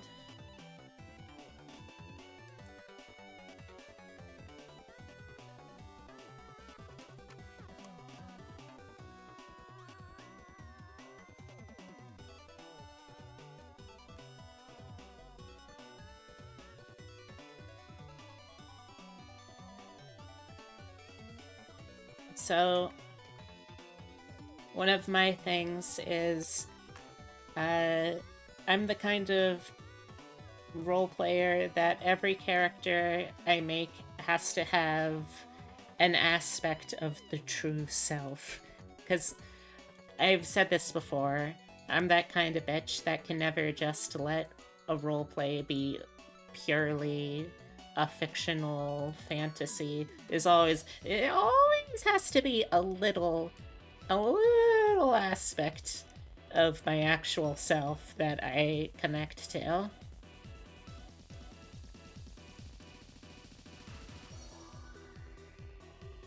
So I decided for once to not play a D&D character, or really like D&D-esque game character that is a extended metaphor for being trans, and instead, this time, I did a character that is autistic. So my character, I've worked on her artwork on stream before. Feng Chin Wong. She is a goblin, well, hobgoblin, part of the goblinoid races. She is, well, there's a whole lot of lore in Obsidia's setting that actually going to her channel and checking out some of the VODs from when she's done her lore dump is, I feel like, a much better a much better explanation of it. But essentially, goblinoids in Goblinoid society is kind of based loosely around specifically the way that Chinese cultures think about like Confucian ideals, trying to do the best things for the collective group, very, very family and extended family oriented societies. But anyway, Feng Chen is a artificer. She is specifically it's called a master maker. It's a kind of homebrew, kind of official creator acknowledged thing where you basically make cyborg prosthetics. Because I wanted to try something a little different, and like in this game, it's set in kind of the equivalent tech level of 1930s real world. So it offers a lot more interesting ways to potentially play around with technology than a lot of the average D&D high fantasy settings.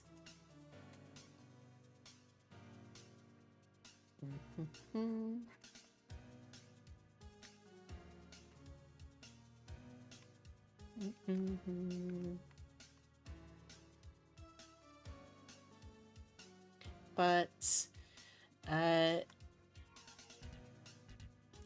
Feng started off as me trying to think of like,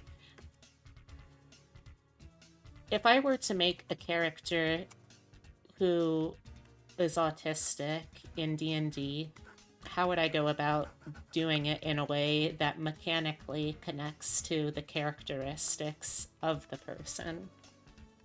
And what I came up with is it's got to be something that, at least in terms of the way I was socialized, how I was trained to function and like interact with neurotypical people and mask and all of that, I learned through trying to roleplay and like very specifically read scenarios for what I was supposed to be presenting in terms of like what emotions I was feeling to the other person. Which, looking back on it, sounds frankly crazy, but that is actually how I was taught. So I figured this has got to be a character where we're focusing on two skills in a major way: insight, but insight in a very clinical sort of method. Like, I understand I'm seeing this. I don't necessarily know why they are feeling this, though. And instead of any of the other social skills, I really wanted to see how I could do it with performance. Because, like, the way I was taught, it very much was me role playing as the kind of person that would be like a functional member of society. This is this is my neurotypical persona, my normie sona. And I just wanted to try making a character whose sole real skill when it comes to socializing is doing it in a performative way. Like, what would that do to a person? I mean, I know what it did to me, but to other people too. And then I was thinking, in the 1930s, that's when we start getting a lot of stuff like radio serials. So I wanted radio serials to be a big part of Feng's character. This is like, okay, this is her special interest. This is her hyperfixation. She is not ever gonna miss one of these. Oh god, which... I know this is one of these layers. I gotta figure out where this dang layer is.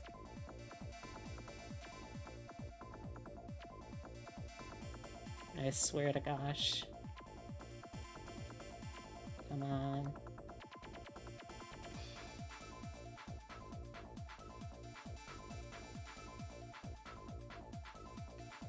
Okay.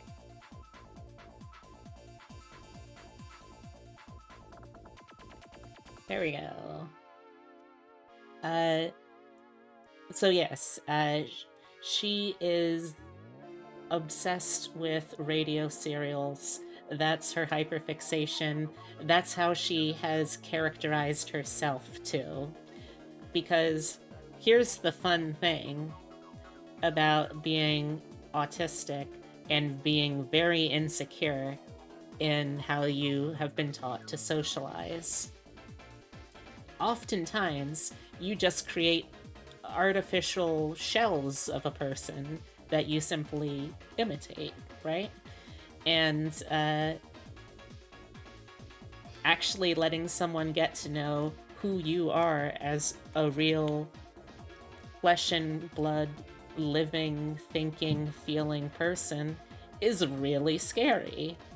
So instead, you make personas, and that way, if they don't like that persona, you know exactly why they don't like it, you know? Like, you are able to control for that. That way, if someone ends up hurting your feelings because they don't like you, you know exactly how and why, and you have control over that. You're still ultimately self sabotaging because, like, it's hard not to. It really is hard not to. And the failure that you know is so much less scary than the possible failure, possible success that you don't know, you know?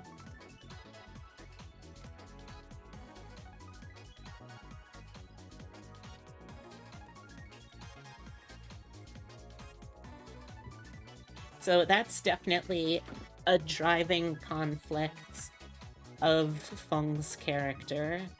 Learning to be able to not feel like she constantly has to prove that she is worth having around. That she doesn't have to constantly either make herself easily likable or unlikable in order for people to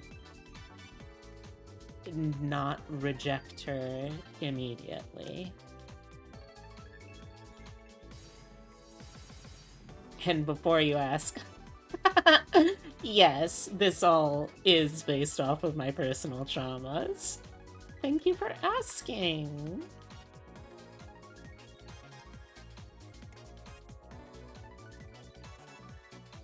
So, like, that's definitely a major part of her characterization that I'm trying to figure out. It's all about the trauma, baby. Mm-hmm.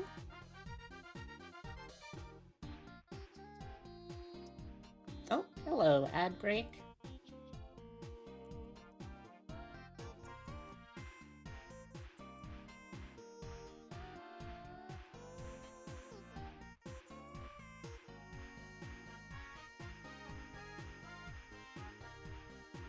I swear.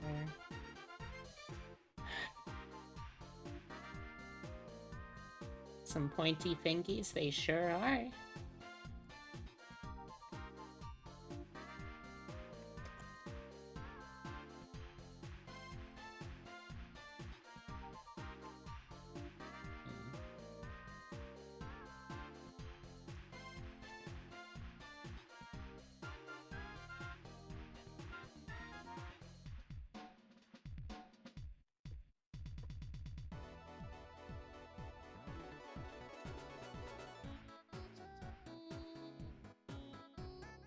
Mm.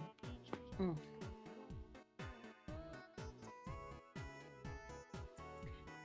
So yeah, like, that's ultimately where I want to go with for her character. Do you have a specific scene you'd like to happen on the journey?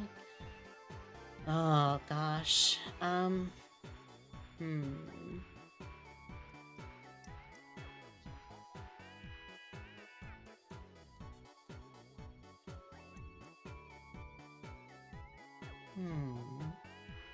Do I have a specific scene? I mean, that is basically one of the prompting questions that Obsidia is asking. So I need to think about that regardless.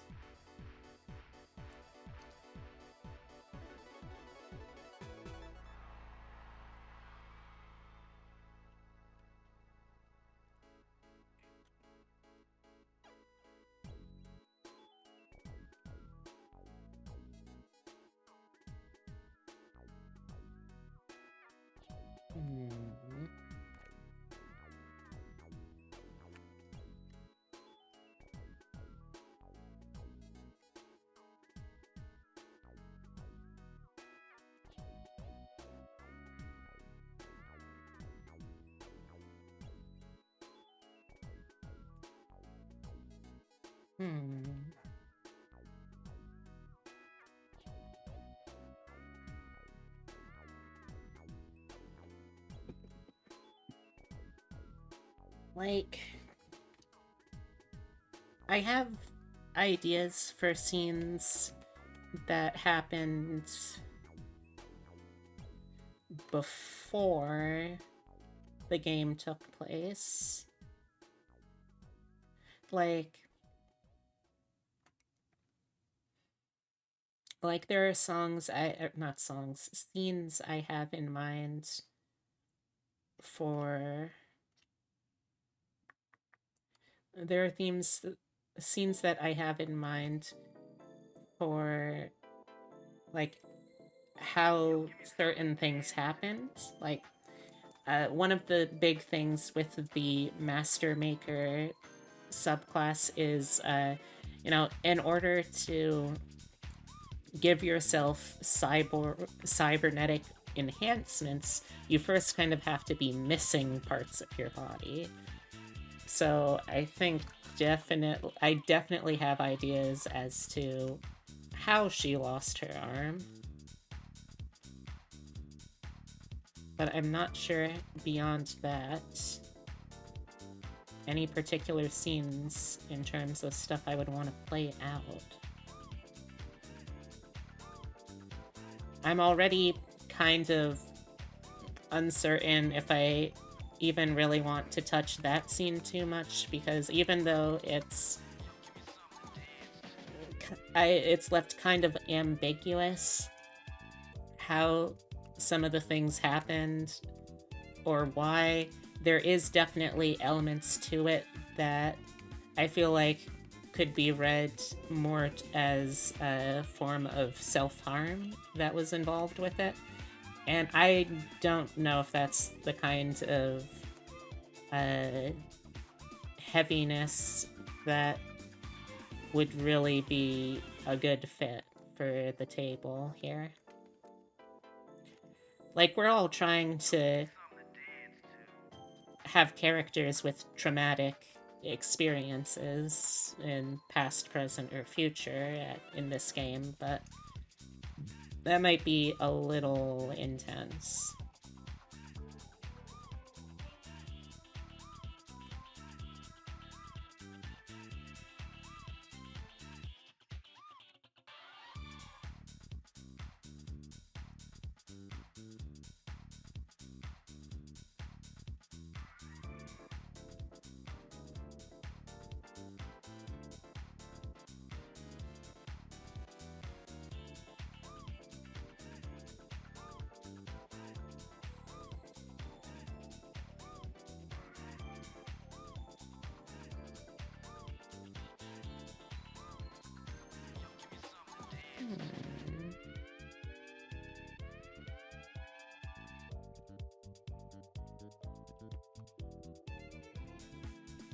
I don't know if that actually answers any of the question, but...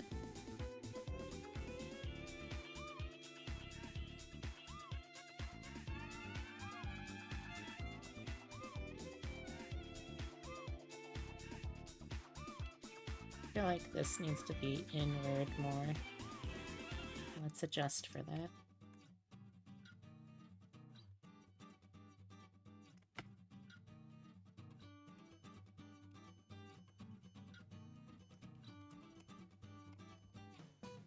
Can you get a summary? You had to take a phone call. A summary of what? I'm not sure what you missed.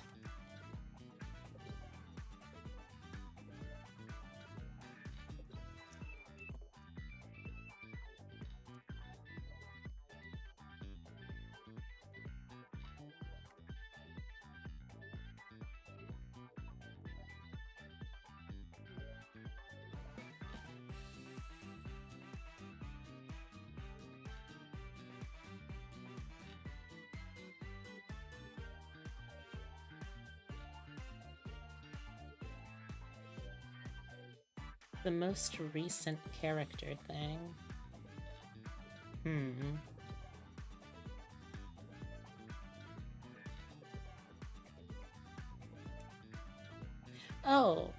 Oh yeah. It happened a while ago. Probably when she was a teen. Like, not to get too heavy on main, since I do want to keep things relatively good vibes, lightweight here, but like I definitely was absent-minded enough as a teenager and hard on myself to an unhealthy degree. And I definitely did some things and didn't do some things, or neglected to properly do some things that could have gotten me pretty hurt. Fortunately, I didn't have access to any of the, like, high-powered tools that Feng did have access to. Unfortunately, Feng did have access to those, which is how the missing arm thing kind of came to be.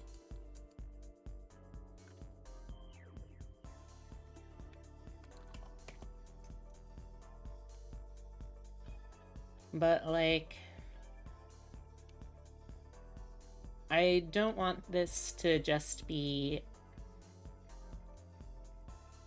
a tragedy for the sake of tragedy, you know? It's like how I talk about Changeling the Loss.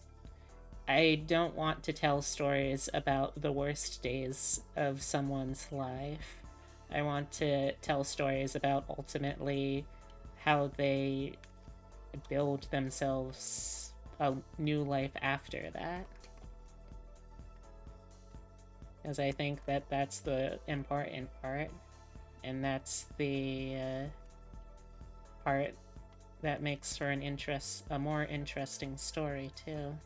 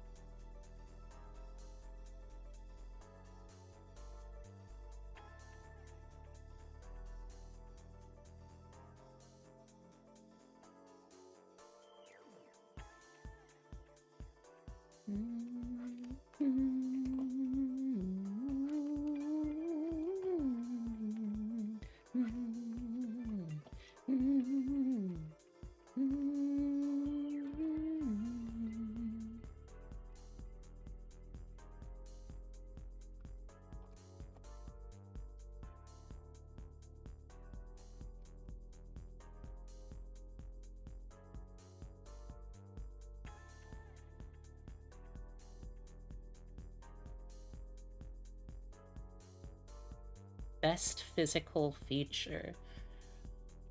Ooh.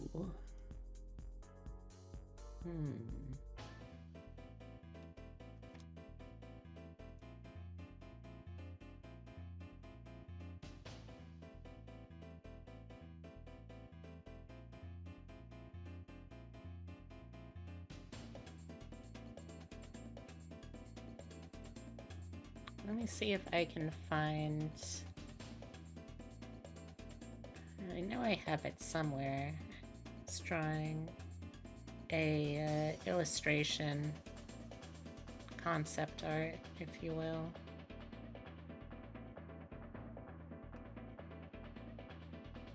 Let me see where that is.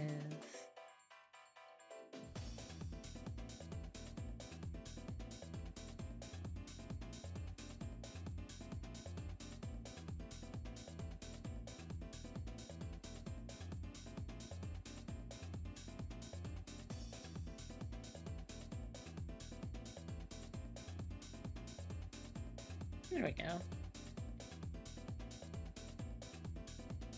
Yeah, I still need to color in the hairpins, but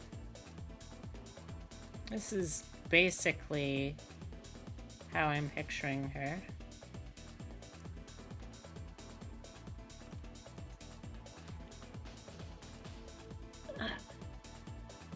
Let's see. Feng is pretty short.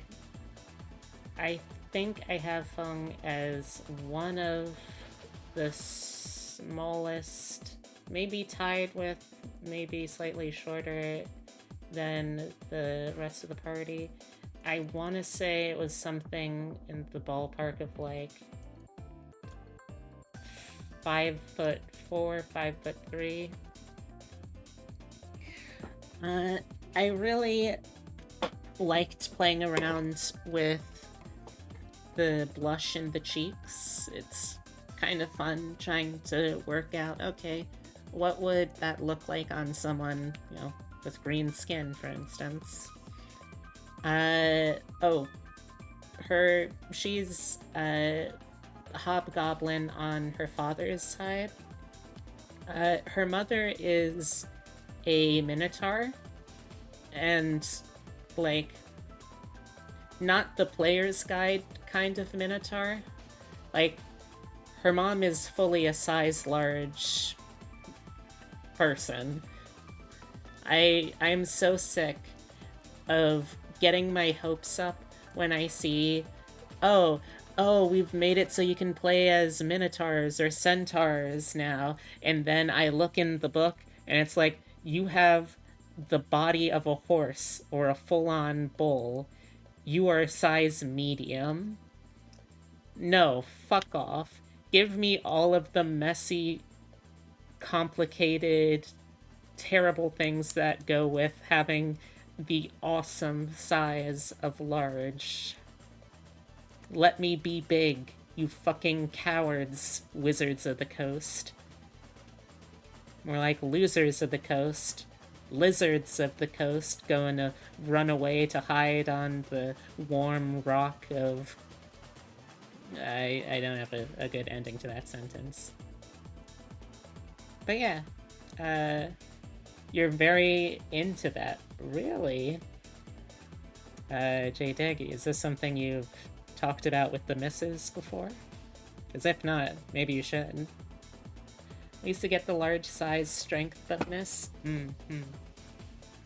Oh, also, unrelated, but I'm also going to be doing generational trauma with Feng's family story, so haha, that's going to be fun, and definitely not things that I'm pulling directly from my real life experiences. Anyhow. The one thing that I am not totally sold on, that I'm still thinking about, is giving her a cow tail as well as the horns. Because on the one hand, that would be really cute. On the other hand, 2 of the 4 party members outside of me already have both horns / antlers and a tail. So it's like, I know I'm not immune to the tailed and horned humanoid propaganda, but do I want to just, like, lean into it? Is that too much? I don't know. Like, I really like the expressiveness that a cow tail could bring to visualizing her, but at the same time, I don't know.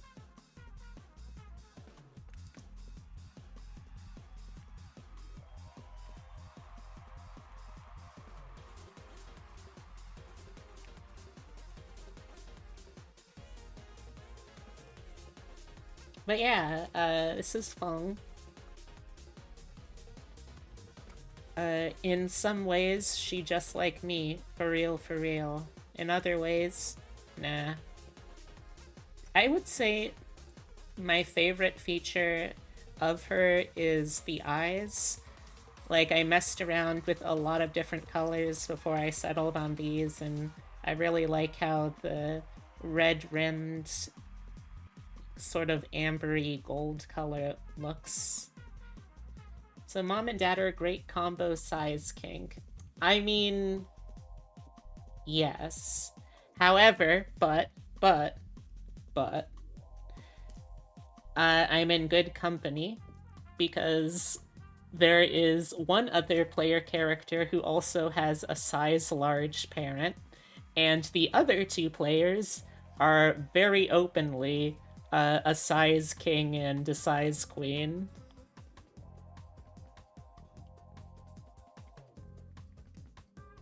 Oh, I also really like the tiny little cheekbones here. Those are nice. I do like those. But yeah, this is Feng. This is her mechanical arm.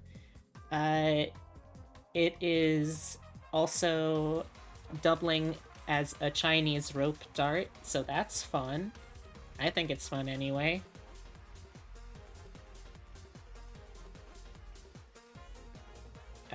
Are there any other questions I can answer about this, the latest of my beloved RPG children?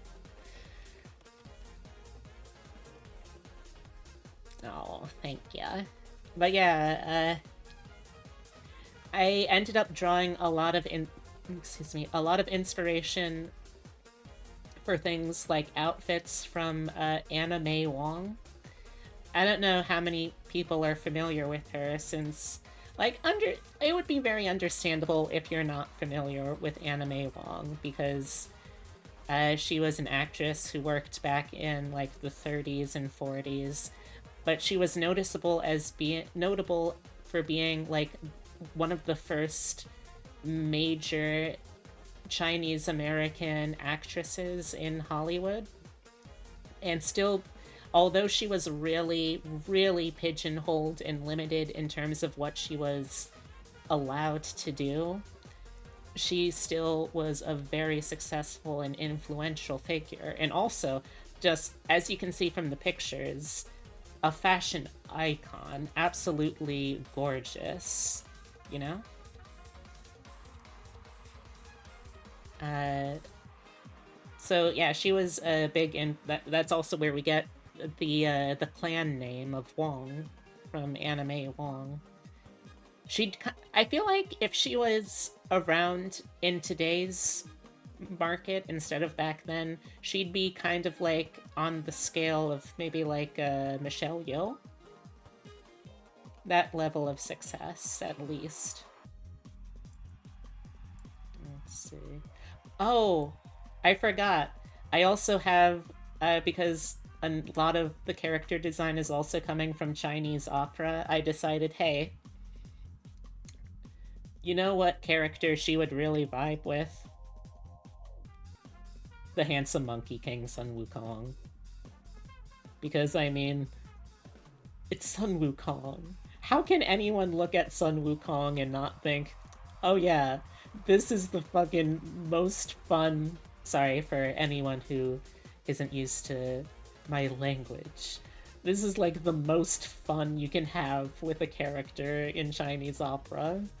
You get to be just the wild, god tier monkey demon jumping around, beating the snot out of other demons. It's awesome. So yeah. Were there any other questions? I kind of forgot. I still need to finish these hairpins, too. Love it so much. Oh, thank you.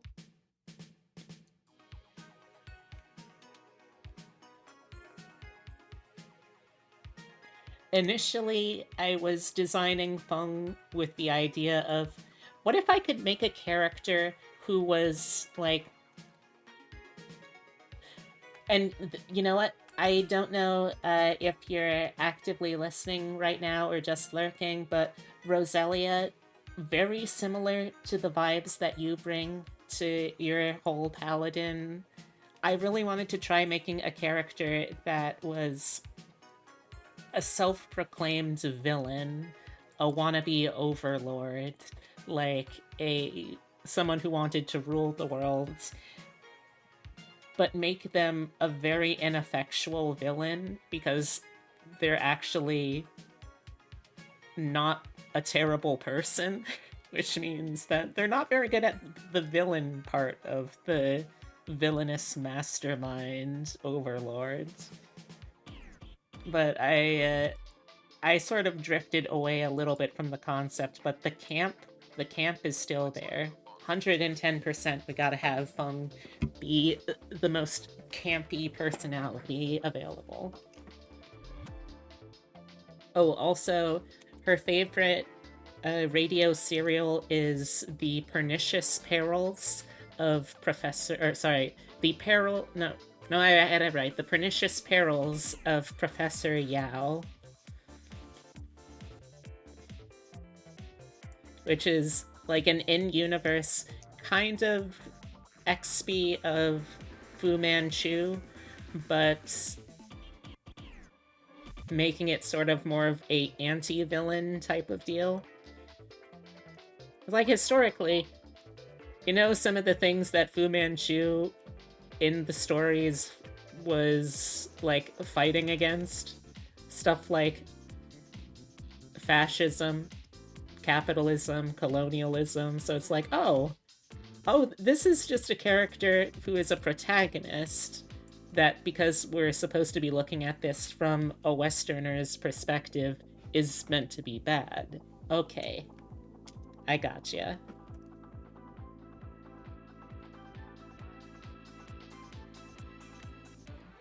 But yeah, that's kinda, I guess, what I have so far for Feng.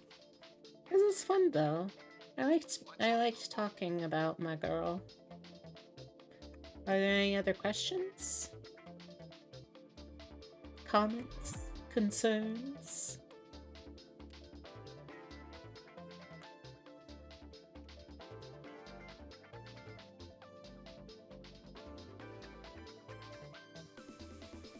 Also, Jay Daggy, next year, Epitome is already thinking about how we can actually have you and he meet. Yes, girlfriend?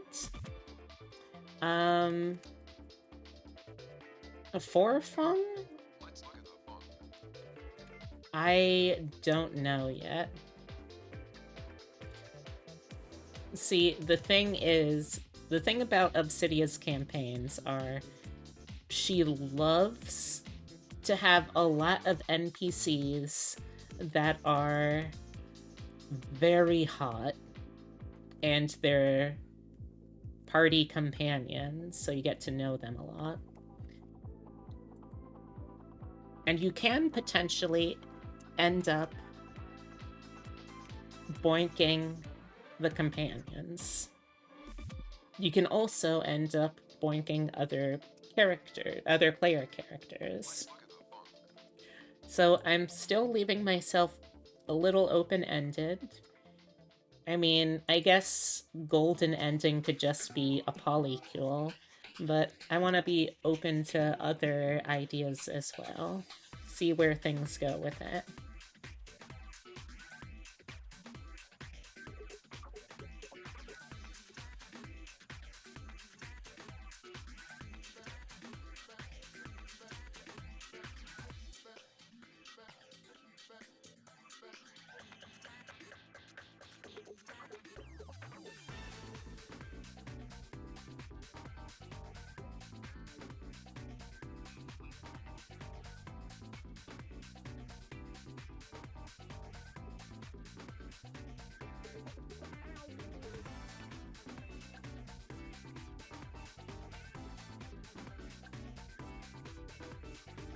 But yeah, there's a couple of potential characters.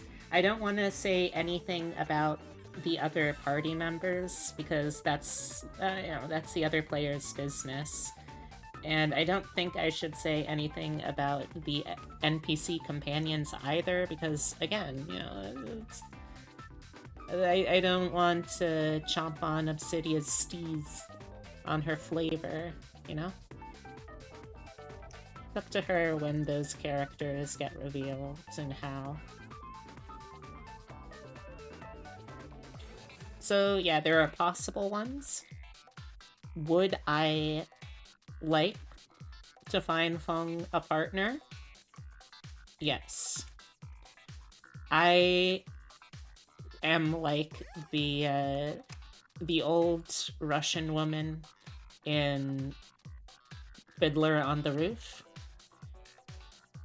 I am going to take any chance I get to make matches. I am doing pretty well, Gunfighter. Thank you for asking.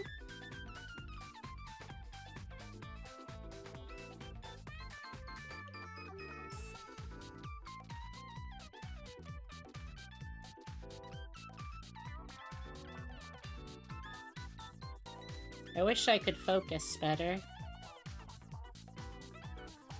But that hasn't really been happening. So I'm doing the best with what my brain will let me do. Or trying to do the best, at least. Yeah, I'm probably gonna shrink down the joint. They don't really look right to me.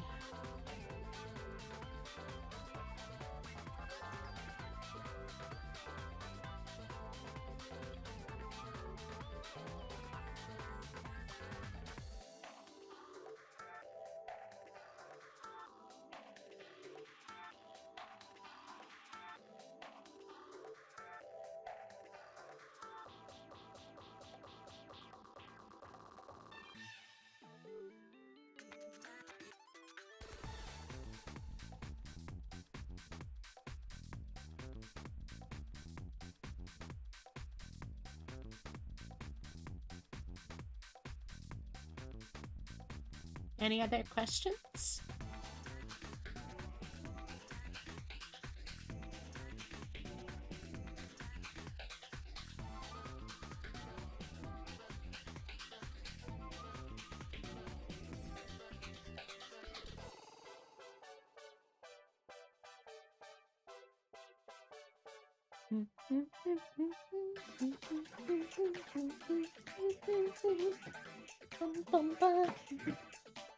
Whose model is this? This is Unseen Demon. They've been lurking around in chat. There you are. After I do this thingy, I'll take a moment to scroll out so y'all can see everything.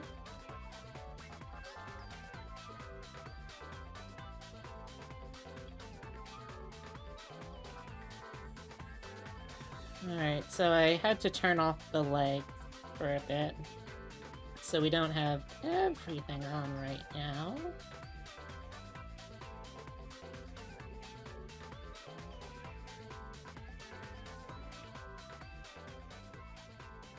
Yeah, this is a basic idea of what we're working with.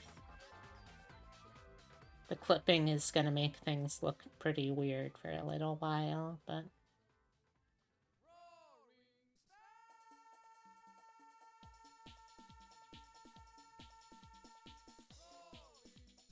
Question. Fighting style. Alright. So...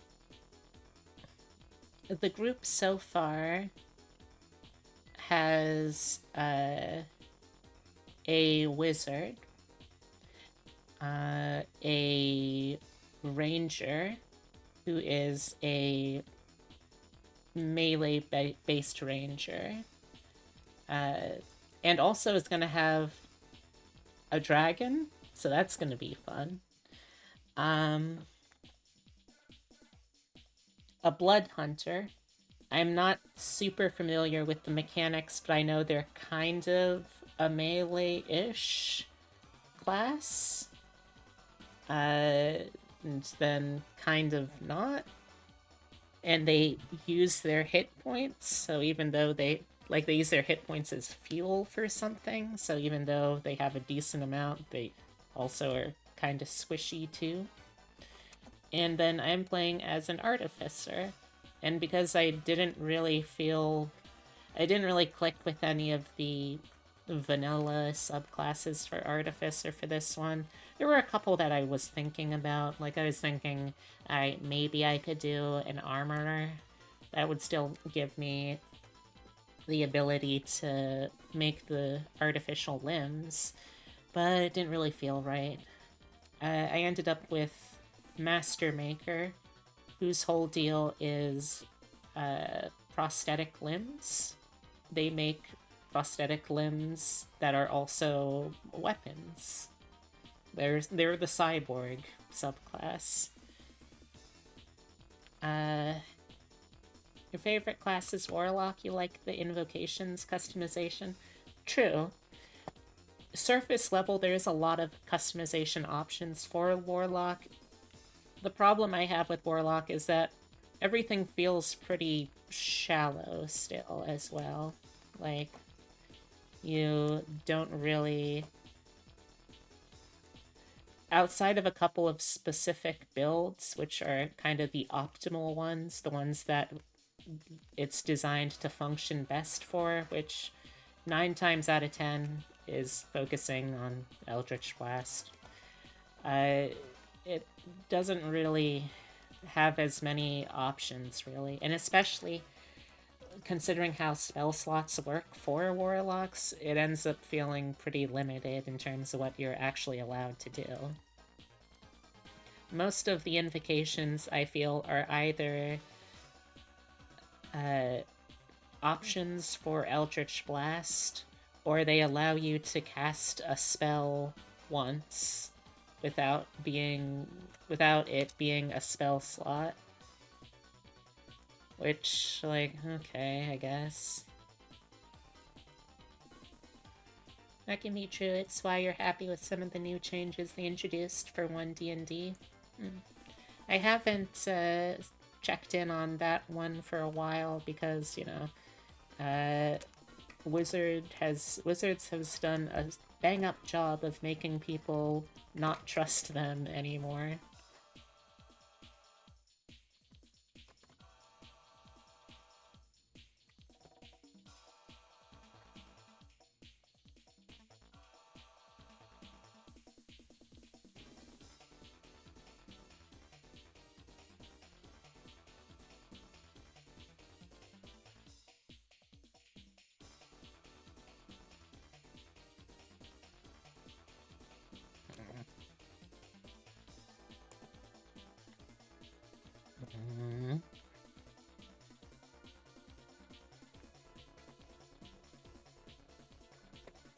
They wrapped it up and now working on getting the new book out. Oh, I'll try and keep an open mind. But it definitely feels a little once bitten, twice shy for me.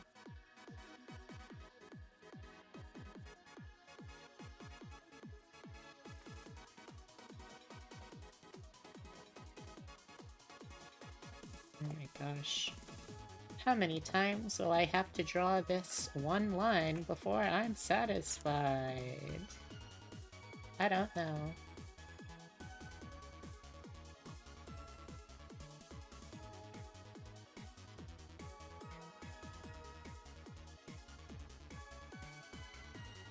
You drive home now, back in a bit? 12 times? Yeah. Yeah, that sounds about right.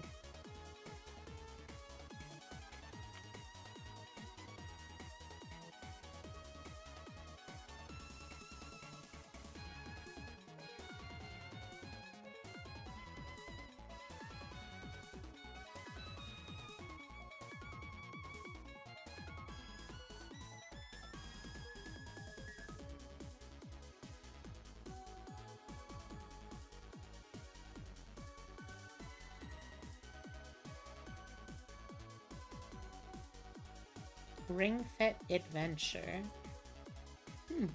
Well, it has been a while since I've streamed that, either on or off stream, but I would be willing to give it another shot.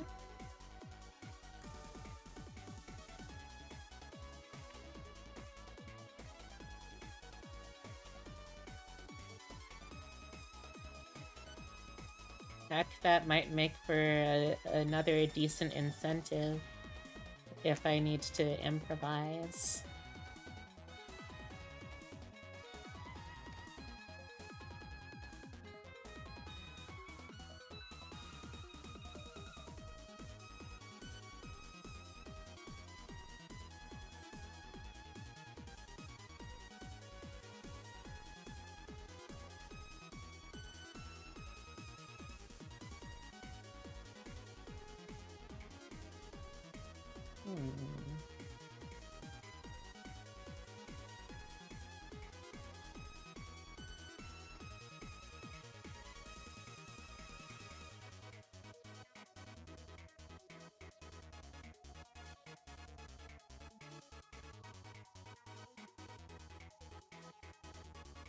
But I'd be willing to return to it.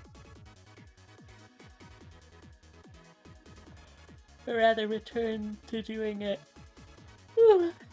on stream, whether that be Twitch stream or Discord streams.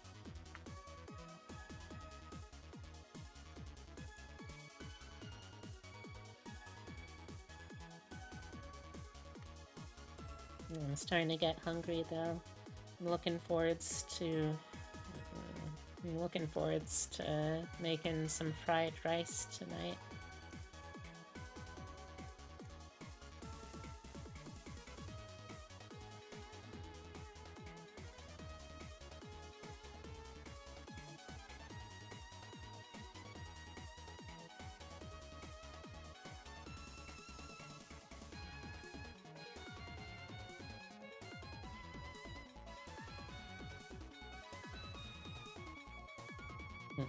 Sorry.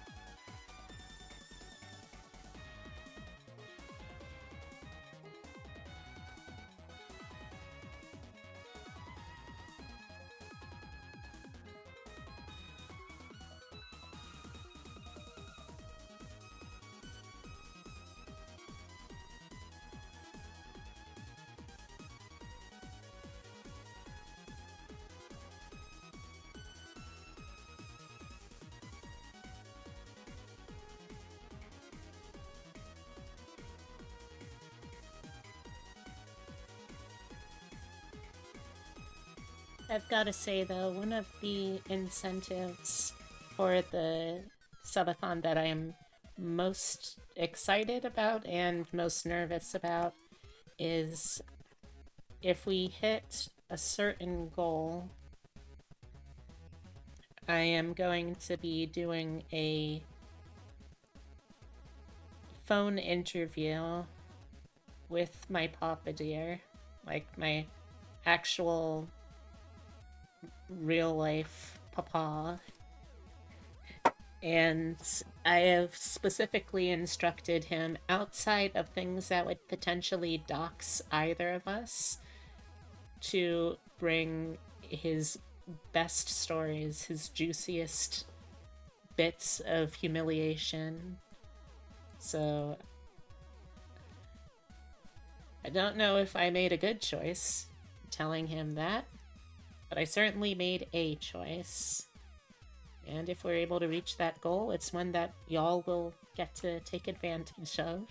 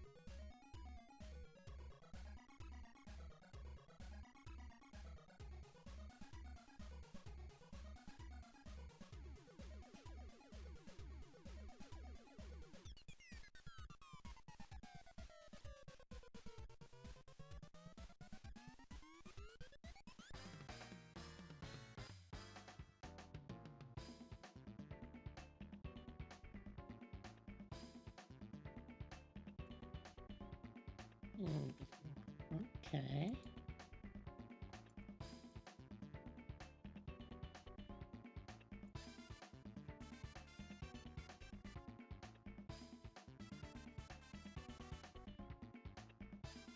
Yeah, is there anything quite as nice as when you're listening to a video game soundtrack and you hear when the composer decided, hey, you know what? You know what?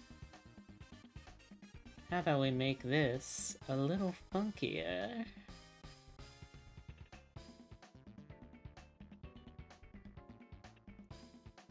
And I feel like when in doubt, that's always such a solid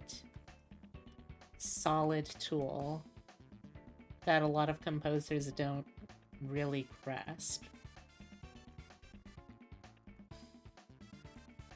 Now, granted, there's definitely some genres that perhaps should not get a little funkier, but most of the time I found that to be a pretty valid option.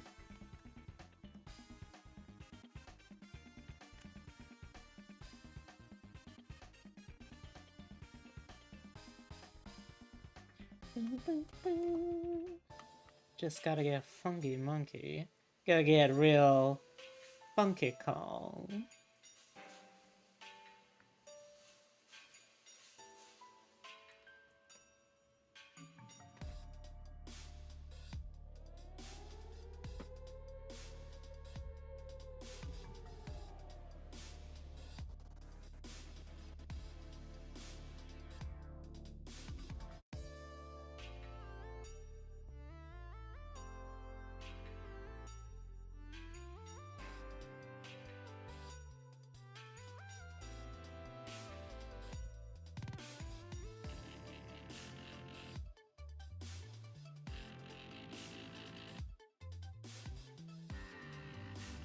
See, like, this is a great example.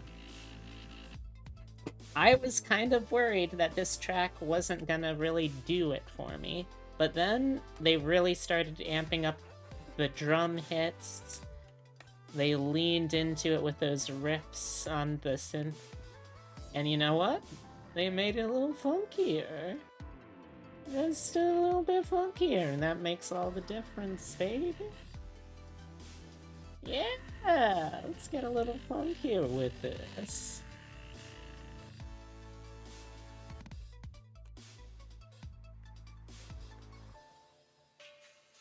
Can I define what funkier is?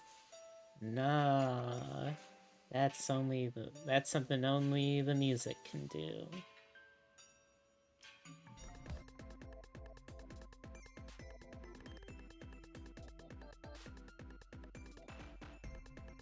But when you know, that's how you know.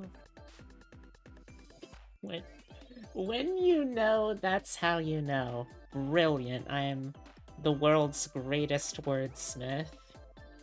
Shakespeare Never heard of him.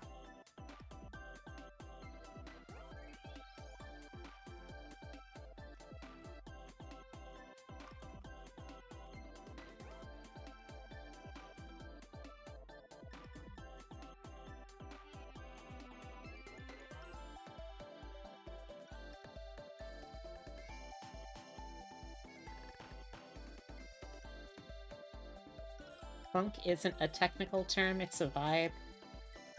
See, that is such a better way to explain it than what I was trying to do.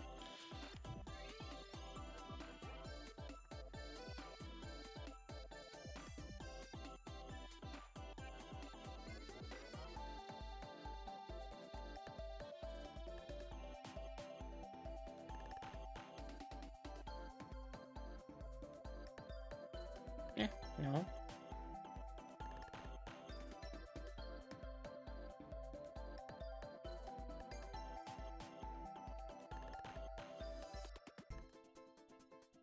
Oh, I recognize this one. Heck yeah. Alright. Hit me with some of that Invincibility Star music.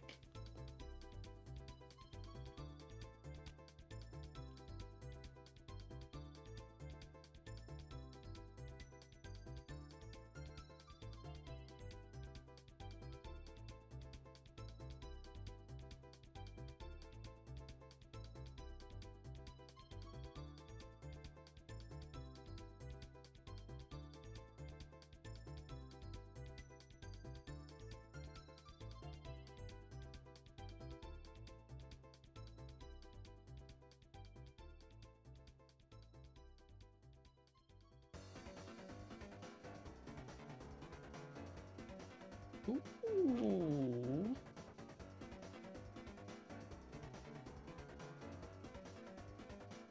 Dang. Alright, Toby Fox. You can get it.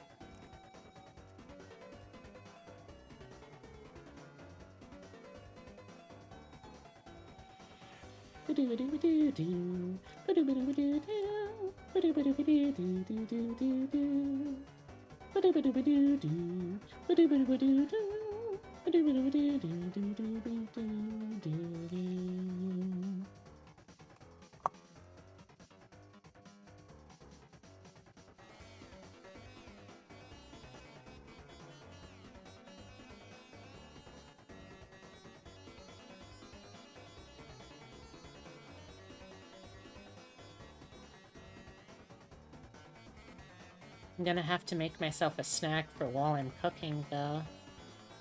That's one of the things I always forget about when I am not able to take my ADHD meds.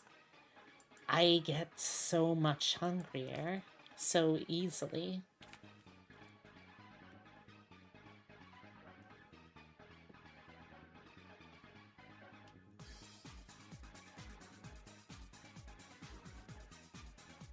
Alright, Duke Nukem, I guess you made one decent thing.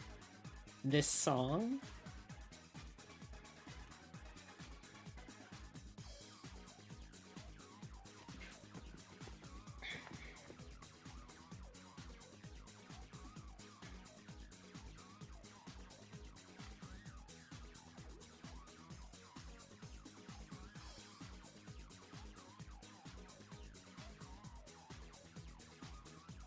Also, I'm probably going to be hanging out after stream.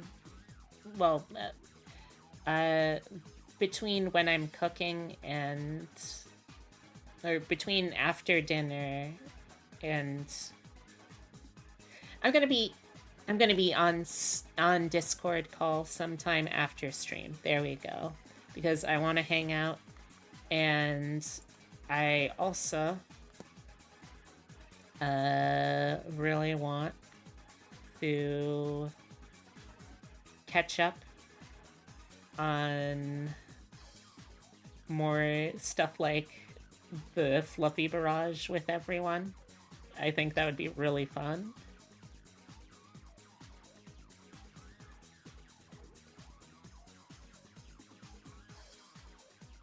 Especially now that we can just jump ahead through the video since it's not live anymore. So I might be doing that later tonight. Or I just might watch more videos in general, because I really like watching videos with y'all. So, if you're in the Discord, which you can be in, you just need to use that socials command to hop on in. You can join me for some late night Pokemon competitive battling and good vibes in general. I hope. If I'm making bad vibes, I guess maybe I should just retire. Nah, it's not like I even have something else that I could be doing, really. Y'all are so good at helping me stay sane despite all evidence to the contrary sometimes.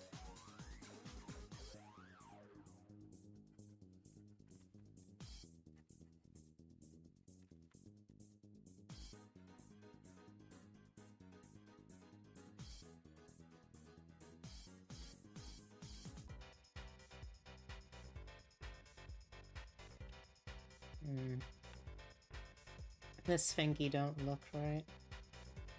I'm gonna have to adjust for that.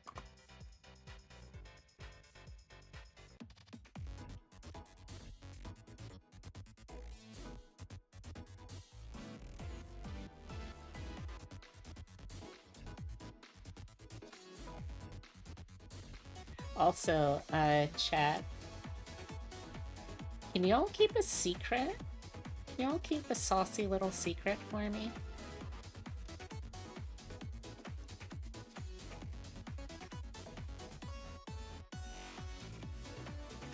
One of the gifts I received from a certain Sir Bubblebuns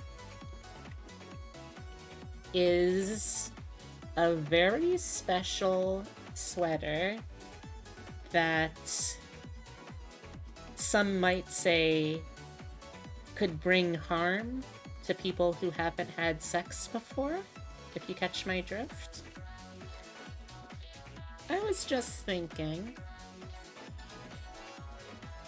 if it fits, which hopefully my sizing hasn't changed that drastically, if it fits, maybe that could be a fun stretch goal incentive.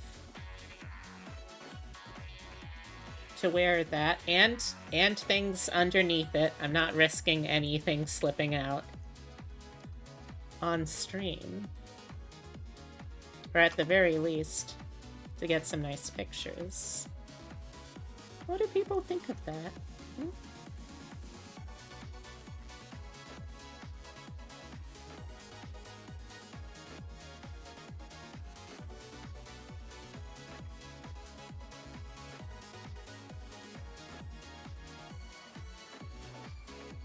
Oh, hey Gyaru. I was just talking about the girlfriend quest subathon. Which reminds me, Gyaru, I'm gonna have to get in touch with you sometime this week so that we can talk about your character creation for the tabletop game. And yes, chat, I'm speaking both literally and also, that's how I flirt. I will not be taking critique.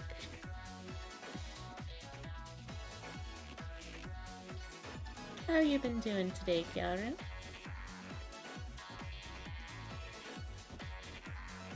Will it be posted, spoilered, and nice stuff for Wolverting goers? Yes. Great performance, no notes.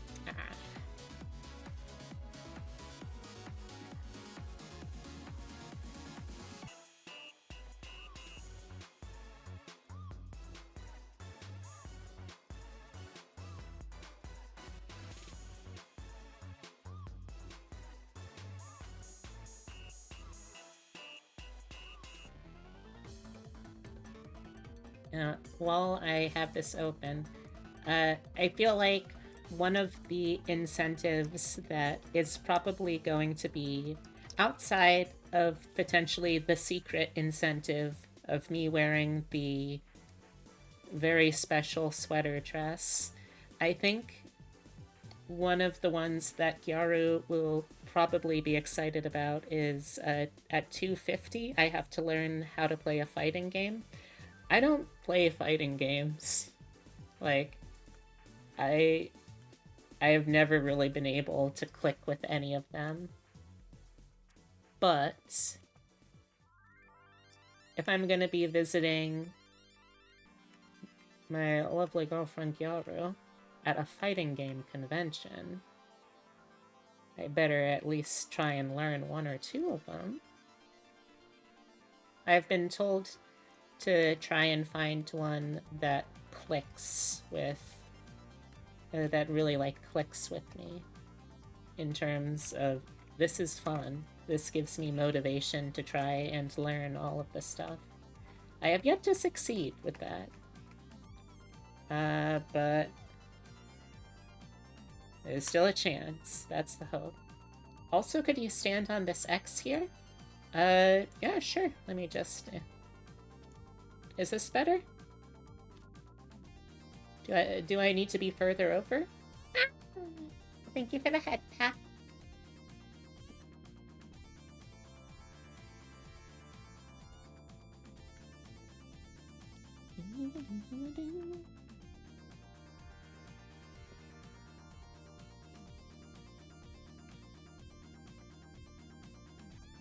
You're a natural theater talent. Now you're just flattering me.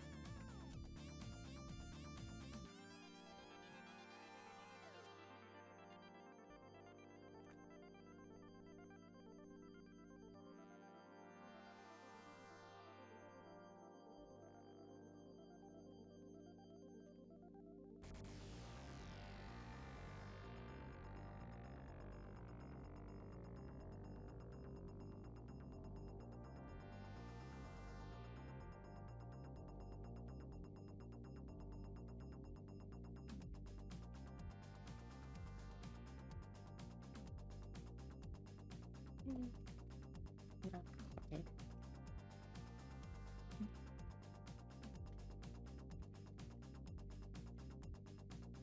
Like, I definitely know plenty of fighting games that I don't think I'd be interested in. Like, I'm I'm not gonna be into a Mortal Kombat. The sheer amount of gore, which I know is the point of Mortal Kombat, just really doesn't do anything for me. Oh, if Darkstalkers...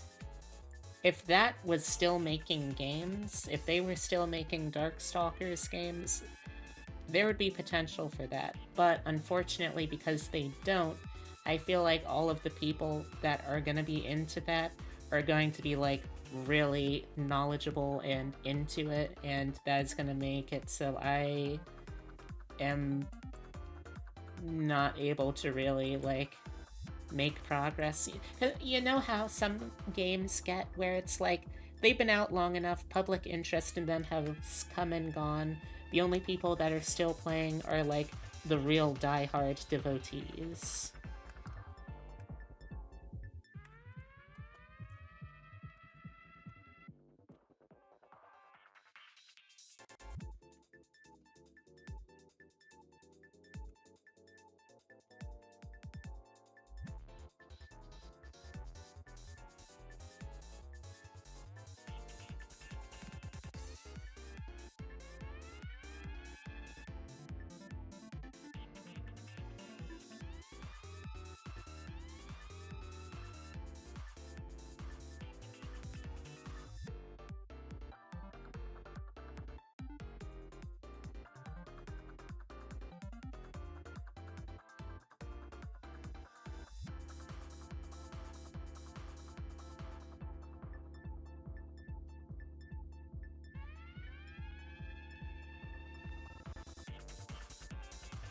Because if there's one thing I've learned playing games like Elden Ring, it's that games that are very challenging do not necessarily equate to more fun, especially if there's PvP involved.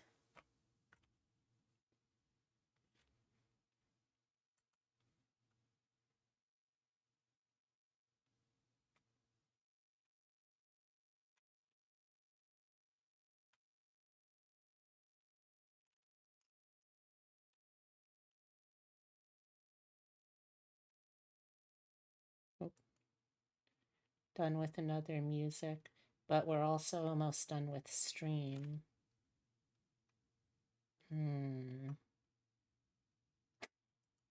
I'll play a couple more minutes of this.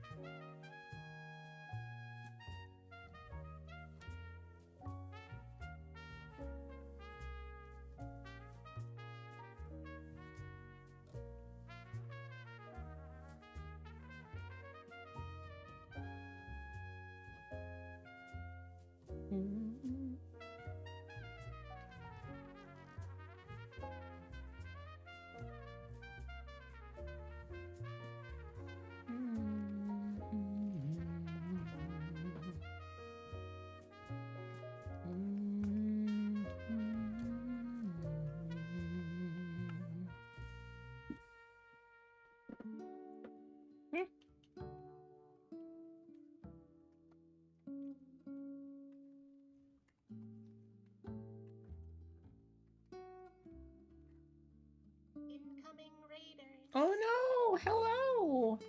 Oh gosh, I was just about to wrap up soon too. Hi! Hi everyone! It's nice to meet you. If you're new here, welcome. My name is Beatrix Bunny. I'm a taxidermy jackalope brought to life by the power of love and slightly mad science. I do variety streams here with a focus on roguelikes, digital artwork, and RPGs of all sorts. So if you're interested in those, I hope you'll stick around. Wiggle raid, yeah! That is such a cute emote. I love it. This also is my, speaking of Wiggles, this is my co-host, channel mascot Francisco. Say hi to the folks, Francisco. And today I was doing a little earlier a recap of my time at Katsucon, which was a lot. Ducks. They're back. Which was a lot of fun. And I showed everyone the con swag that I got. And after that, I had been working for a little while now on a VTuber model commission. I'm slowly getting through it. I'm not going as fast as I would like, but them's the breaks sometimes, you know? I gotta just do it at whatever pace I can. I actually was just about to wrap up stream. Normally, I would be good for going like another half hour longer, but I'm also expecting my partner to be home soon, or at the very least, relatively soon-ish. I want to make sure I'm starting dinner before that.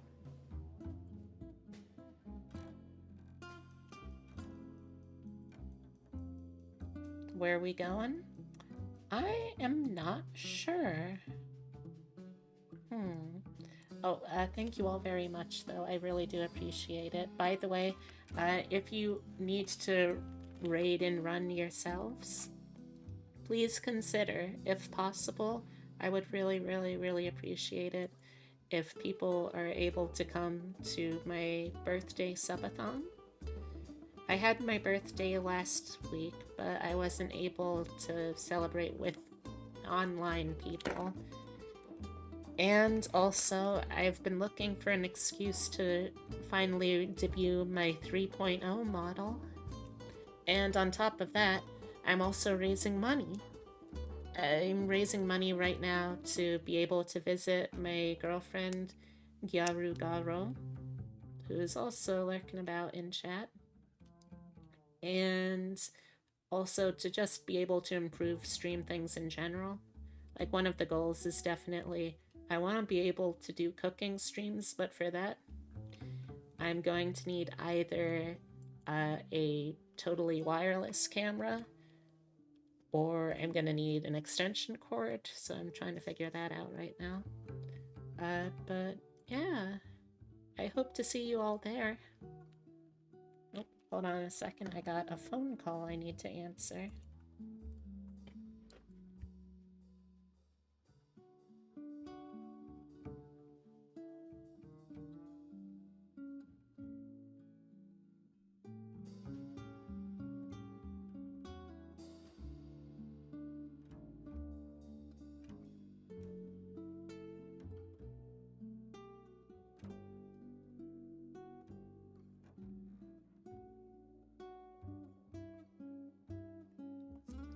Alright, as much as I would love to continue streaming, my partner is going to be home in about 5 minutes, and I want to at least start with the dinner prep before then.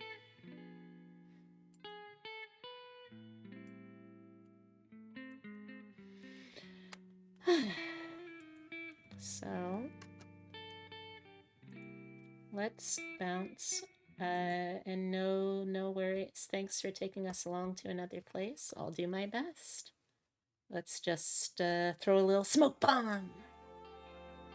Hello, welcome back. So I'm going to be looking for some place to raid. While I'm doing that, though, could someone please give me the ! socials command?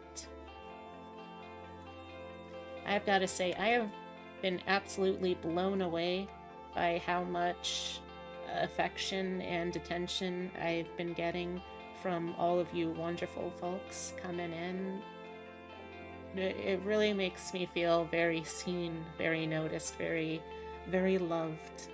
That even after a relatively short break, I'm still greeted with so much attention and support when I get back. Alright, so the first link there is my card.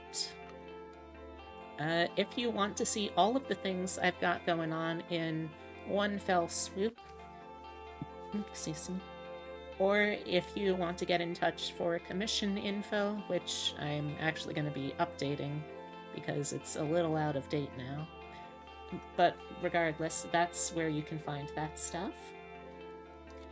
Then we have the Discord. I'm pretty much always on. Like, if I am awake, I am on there, and if I am on there, I would love to be able to hang out and get to know all of y'all. In fact, I'm going to be on there later tonight, probably watching some of the VOD for Fluffy Barrage competitive Pokemon, or maybe just something else. I don't know. We'll find out together. Then we've got the Twitter. It's a mess, but it's still where I post artwork when I feel like it, schedules every week, other stuff, whatever I really want to do, that sort of thing. And the YouTube where I put my VODs when I remember, hey, I should probably put my VODs somewhere. So, again, thank you all so much. It really feels absolutely lovely seeing all of this support when I'm coming back into this. Thank you all very, very much. Our next stream is going to be tomorrow at 4 p.m. EST. We're going to be continuing our playthrough of Baldur's Gate 3, where 3 femmes gays go through Baldur's Gate 3 in co-op, and it's all just kind of a huge freaking mess. I'll be honest, I have no idea what we're doing. I think the last time we played, we were in the forest of the 2008 emo goths, so we're probably going to have to fight our way through that next. So if you're interested in that, that's tomorrow at 4 p.m. EST. Hope to see you there. For now, though, let's raid into someone else who's doing a little artwork, huh? I don't think I have raided this person in quite some time, but I think that's all the more reason for me to throw some support over to Mavis DeLuna. Mavis is currently designing a new OC, which sounds very interesting to me. Wonder what it's going to be like. For now, though, if you're coming along for this raid, consider using, oh gosh, follower, subscriber only chat right now? No, I think we still stick with them. If you're coming along anyway, though, and end up dropping a follow, here. These are some raid messages you can use. Anyone can use the first one. If you've got a subscription, you can also use the second if you prefer. And again, thank you all so much. I have had a wonderful first day back, and y'all make me feel very special, and like I want to continue doing this. Again, I hope to see y'all tomorrow, 4 p.m. EST, and Saturday, 12 p.m. EST for the start of my birthday subathon. And until then, take care of yourselves. Here's a hug. Here's a smooch. And remember, some bunny really cares about you. Good night.